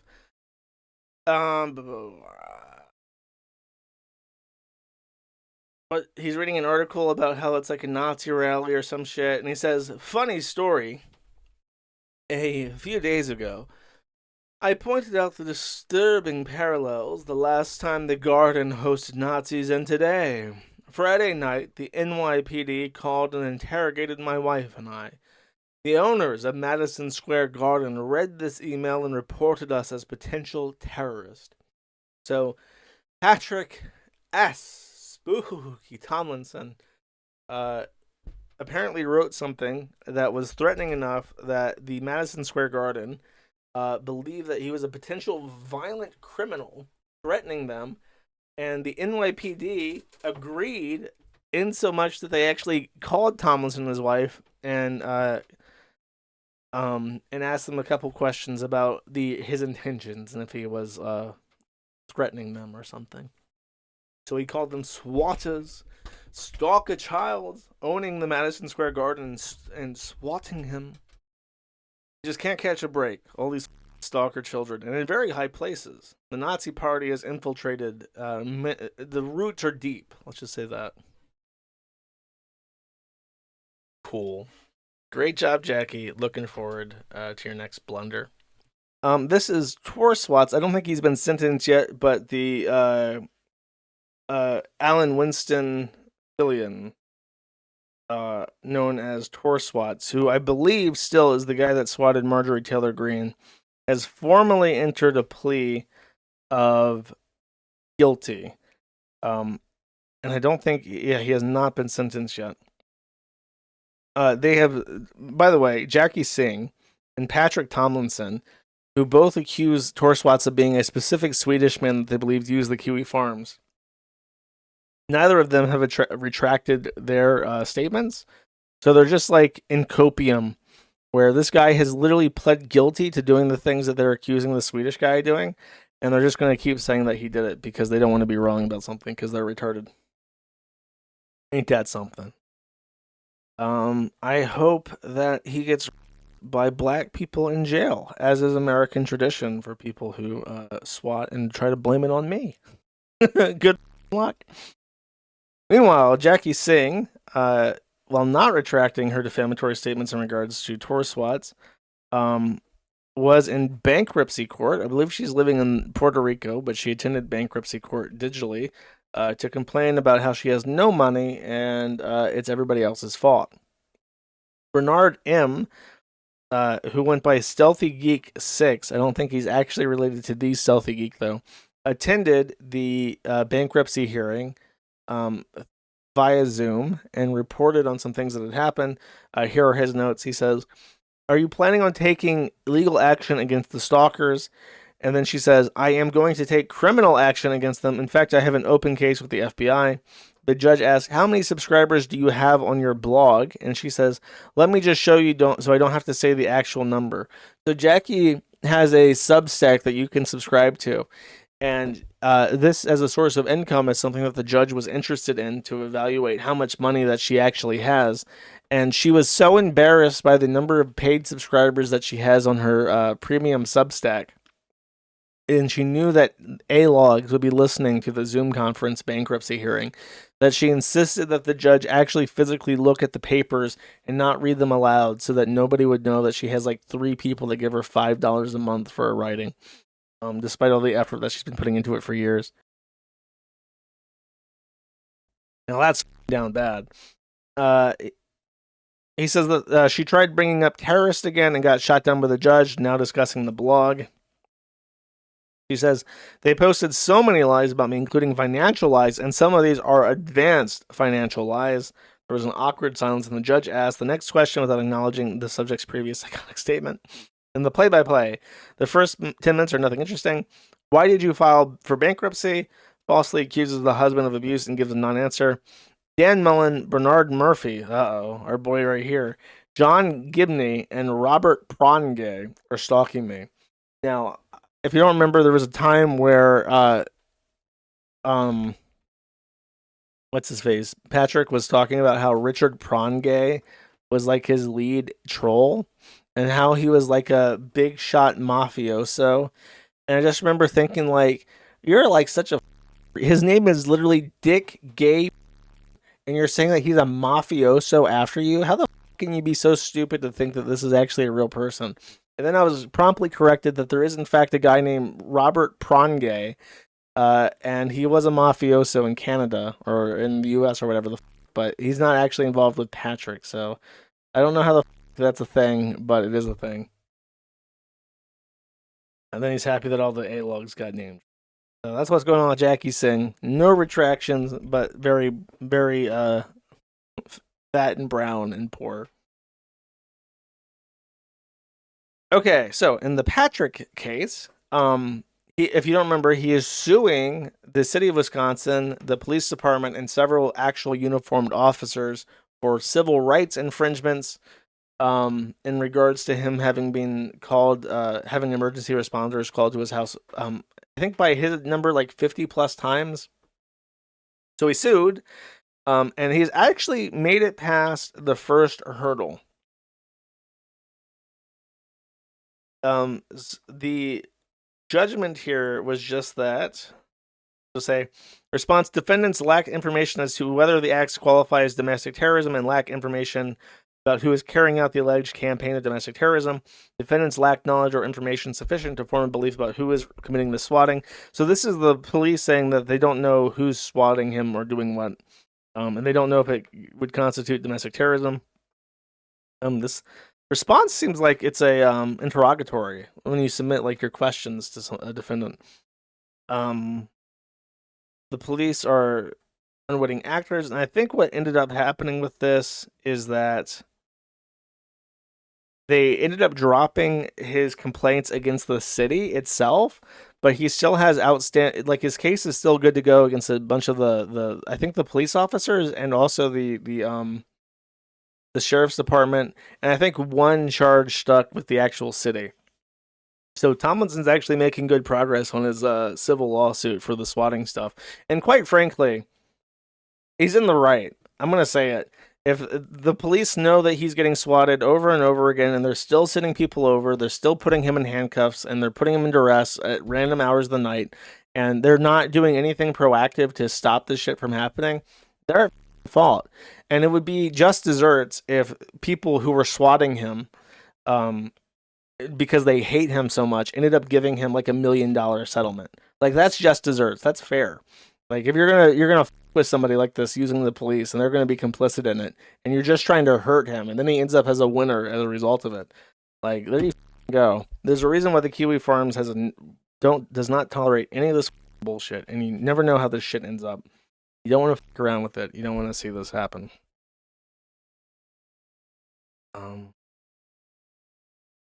He told the officers to leave, but they refused. Response, admit, but further, defendants affirmatively allege that Patrick was unreasonably loud, boisterous, appeared to be intoxicated, and was otherwise disorderly while hurling insults at officers. The injuries or damages, if any, sustained by plaintiff were caused by the whole or in part by the acts of omissions of the plaintiffs. Despite this, officers pointed guns in her face, ordered her out of the home, and then searched the home. Response, defendants lack information and knowledge sufficient to form the belief as to whether Nikki and Patrick thought and therefore deny. Yeah, these responses are bad. They're like copy-paste and they don't make sense. Yeah, the cop attorneys are like the corrupt union police officers and their attorneys in Milwaukee. They don't have an attorney that can actually answer these. I'm just saying, I don't like Patrick and he hates me, but if you're swatting somebody, you know, the comeuppance is that he wins. Nikki Robinson and Patrick Tomlinson are the targets of vicious campaigns of domestic terrorism carried out at the hands of bullies. We can't save. We know this is terrorism. For a moment, Nikki and Patrick thought the madness was in. That's a bad interrogatory. Nikki has called the FBI, telling them the same thing. We don't know that.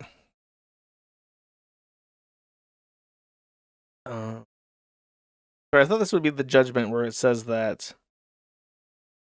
the which cages were dropped. But in summary of this is that their defense is that Patrick was like a retard, so they were in the right, which is probably your best defense.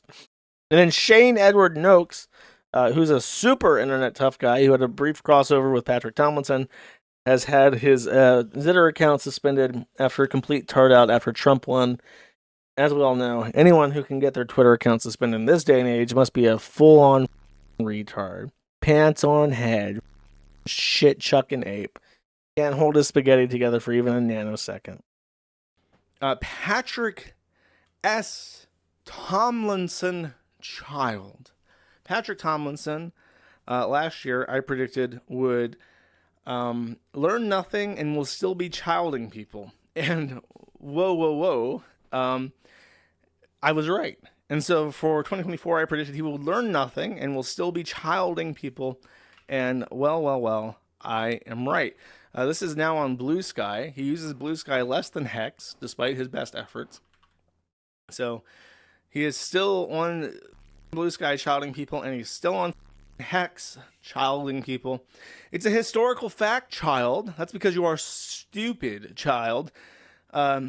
Everything they need to know about you, child. I am a he, child, and no, those were facts. Hush, child, wrong yet again, child. I am calling you a child. No, child, I didn't. The F-35 is supersonic in all models, child, even the Stavel F-35B. TDS is just what traders call patriotism, child. And then, of course, he was childing people. Oh, I can't load it, but just take my word on it. He's childing people on New Year's Eve, and he was childing people on Christmas Day.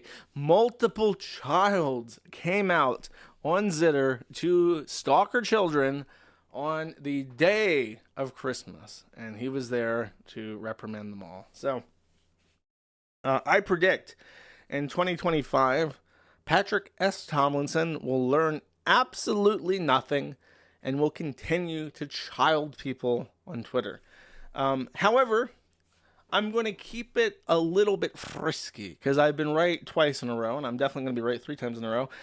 In 2024, Patrick S. Tomlinson did something that took a lot of people by surprise. He sued somebody. He didn't just sue anybody. He sued the city of Milwaukee and several named police officers as a part of their agency. And I think that he probably actually has a decent claim. So, in 2025, I predict he will settle out of court and the win will go straight to his head. And because he will learn nothing and will continue to child people, he will let that big win parlay over into a epic up, the likes of which you can't even imagine. That is my prediction for Patrick Tomlinson. Child. Yes, that's over the swatting. So I think that they legit have done him dirty. Like, I don't know why they haven't learned yet that the calls of people pranking his house are not real. There's not actually black children being ground up into pepperoni in his basement. So the fact they keep putting him in handcuffs is like definitely a deprivation of civil rights. I think they'll settle, and I think that his winning will give him a big head, and he'll try to sue 100 anonymous people again. This is a Milwaukee Police Department police report from 2020. Josh. Imagine being named Josh. You hear Josh your entire life, and then you start forgetting how to remember things. Well, why would anybody care about a Milwaukee, Wisconsin police report from 2020?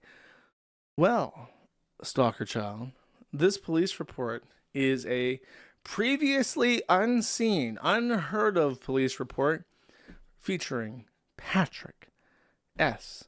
Tomlinson, child. He was simply enjoying his day at and this is, I can't even believe this is real. At 10 p.m., he was leaving Chubby Cheesesteaks. Now, there is an ongoing joke, and I will dare not opine on this because of certain factors.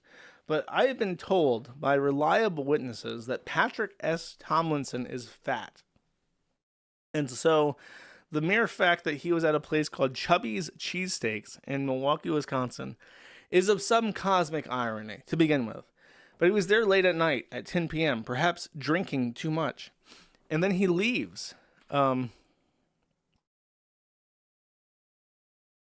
was waiting for his order. Tomlinson stated that he was using his Samsung S10 when suddenly he noticed someone grab his phone. He stated that he did not let go of his phone, and then a second subject began punching him in the face. Tomlinson stated that the subjects were able to get his phone away from him, and that they started to flee the area by heading westbound on E North Ave.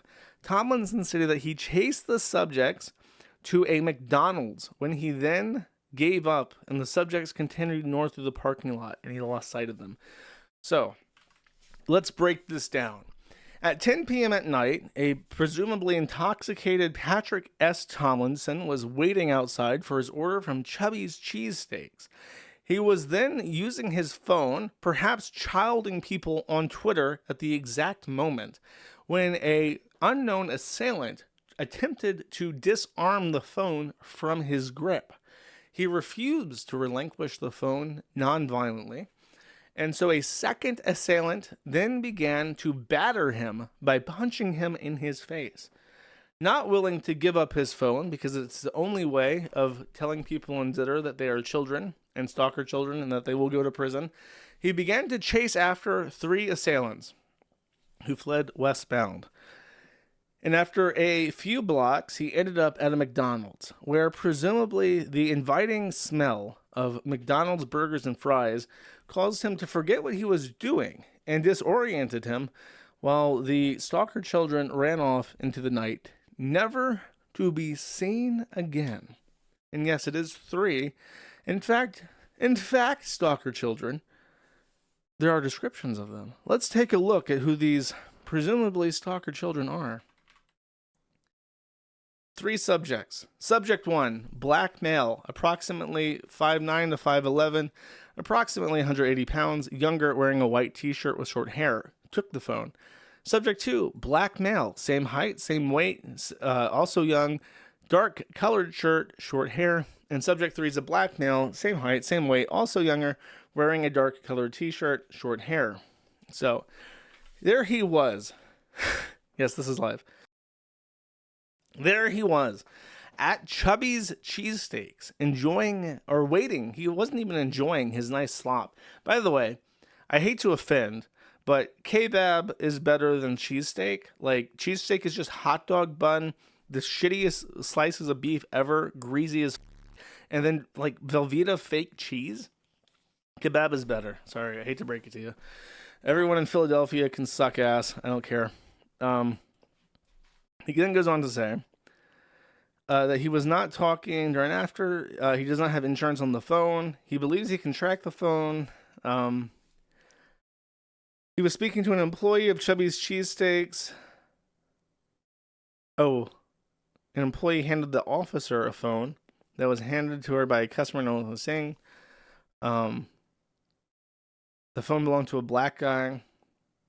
Oh, I believe that one of the stalker children dropped their own phone. Okay. And then the cop says that the stalker children that stole his phone have done this in prior instances. They do have surveillance cameras. No conclusion was ever made. They never found Tomlinson's phone. And then after this, he just got a different phone. What's really funny is that his immediate post after this was to go on Twitter and talk about gangbangs. Like, his comment was, why is it called a bisexual gangbang if it's MMF, but it's not considered a bisexual gangbang to be FFM? Curious.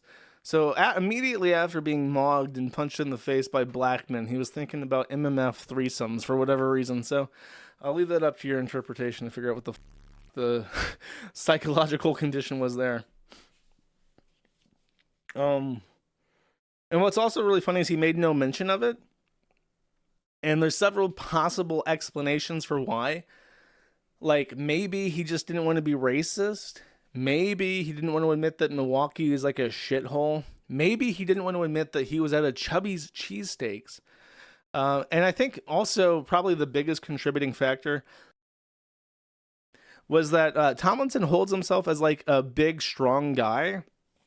And he's made stupid posts about how, like, if anyone tried to rob me, I would use my taekwondo and beat them into submission and then hold them until the police got there. Like, because he was very anti-Rittenhouse, and he was very, like, anti-other people who've defended themselves against violent black thugs. So it's like, when he's always said, like, I wouldn't need to use my weapons to take him down because I would be able to squash 3 assailants by myself and hold them non-violently until the police got there. And then he actually gets mugged and he runs at them until he loses his breath at McDonald's, and then he gives up and just calls the police. There's also posts of him, by the way, saying like, any white man who calls the police on a POC is basically guilty of attempted murder as far as I'm concerned. That's where we're at now. Then, of course, he gets his phone taken, and what does he do? He runs to McDonald's and goes, "Police, 3 black men took my phone. Please get it back. I need to call people stalker children on the internet." So that's the prevailing theory. Let's do a quick, speaking of the thing from last show, but again, let's do a quick checkup on Patrick S. Tomlinson. We don't want to miss a single thing that he says ever. Kyle Griffin says Senate Democrats are considering delaying all Trump nominees as retaliation for his restructuring of U.S. aid. Patrick S. Tomlinson says, "Why wasn't this the first thing you did, Dims?" Now let's see if the trolls are still following Patrick Tomlinson around. Well, for sure, we have Kyle S.W. Tomlinson Real saying, "Why wasn't arranging support and visitation the first thing you did after your child was born? What could have been more important, little sister? Such a failure of a woman. Enjoy frippery." I don't even know what frippery means. But this is a guy that just pretends to be his brother. And for some reason, Patrick Tomlinson is like argues with this person constantly. He's definitely blocked, so he still replies to him from a block. It's very bizarre. Patrick replies to his own brother and says, "That is the first thing I did, stalker. I am not a woman, stalker, and you are not my little brother. You are a clinically obsessed criminal cyber stalker facing multiple felony charges for crimes against my family. This is why your life is already over. Enjoy prison." See if there's a follow-up reply to that. Oh, sure enough, Farty Tits Tomlinson at Fart on Pat's Tits says, "Uh-oh, looks like someone's got a case of farty tits." And then there's a picture of Patrick S. Tomlinson, and there are indeed a fart graphic on his tits. I'm glad that everything is remaining completely normal in the sector. Happy to see that things are going well. I don't think Tomlinson replies to this guy. Great. Awesome. Good to see. Next, Patrick Tomlinson has received a little bit of mainstream coverage because he decided to skeet. I think that's what you call it on the Blue Sky. They skeeted out. Why do we only shoot the good Kennedys? To which Jake's master plan skeets in reply, "Even as a joke, this isn't okay." He says, "Who said it was a joke?" And then there's a bonus. I want to see this. He's writing about Leslie, that woman from the Sci-Fi Authors Club. Leslie Varney says, "Morning report, overcast Friday with light snow, kittens chasing each other, blah, blah, blah. And thrilled to know that Patrick Tomlinson will never get the win he chases at the expense of everything and everyone else." Patrick Tomlinson replies and says, or skeets in reply, "The win we're chasing is the arrest of members of the criminal cult stalking and swatting our family. Leslie gets all her social media engagement and validation from members of this cult, so she hopes they are never caught and continue to commit violent crimes against us."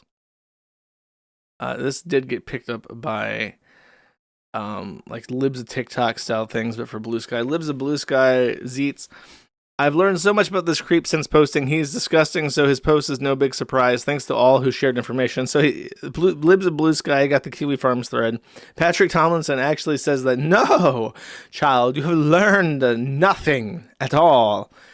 And then Hypocrites Begone says, "Oh boy, psychologists would have a field decade with you." And Patrick Tomlinson says, "Wrong yet again, child.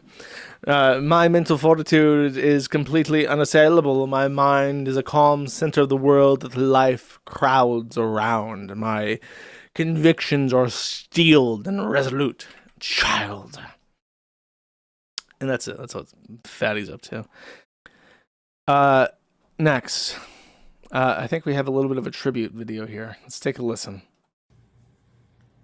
This is very deranged, by the way. I think this was done by people not from the forum. Just as a heads up. It's Annabelle. I baked you a cake.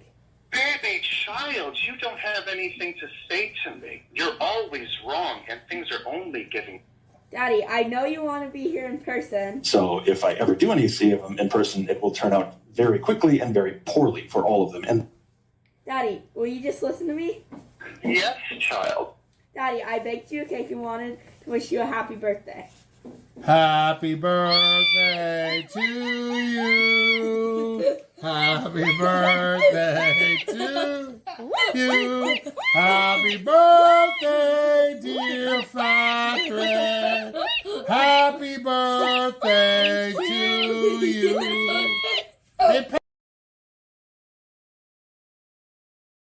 Maybe Patrick S. Tomlinson does have a point, and there are unhinged, deranged cyber stalker troll terrorists after him after all.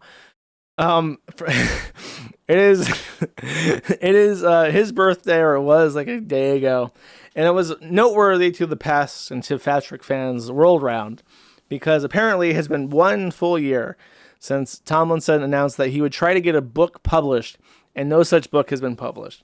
So now Patrick S. Tomlinson, author, is no longer getting his books published, which is obviously a difficult blow for any formerly published author to swallow.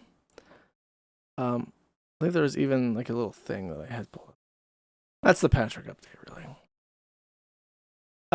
The other thing was that in this time, Patrick S. Tomlinson might be in a little bit of trouble himself, because he is supposedly he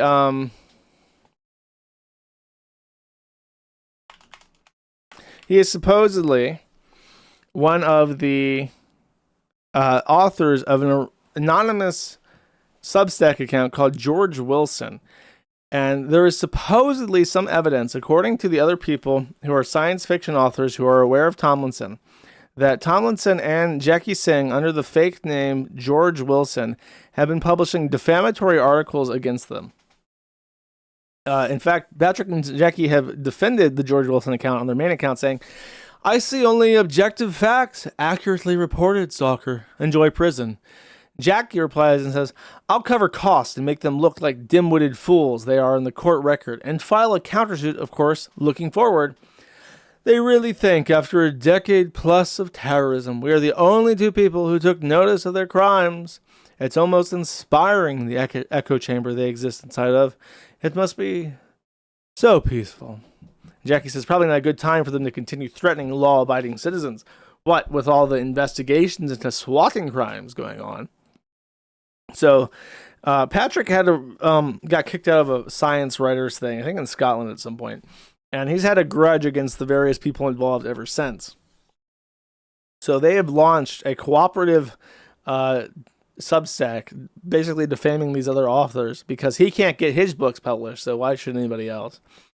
We'll see how this unfolding drama plays out, chat. Okay.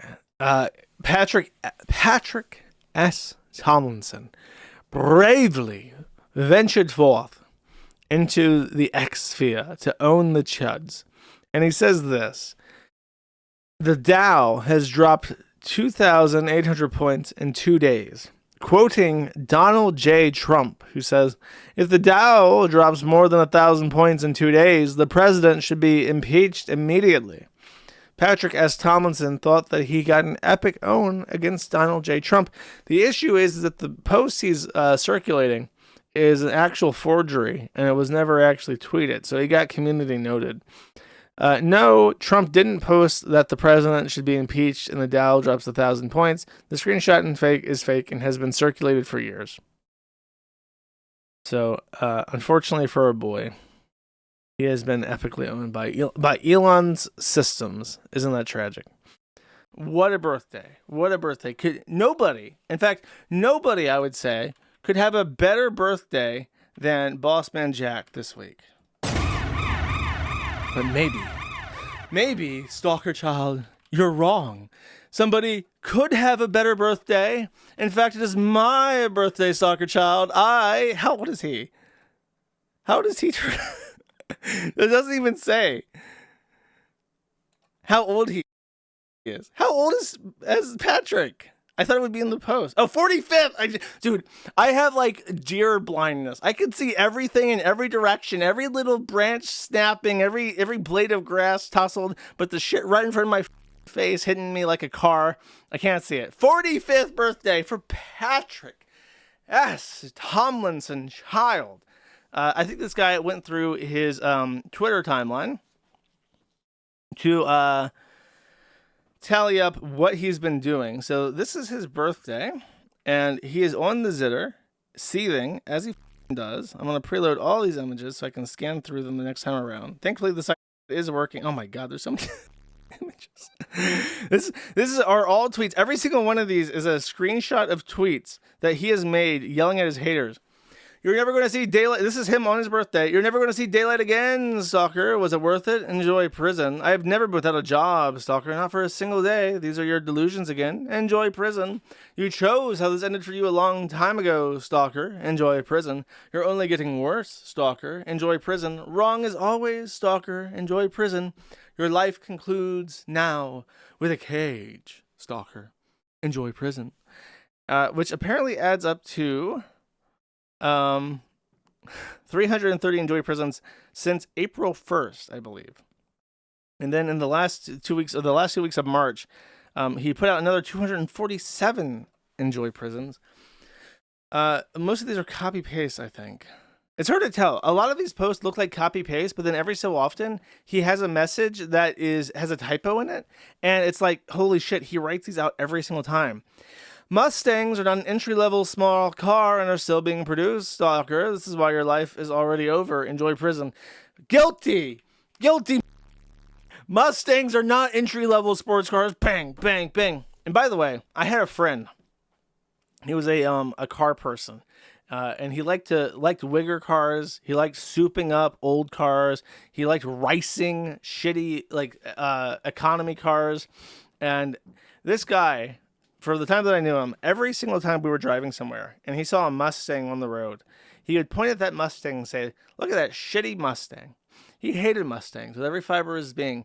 And he would make fun of them because, when you step on the gas in a Mustang, the engine goes, but it doesn't go anywhere. That's the sad thing. Is the engine and the going forward are supposed to be proportional in terms of sound and speed. But when the Mustang, and then you're like, you're rolling alongside the Honda Civic and they're not really going anywhere fast. So he would always, if he saw that, he would say, oh my God, look at that car. All noise, no muscle, he would say. Constantly making fun of the Mustang, chat. And then the last time I spoke to him, many years ago, he said that he had bought a Mustang. And he said, actually, they're not so bad anymore. I'm like, you piece of shit. I had to hear how much you hated Mustangs for 3 years, every day. And then you go out and you buy a Mustang. A traitor, I know. You betrayal. You betrayed me. Everybody in my life has betrayed me, chat. What is with that? What have I done to be Judas on such a regular basis? Let's see. 4,876 enjoy prisons. That's his total running talent. I guess for the year? I don't know. I don't know how long it's been going back. The childing report. So this is 37 child. He's calmed down on his childing, I think. No, child. They did exactly none of those things. Hush now. Adults are speaking. No, child. It wasn't. No, child. He wasn't. You are the product, child. That's not how anything works, child. I only trigger at the range, child. You've already been dismissed. I perform on a stage, child. This isn't one. Go pay Uncle Elon another $11 or whatever he's charging you losers this month so he can keep pretending to be important. No, child, it didn't happen. No, Doge did not find a solitary penny of fraud. You are an idiot. Garcia escaped El Salvador as a child. He is not and was never a gang member. You, however, are a Nazi. Excellent. So, I think Bossman Jackson, I gotta be real with you. I think that our boy Bossman is having a better birthday. Is he What's his handle again? Stealthy Geek. Okay, let's see. I'm gonna check this real quick. I'm gonna see if he's active on Zitter as we speak, chat. As we speak, as the stream is ongoing. Do I have any account that's not blocked by him is the question. Actually, you can see tweets if you're blocked. From Stealthy Geek. Latest. 1 hour ago, the Supreme Court disagrees, Nazis. An American citizen has been jailed by ICE. His mother produced his birth certificate and social security card to the court, and the judge agreed they were genuine, agreed he is a U.S. citizen, agreed that the detainment is unlawful, and does not have jurisdiction to order his release. Sorry for her daughter's death, but this is racist as this woman is trash. My name is not Jen, stalker. Jennifer is her own person, living her own life, something no longer available to you due to your obsessive crimes against my family. This is why your life is already over. Enjoy prison. You chose to conclude your life with a cage long ago, stalker. Enjoy prison. This is why your life is already over, Dan. Enjoy prison. Excellent. This is all from the last 2 hours. Oh my God. He had posts 5 hours ago. So it was, what, like, I can't do math. 7 a.m. He woke up 7 a.m. on his own birthday and decided, no, child, would be how he spends it. Yeah, send the stalker children to a maximum detainment facility in El Salvador. That's exactly right. That's a good idea. Next. Stalker child. Sorry, that will make sense in a second. Stalker child, Patrick S. Tomlinson, has tried to relocate to Blue Sky, which of course is the anti-fascist Twitter. Unfortunately for him, he is a white male. So let's see what the Blue Skyans have to say about this and their skeets. Rose Hacks says, this is one racist. He uses the N-word on black woman's website. And this is racist exposed. Meet Patrick S. Tomlinson. Saying, Patrick S. Tomlinson is an author and a vile racist. One of my sisters on Blue Sky contacted me, sharing the review this garbage human left on her website. Patrick, if you were confident in your ability, you would not be going out of your way to target a black woman, capital B. You sell books because, for white folks, there are no standards. You can be as mediocre as they come and still reach success. That is because you are uplifted by white supremacy. You would be no one without it, Patrick. So, Patrick S. Tomlinson apparently left a negative review on a big B black woman's book. And that's all it takes. Sorry, bitch, you're a racist now. Patrick S. Tomlinson skeets in reply, yeah, I didn't write that. Miss Jones's contact form has been targeted by a clinically obsessed criminal cyberstalker impersonating me. They have been abusing minority creatives in this way for years, trying to damage my professional reputation, which you are now actively helping them do, by the way. Rose says, pin it on your page then so people can always be aware. I've never heard of this happening. Patrick says, that's what you want my pin post to be forever? Rose says, let me get this straight. You are accused of being a racist. You provide an explanation in quotes, but don't want to explain pin because why? It doesn't matter to you? I would think that you would have more respect for the woman of color who thought the real you posted a slur on her website. Patrick says, that's because it's not the first thing I want everyone who comes to my profile to see forever. Would you? Rose says, if this has been happening to me for years, as you claim, yes, I would have some sort of statement penned. I mean, she has a point. Jane says, if I was accused falsely, yes. Rose says, yeah, right? His attitude is telling. Phoenix Woman, Minnesota says, your refusal to admit what you're doing the Kiwifarms bigot wants you to do is telling. And then there's the Daily Beast. What did I do? How did I get dragged into this? No, I didn't leave her a book review. Why am I in trouble now? Come on now. So apparently this is a video about him as well. This is a TikTok on her making fun of him. Let's see what this is. Wow, what a proud black woman. This looks like, I don't know. This looks like you took like an Italian and you tried to dress her up like a predator, like from Predator v Alien. You know what I mean? She's like the most bleached blackie ever. That's that thick. That's that real shit. That's that jelly, baby. Champagne and cherry, baby.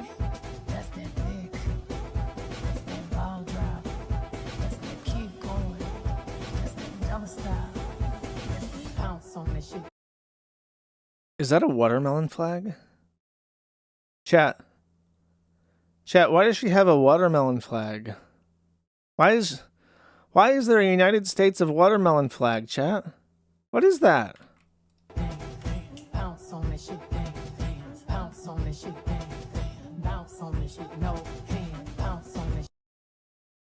So I guess that's the book author? I guess a very experienced Patrick Tomlinson troll tried to find a retarded mulatto 1/8 black woman who writes books and dances and twerks in front of a watermelon flag to impersonate Tomlinson on, and that's how they react. Okay. Cool. Thank you, Patrick. Here we have a police report from the city of Milwaukee. Well, chat. What could be going on in Milwaukee? Apparently, adult disorderly conduct. Now, who could this disorderly person be? How about Patrick S. Tomlinson, child? Patrick S. Tomlinson was cited for disorderly conduct. He was not arrested. I believed he was arrested. He was not arrested, but he was cited by a police officer for a petty misdemeanor. So he didn't need to get arrested or booked. He was simply cited. Here is the police report. He says on March 20th, P.O. Lopez, squad 1122, was dispatched to a trouble with subject at 2613 North Oakland Avenue. I spoke with the caller, who stated that he had worked for J.B. Hunt Transport Services and was making a delivery to this address. He stated that he had made contact with the recipient, Patrick S. Tomlinson. The items being delivered included fence building materials. Caller stated that Tomlinson advised him to place the items in the concrete parking slab behind the residence. Caller stated that there were vehicles parked back there, but Tomlinson stated that it was fine to put the bulky items back there. Caller did as instructed. Caller stated that just before leaving, Tomlinson approached him aggressively, yelled at him to move the items because they were blocking his vehicle. Caller stated that Tomlinson got into his personal space and yelled profanity at him. Caller stated that this caused a breach of his peace and he felt threatened by Tomlinson's aggressive behavior. He stated that he felt a physical attack from Tomlinson was imminent. Caller, fearing for his safety, entered his truck and attempted to leave. However, Tomlinson stood in front of his truck and would not allow him to leave. When I arrived, I observed Tomlinson standing in front of the caller's truck, which was parked on the street in front of the location. Tomlinson stated that he was upset that the items were placed in front of his vehicle. He denied acting in a threatening manner towards the caller. He could not deny standing in front of the truck since I observed him doing so. He did not call the delivery company to attempt to resolve the issue. There are no witnesses. So, it's so funny because you listen to Pat talk and how he talks to people, and you just know he's like, I think I even said this when I did a stream on him or something. I'm like, you just know that this guy is like this to everybody around him all the time. There's no way that you can spend 20 hours a day on Zitter saying, no, child, enjoy prison. Wrong again, child. That's where you're wrong. And that's why your life is already over. You know, he just does that. It's like you can't shut that off. If you're like that often on the internet, there's no way you can just go to like real life and be like a normal person. So it's like it is like that with random people, random service people. He's just like, put the items in the back, driver child. But there's cars back there. You sure you want me to just drop it off in the back lot? It would block the vehicles. That is what I said. Did not make me repeat myself. And he does it. It's like, you fool, you imbecile. You blocked my vehicle. How am I supposed to drive now, stalker? That's what you asked for. And you wonder, is there any wonder whatsoever why this man is divorced? And imagine being married to this guy and living with him 24/7 and getting stalker childed in real life continuously by this fat. So terrible. What a fate worse than death. And Patrick S. Tomlinson is perhaps being sued.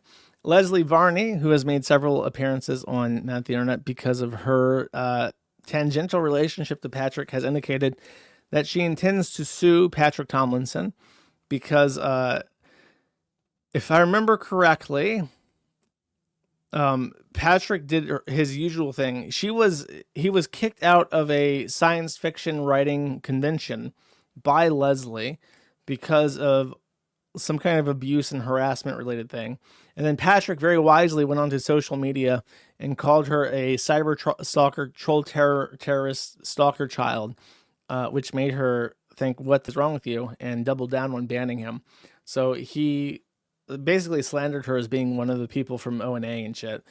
And so she is going to sue him, supposedly. We will see how that develops, chat. I definitely need more litigation in my life. I think we all do.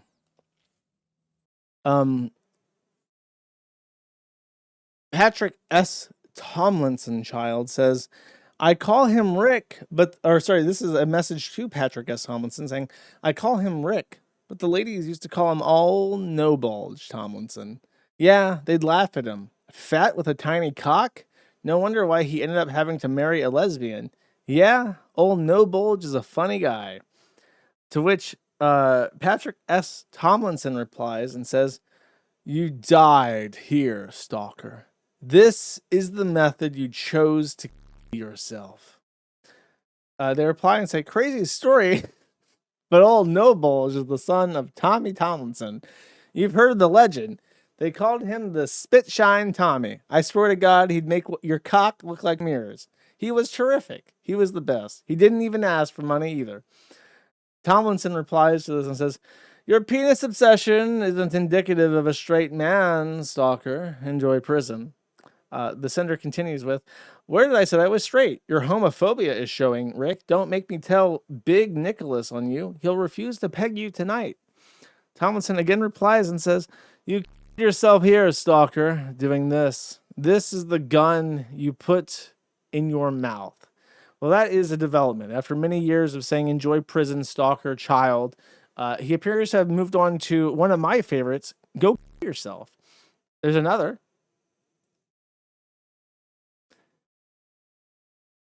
The stalker child says, hey, Pat, why did you need an escort from Dan? I swear you are the weakest fruit ever. He says, this is how you chose to kill yourself, stalker. The sender says, Dan is renting your hovel to do NPS on location. Okay, love you. Talk to you later. No, stalker. Dan is going to prison with you. The sender says, who am I? Why prison? Is it illegal to text you? Someone who died long ago by their own hand, stalker. Just ask me to stop. Yes, stalker, you are committing a felony right now. You enjoy my text. You're losing your lawsuit. Brian texts you and posts them. No one has ever enjoyed anything you have ever done, stalker. That is why you act out this way. Adam will soon too. Leslie is suing you. You done up. Enjoy bankruptcy like Jackie. No, stalker, she isn't. This is the gun you put in your own mouth and pulled the trigger. Bang, stalker. I thought I'm in jail. How did I get a gun in? This is why nobody buys your books. I shit in your Airbnb and left a ring. What a dump. You called the cops over a legal renter. And that appears to be the end of the exchange. So Patrick Tomlinson has upped the ante. He's no longer content with sending the stalkers to prison again and again to suffer, or rather to enjoy prison. He is now going to kill them with justice taken into his own hand. Bang! They will die. Oh, I have a third tab. What's this? Oh, I forgot about this. So, if I remember, Leslie Varney filed a human rights complaint in Washington. She claims that she has disability. The disability involved CPSD, PTSD, and neurodivergences. She is Jewish. Okay.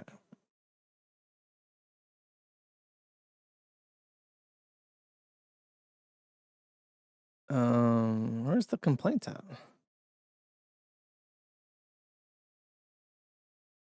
There's no complaints attached to this. Is this the doxx? I can't open this. We have completed our search and have identified 2 files of responsive records. The request items are attached to this email and presented without redactions. I don't think I can open the doxx one and show it on stream.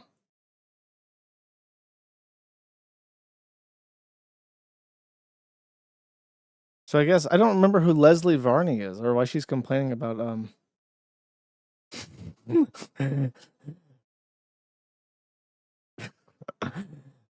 See, this is what I mean. This is on r Holocaust denial, which I don't know if it's a real subreddit.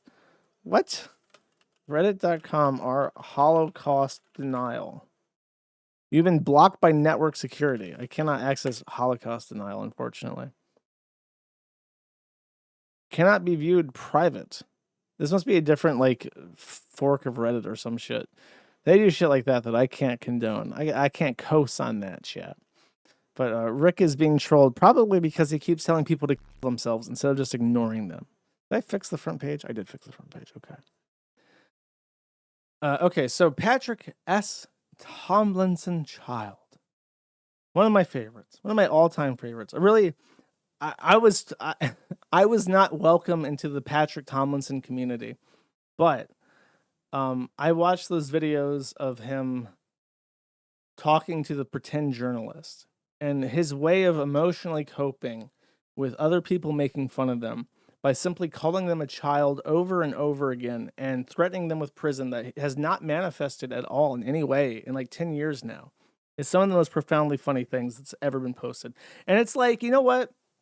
Tomlinson is like such a easy target for everybody. He's not gay. He's not trans. He's not disabled in any way. He would never profess to be disabled or autistic or whatever.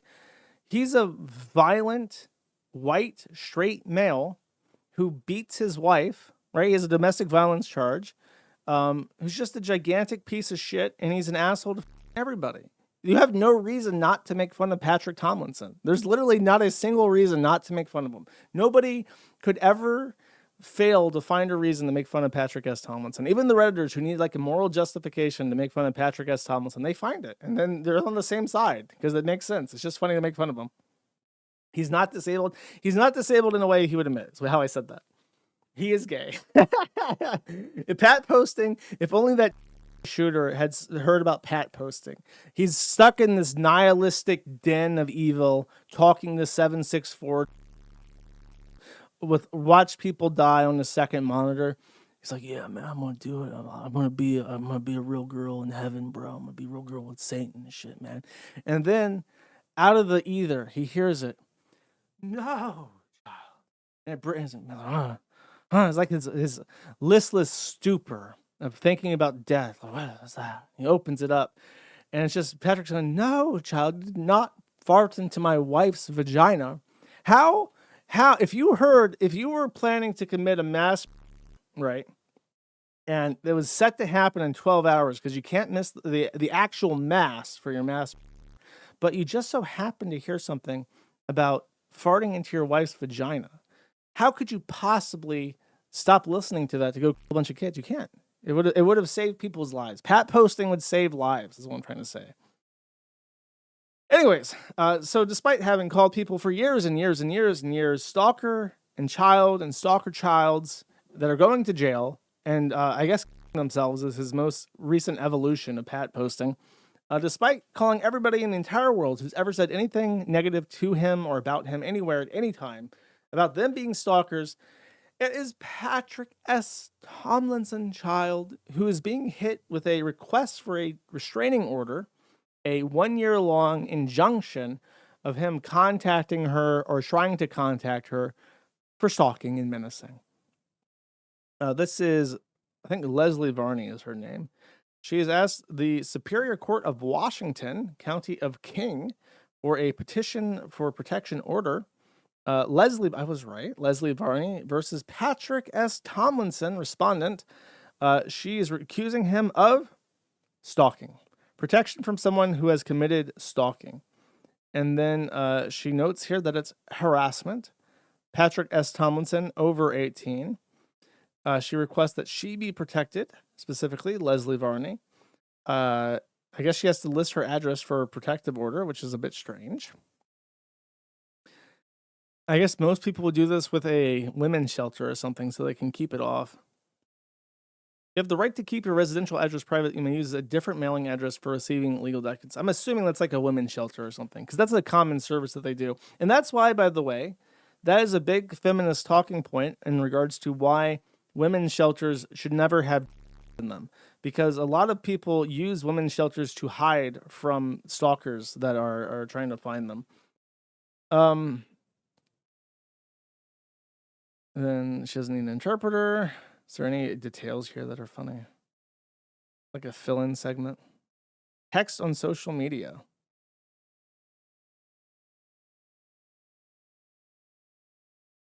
Oh, she has he owns weapons. Oh my God. Oh no. If she gets this order, he loses his guns, doesn't he? Isn't that how that works? Don't you lose gun rights if you get a domestic violence stalking thing like this against you? Oh no. Oh, that was... I think that's how that works. Hold up. Let me... Grok, help me.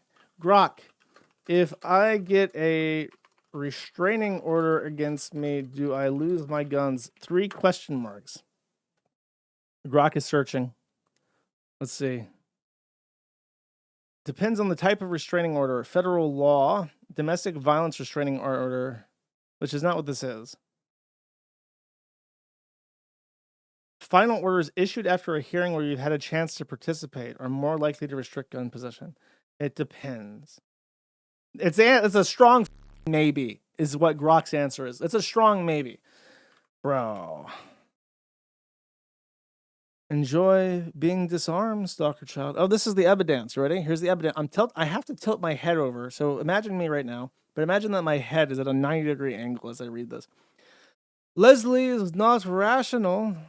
Her own BS account has been locked repeatedly for infractions such as doxxing my home address, sharing stolen nudes, and targeted libel against me, but she is very stubbornly insists on learning absolutely nothing from these temporary suspensions. Oh, this is her oh, this is a letter to her from Patrick S. Tomlinson. This letter is a public indictment of your co-president, Leslie Varney, whose despicable actions have turned my life into a living hell. I'm writing to expose Leslie's vile campaign of abuse against me and my family, a campaign of defamation, theft, doxing, and outright fraternization with domestic terrorists and Nazis. Bum, bum, bum. You can't look away from this. Prentice Literary, your so-called leader, is a monster, and I'm holding her accountable for every ounce of pain she's inflicted. Leslie Varney, you're not just complicit, you're the ringleader. You've personally defamed me, spewing vicious lies across X and beyond, painting me as a villain to your legion of hate-filled followers. Every slanderous word you've posted, every fabricated smear you've spread has had a deliberate attempt to destroy my reputation, my career, and my life. You've weaponized your platform to make me a target, and you revel in the chaos you've created. Worse, you've stooped to the lowest depths of depravity by stealing nude pictures of me and plastering them across social media for your neo-Nazi cronies to gawk at. You, Leslie Varney, are the one who violated my privacy, who turned my personal dignity into a sick trophy for your troll army to pass around. You didn't just enable this humiliation, you orchestrated it, sharing those stolen images with a smirk, knowing full well, the pain it would cause me and my family. Let's talk about the doxing. You, Leslie, personally leaked my home address to the cesspool of X, handing it over to every swastika-waving lunatic and domestic terrorist you call a friend.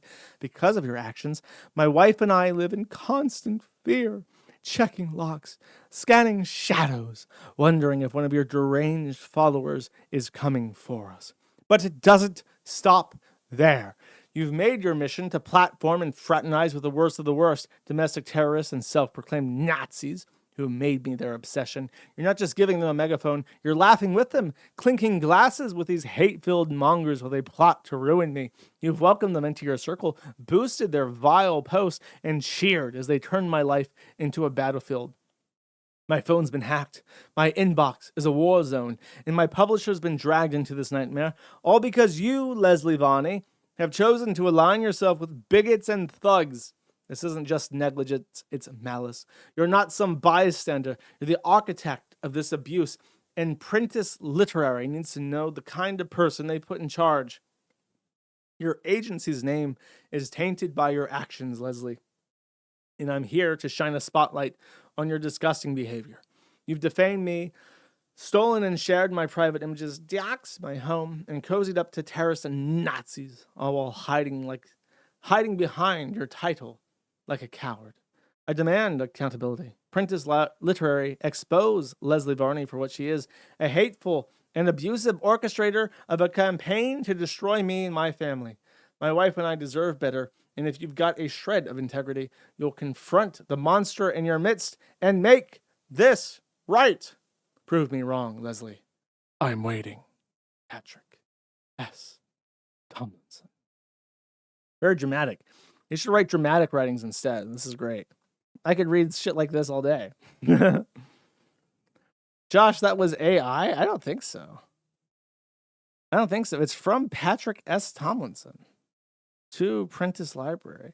If this is AI, it captures him very well. The thing that it does that makes me think it's not AI. Oh, I know why you think it is, because he uses M dashes. Patrick S. Tomlinson is a literary author, and he knows how to use an M dash. Child. Nice try. The M dash, bro. M dashes are a real thing, okay? Writers use them, okay? If this is fake and it ended up in a legal document, that's really funny. I guess that she needs to supply the IP address, I guess.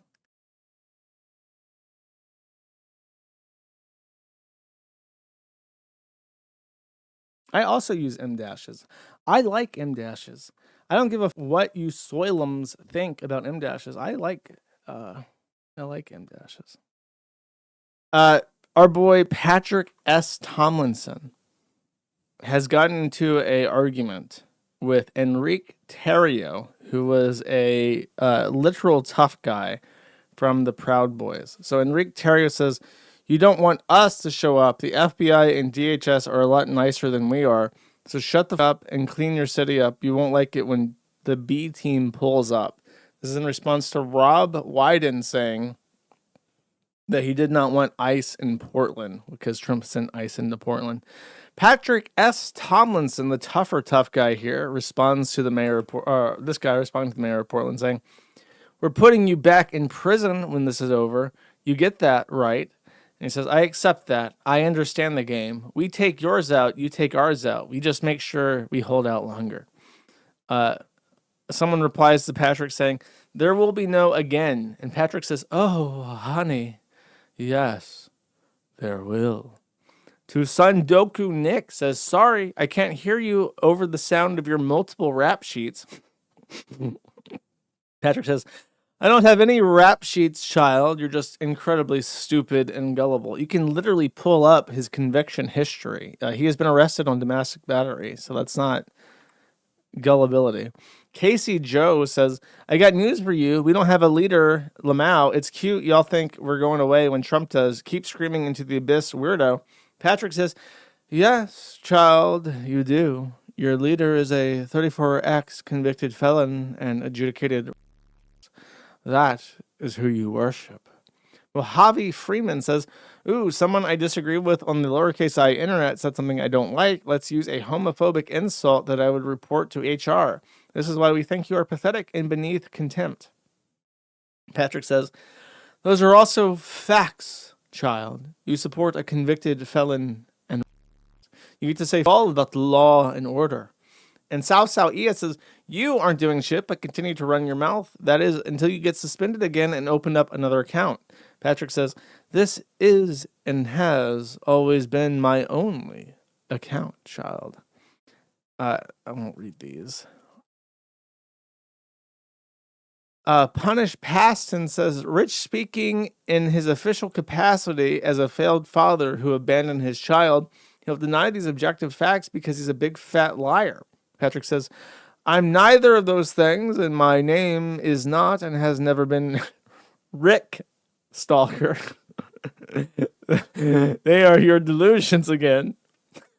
This is why your life is already over. Enjoy prison. I just love how the mere insinuation that his name is not Patrick but Rick is a state of mental collapse and will lead directly to incarceration.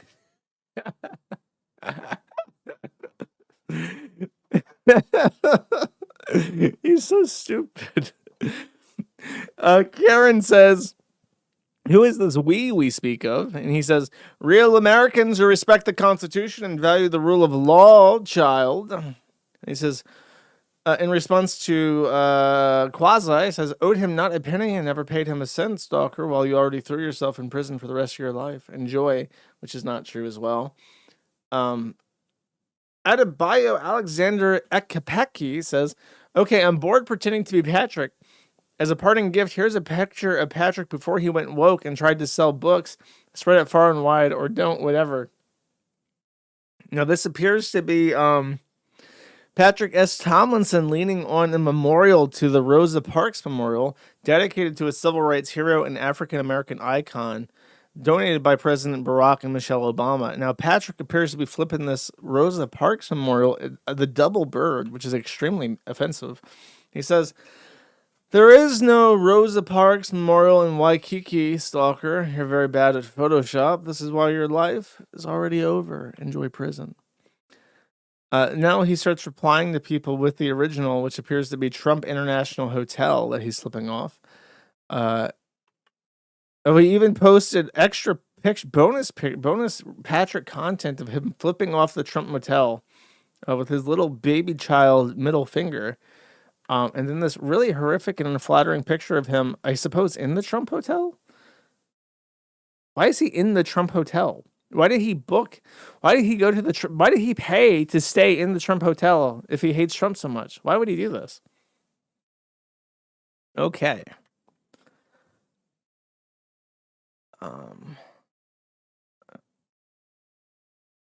Dreamed my leftover. This is a message from 2016. Dreamed my leftover pizza came to life and tried to eat me. The pepperoni all turned into little piranha mouths. How was your night? That is weird. This is worse than doing nothing at all. This is throwing the poor and the sick into wood chippers and making dog food by the thousands. Oh no, he wants to make dog food too. He's expanding operations. Guys, here's the thing. Trump is going to cave on separating families because it was always meant to be drag the Overton window towards the Nazis.